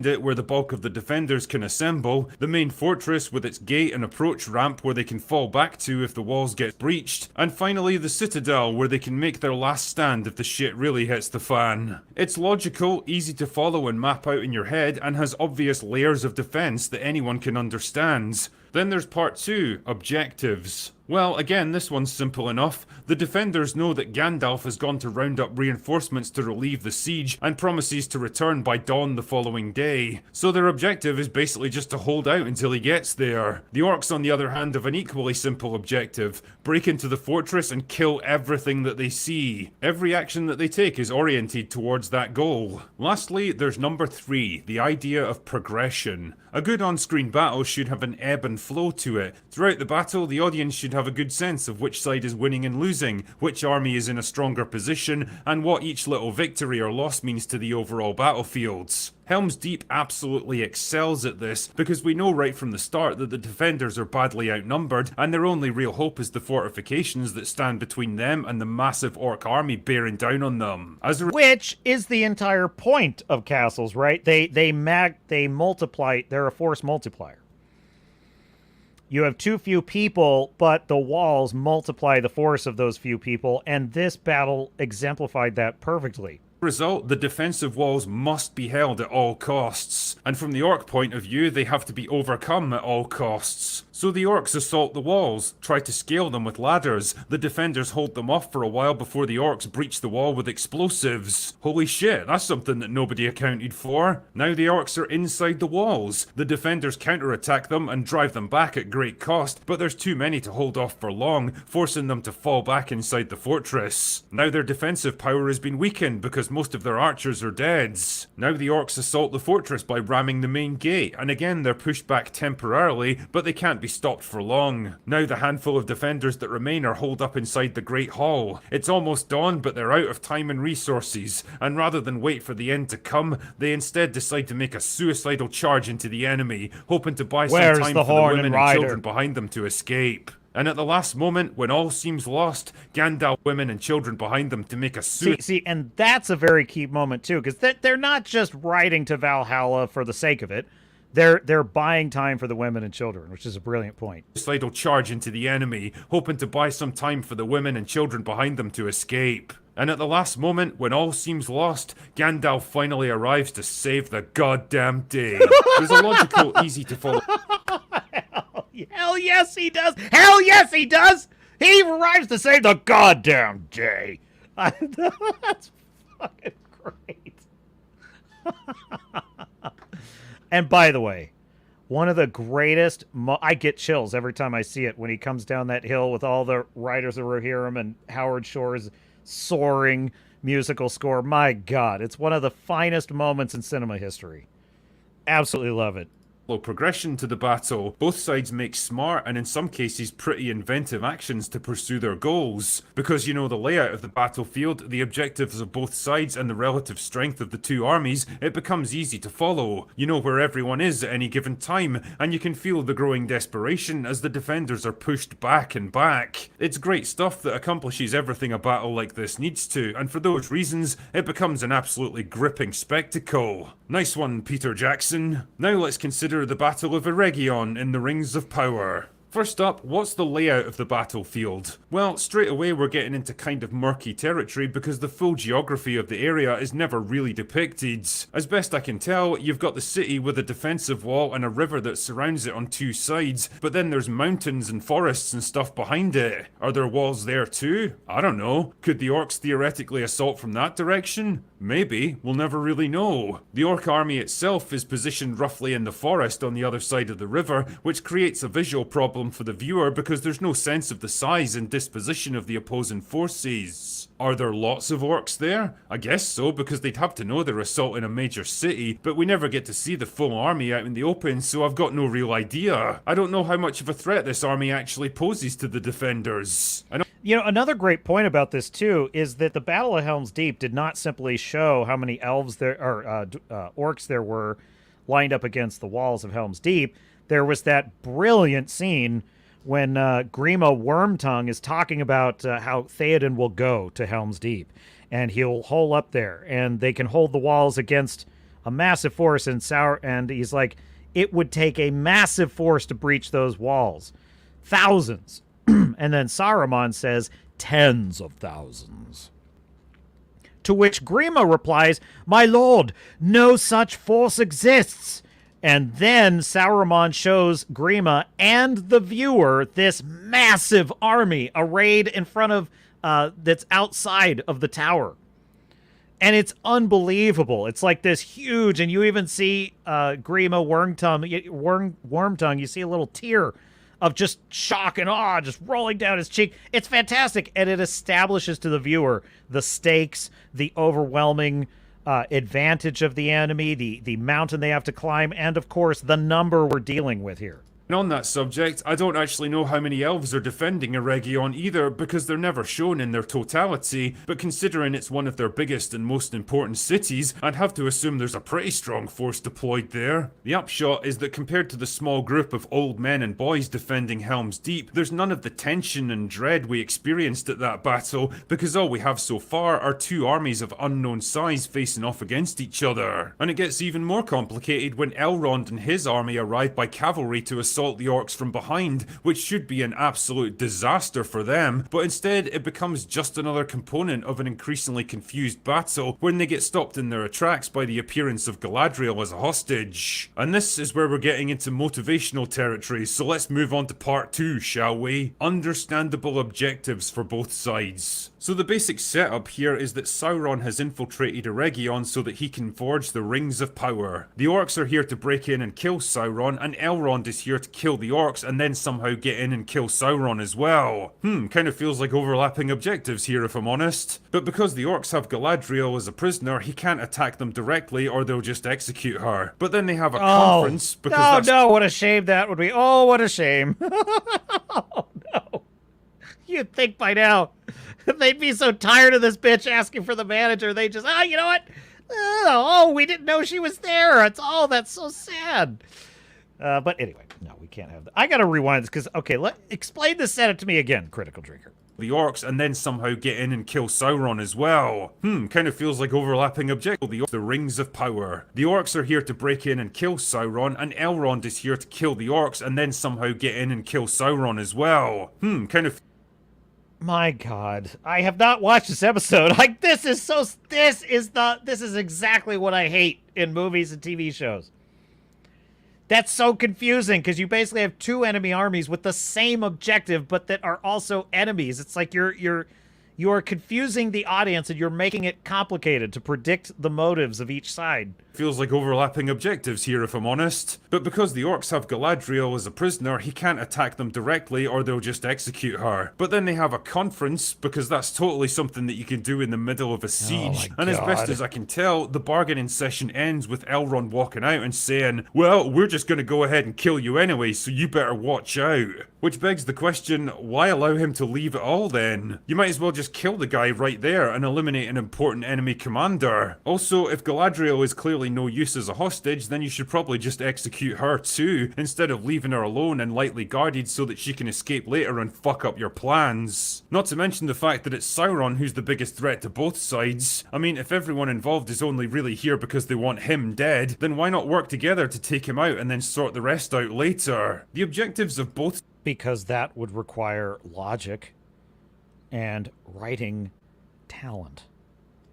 Sides here are as muddied and confused as the rest of the battle, and believe me, it only gets worse from here. Which brings me on to part 3, a logical sense of progression. As I said earlier, the objective for Adar and the orcs is to fight their way inside Eregion so they can find Sauron and kill the shit out of him. To do that, they have to cross the river, breach the walls, and fight their way through the city until they can get to him. And this is where I pretty much lost what's left of my sanity, because in order to cross the river, they decide to bombard the mountains nearby with trebuchets, which causes them to collapse and block the river, instantly turning it into an open field that they can easily move infantry and siege engines across. Son of a... Mountains do not work like this. It would be like me punching an oak tree with my bare fists and expecting it to collapse. It's like that's what you're always saying to these stupid idiots. What is it, J.D. Payne and Patrick McKay? These morons. These abs dumb and dumber. It's like that's what you're saying. It's like volcanoes do not work this way. Pyroclastic flows do not work this way. Ships do not work this way. Swimming in the ocean does not work this way. It's like you're saying this about everything. You know, it's like mountains don't work this way. These are stupid people that write this shit. Collapse. Rivers don't work like this either. Even if the mountain did somehow collapse into it, where the fuck do you think all the water would go then? Would it just like give up and go home? Lastly, riverbeds don't work like this either. Even if all that other stupid shit actually happened, the riverbed would be an impassable quagmire of deep mud and silt for weeks if not months afterwards. There's no way you'd be able to get infantry across it, never mind gigantic siege engines. Anyway, whatever, let's just go with it so we can get through this. So the orcs cross the magical bullshit river, and now their job is to breach the walls, which they do with the world's least practical siege engine. You know what? This is actually a great example of exactly what I was saying with trying to do the trick shot before you've mastered the slap shot, right? The slap shot is a siege of a fort. right, with a narrow drawbridge, and they have to find a way to get past it, and, but they find a secret tunnel, and that lets them into the castle. There was a traitor in their midst, you know, something like that. The basics, in other words, the basics. How do we storm the hot gates, right? That is the idea. But instead of simply doing a basic siege, of which, you know, history offers, Redoubt Productions, a historical man, you'll know this. History is replete with really interesting sieges from the Roman Empire through the Middle Ages, all of it. There are amazing sieges. You could just copy. Hell, you copy everything else, you idiots. Just copy that. Copy history. Go get a simple, interesting siege from history and copy that. No, but what do you do? What do you do? You create this ridiculous situation where, well, we've got to tumble down mountains and we have to stop up a river on the fly. What? They're trying to do the super duper trick shot and they don't even know how to do a basic fort siege yet. This is what I mean. This is what we're going to get with Mandalorian, by the way. They're going to try and do all this fancy stuff that the story has not yet earned, and it's going to be dumb. Really dumb. Even really know how to explain this thing because I've never seen anything remotely like it. The best I can say is that it somehow hooks into the walls and yanks bits out of it. It takes forever to set up, it can only be used like once an hour, and it's made mostly of wood and is completely exposed to defensive fire from above. I mean, literally a couple of pots of burning oil and this thing is toast. But conveniently enough, nobody tries that so that the rest of the plot can happen. Well, dude, these dudes that write this... These are classic. These are like classic guys that think they're geniuses. They think they're geniuses because only if you thought you were incredibly smart would you be say, oh, we got to come up with this really cool siege engine that can do all this cool stuff. And it's like, would that be practical? How would that work? It's like, never mind that. That's what our audience expects. Our audience wants to be wowed and stunned by all the cool, awesome siegecraft that they never thought of. And it's like, you know, you would have been wiser to just show us a by-the-numbers battle. You would have been so much wiser to, you know, I know this is a crazy idea. You would have been so much wiser to just simply replicate something Tolkien wrote about. Like, these are dumb men that really think that they're incredibly clever. And that's what's killing this.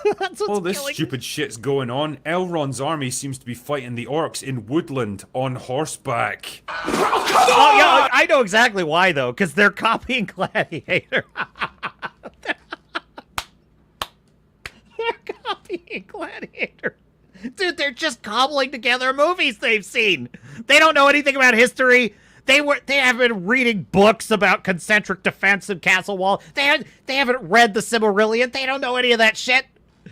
They're just replicating, like, cool scenes from other movies that they've seen, such as Gladiator, when Maximus is charging through the forest with his cavalry. That's what they're doing. Now, I'm no military expert, but even I can tell you that the one place you absolutely don't want to send a massed cavalry force is into dense woodland where they can't charge effectively, can get bogged down in rough terrain and easily ambushed, and the horses and riders can easily collide with trees and low branches. It completely negates the purpose of even using cavalry. I mean, damn man, I can only imagine how Shad must be losing his mind over... I wonder what Shad thinks of that scene in Gladiator. Now, in Gladiator, the rationale for Maximus going through the forest was actually a flanking maneuver. He was cutting through the forest so that the enemy would not see him coming. And then he emerges out of the forest with his cavalry in the heat of the battle while they're taking on the front lines and taking fire from the siege engines. Maximus surprises them by showing up from their rear out of the forest where they didn't expect him. So at least in that scenario, there's a reason why Maximus is cutting through the forest. But, you know, these writers don't think of things like that. Stuff like this. And because the defenders of the city can't easily see them, it never occurs to them to send out an infantry assault to support them, which in theory could have caught the orc army between two powerful forces and absolutely crushed them. As a viewer, it also means that I'm never entirely sure where they are compared to the front lines of the siege, how many there are, or whether they're even making much of an impact on the overall battle. Gil-galad is apparently there too, but I don't know what he's doing most of the time, or even who's in overall command of the elf army. The battle, which was already on shaky ground from a narrative point of view, has basically devolved into a bunch of smaller actions, none of which have any connection to each other or contribute to an overall understanding of what's going on. Then there's the ridiculous stuff that either has setup with no payoff or tries to fake a payoff with no setup. Like at one point Adar sends in a big troll thing to fuck up the elf army, knowing it's going to cause a lot of collateral damage, and it's built up as this big imposing threat, but then it just kind of dies without really accomplishing anything. So like, what was the point of that? Or Asian elf lady, because I don't even know if she has a name at this point, who gets turned into a human pincushion but bravely gets up one last time to destroy the weird battering ram thing. Because remember Boromir? Remember how awesome his last stand was because he kept getting shot and standing up again and just refusing to quit? Well, it's just like that. Which is just one of the finest scenes in cinema of all time. Which is why Fellowship of the Ring is my favorite.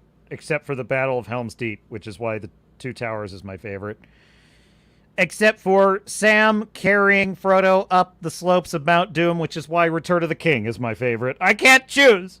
Except she's even more badass because she gets shot with even more arrows. That's exactly how they think! It's almost... I swear to God, that's gotta be the verbatim thought that went through their head. She's even better asser because she took even more than Boromir did. Yeah, girls get it done. The problem is, Boromir's death actually meant something beyond a guy taking a lot of punishment. It was a last act of redemption for a man who had almost fallen into darkness. Exactly. And was given everything he had to protect his friends one last time, going out as the hero that he always aspired to be. This, on the other hand, is just some random... So, guts. Precisely. That is exactly the problem with modern writers. They know the beats, but they don't know the rhythm. They know the beats that everyone likes, but they don't understand what made those beats so meaningful. You know, Shkishkima flying the mission against Godzilla is meaningful precisely because he begins the film as a coward who chickened out of battle. The fact that he lives at the end is precisely meaningful because he spent the whole movie longing for death.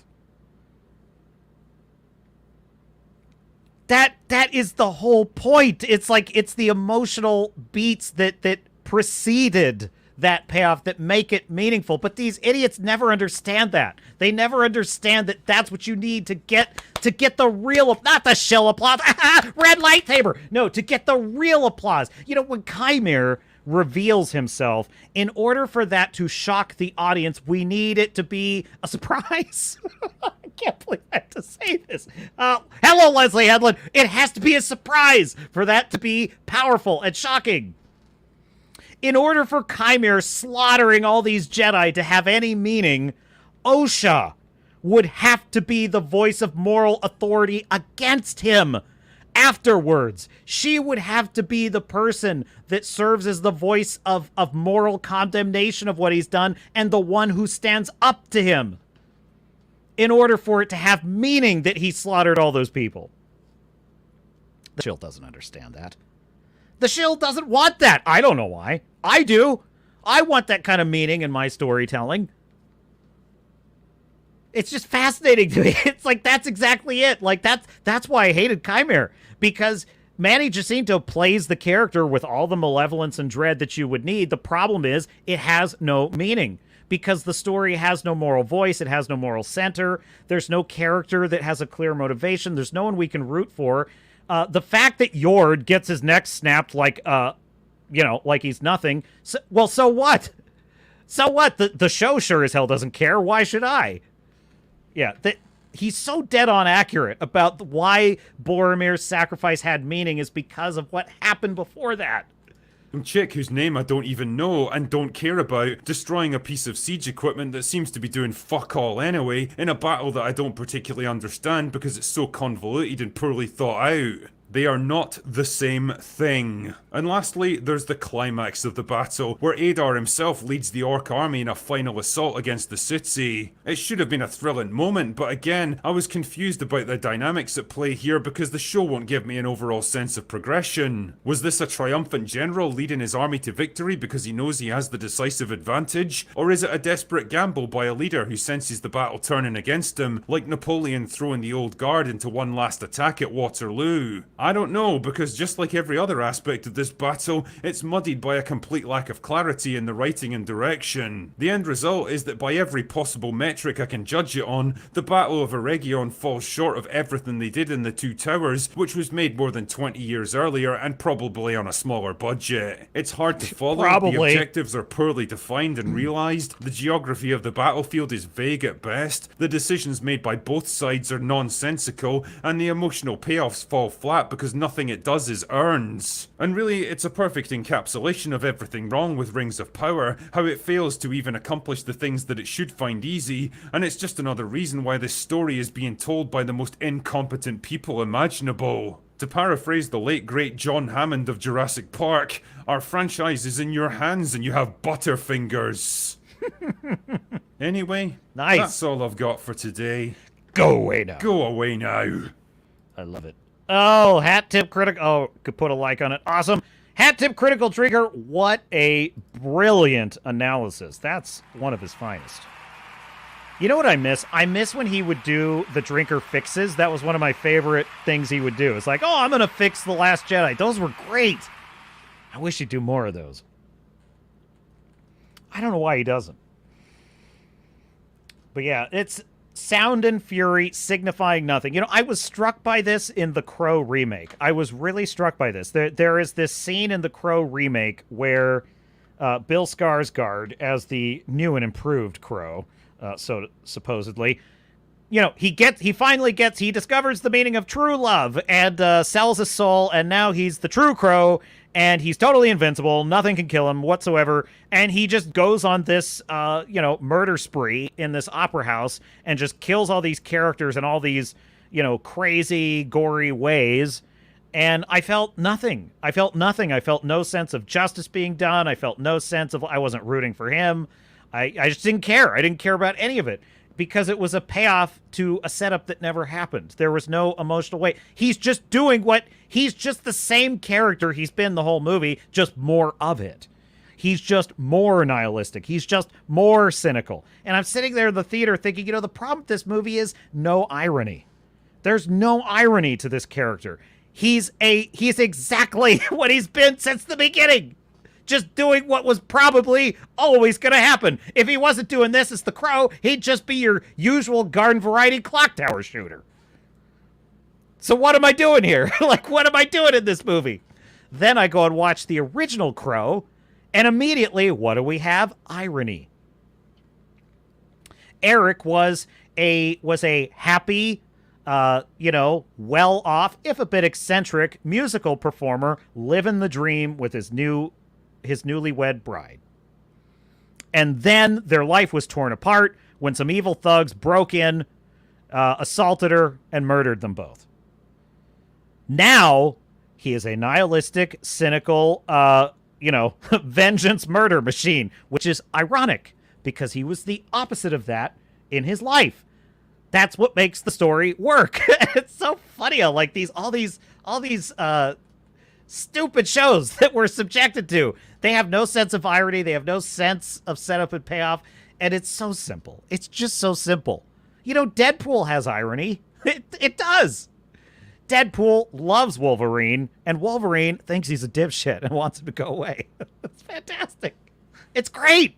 That's what makes it funny. That's what makes it fun. That's what creates tension when Deadpool's trying to win him over. And then later, when Wolverine actually winds up pissing Deadpool off, and now they're enemies for a while. That was cool. It makes the movie work. It's not that complicated. If you're not J.D. Payne, Patrick McKay, Leslie Headland, Dave Filoni, Kathleen Kennedy, et al. Ad infinitum.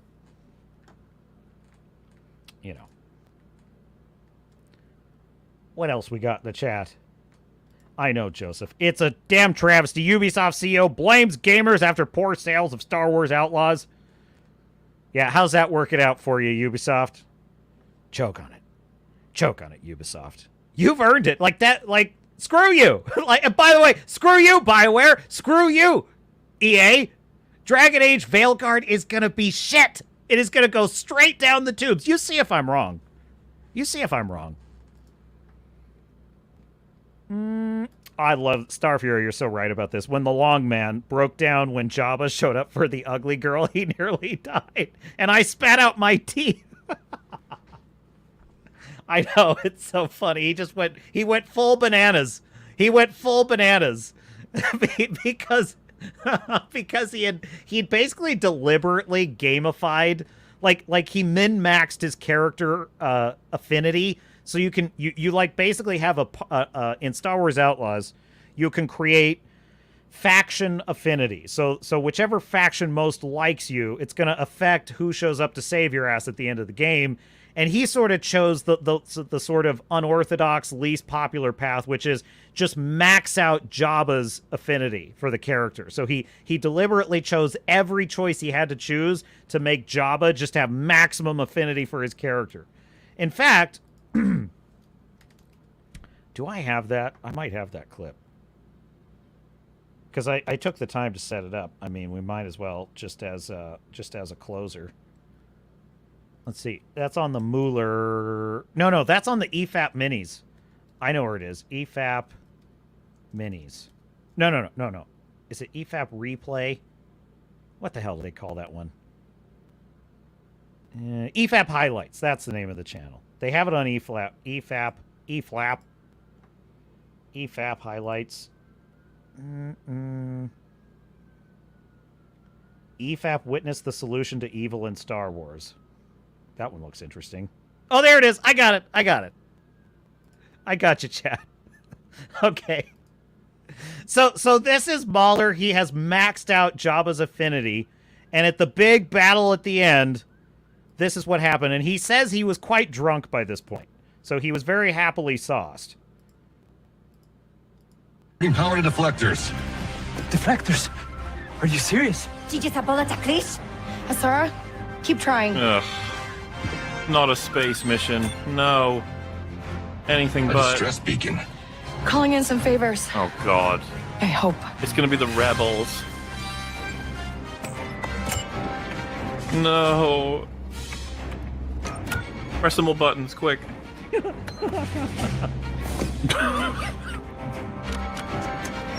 What's going on? Daniel, did you get out? You could say that. Oh, the rebels! Guys, the rebels are here. Not bad. But not enough. What now? Press more Someone's answered buttons. the distress beacon. Closer. The rebels. You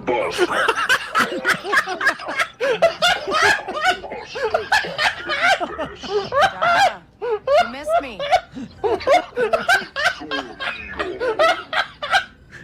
Right. If you say so.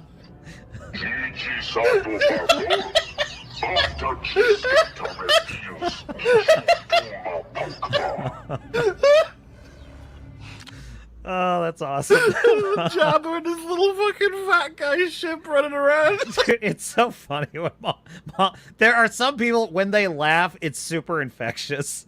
And Mahler's one of them. Who else has like a super infectious laugh? Like, I sort of like Gary's little sly laugh when he's laughing at something naughty. That would be Gary at Nerdrotic. That was pretty funny. But the one I really like is when Jeremy loses it, like really loses it. Like when he was watching Az do his meltdown over Starfield. And Az gets the question. He asks the question, what was it? It was the character that says, "I'm the clone of a man." It's a woman. She says, "I'm the clone of a man." I have something to tell you. And he says, "You're a man." Just like, "I'm the clone of a man named."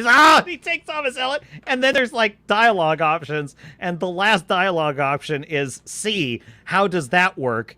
And and Jeremy's laughing. And he's just like, "Az, I need you to pick the third option. I need you to pick that." It was so funny. I am here, Kay. I could never lose you, Kate. You. Yeah. What? You'll never guess who did in the space battle. Fucking Jabba. Jabba.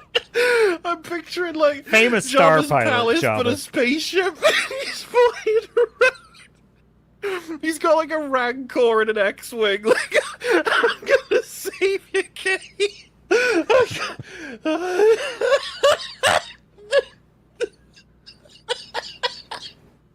if Jabba the Hutt would give a fuck about you. What? You can hear how drunk he is. Hat Tip Muller, the logman, losing his shit. Losing his shit. It happens. Yes, good night, Wrangler. Thank you for coming. Thank you for joining us on another adventure across the stars. Oh, you're so right about this, Star Fury. The film Zulu, the Battle of Rorke's Drift, is also an awesome battle sequence. Michael Caine at his best. Phenomenal. One of the most brilliant. Yeah, that's a great call-out. That's a brilliant battle. Edge of your seat the whole time. One of the most incredible. That's definitely one of the more incredible battles I've seen. And it really showcased the tactics of the era brilliantly as well. What do you think of that one, Redoubt? That's a good one.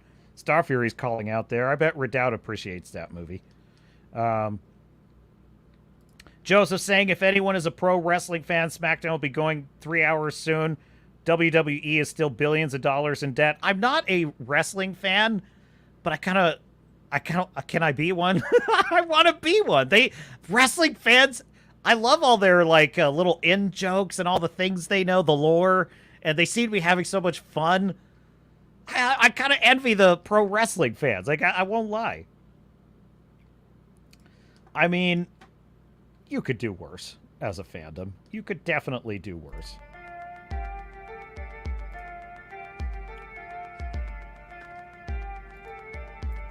I mean, that's pretty much the Captain's Cast for September 29th, year of our Lord 2024, here on YouTube, X, and Rumble. What did I say? YouTube, X, and Rumble. Yes, of course. Those are the three. Galaxy Born. It's coming soon, folks. I'm working on it. When the announcement comes, it will be ironclad.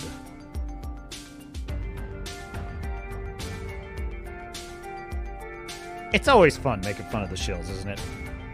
It's a bit naughty, but we enjoy ourselves. Well, we here on the Swords and Starship channel, we will be here every night.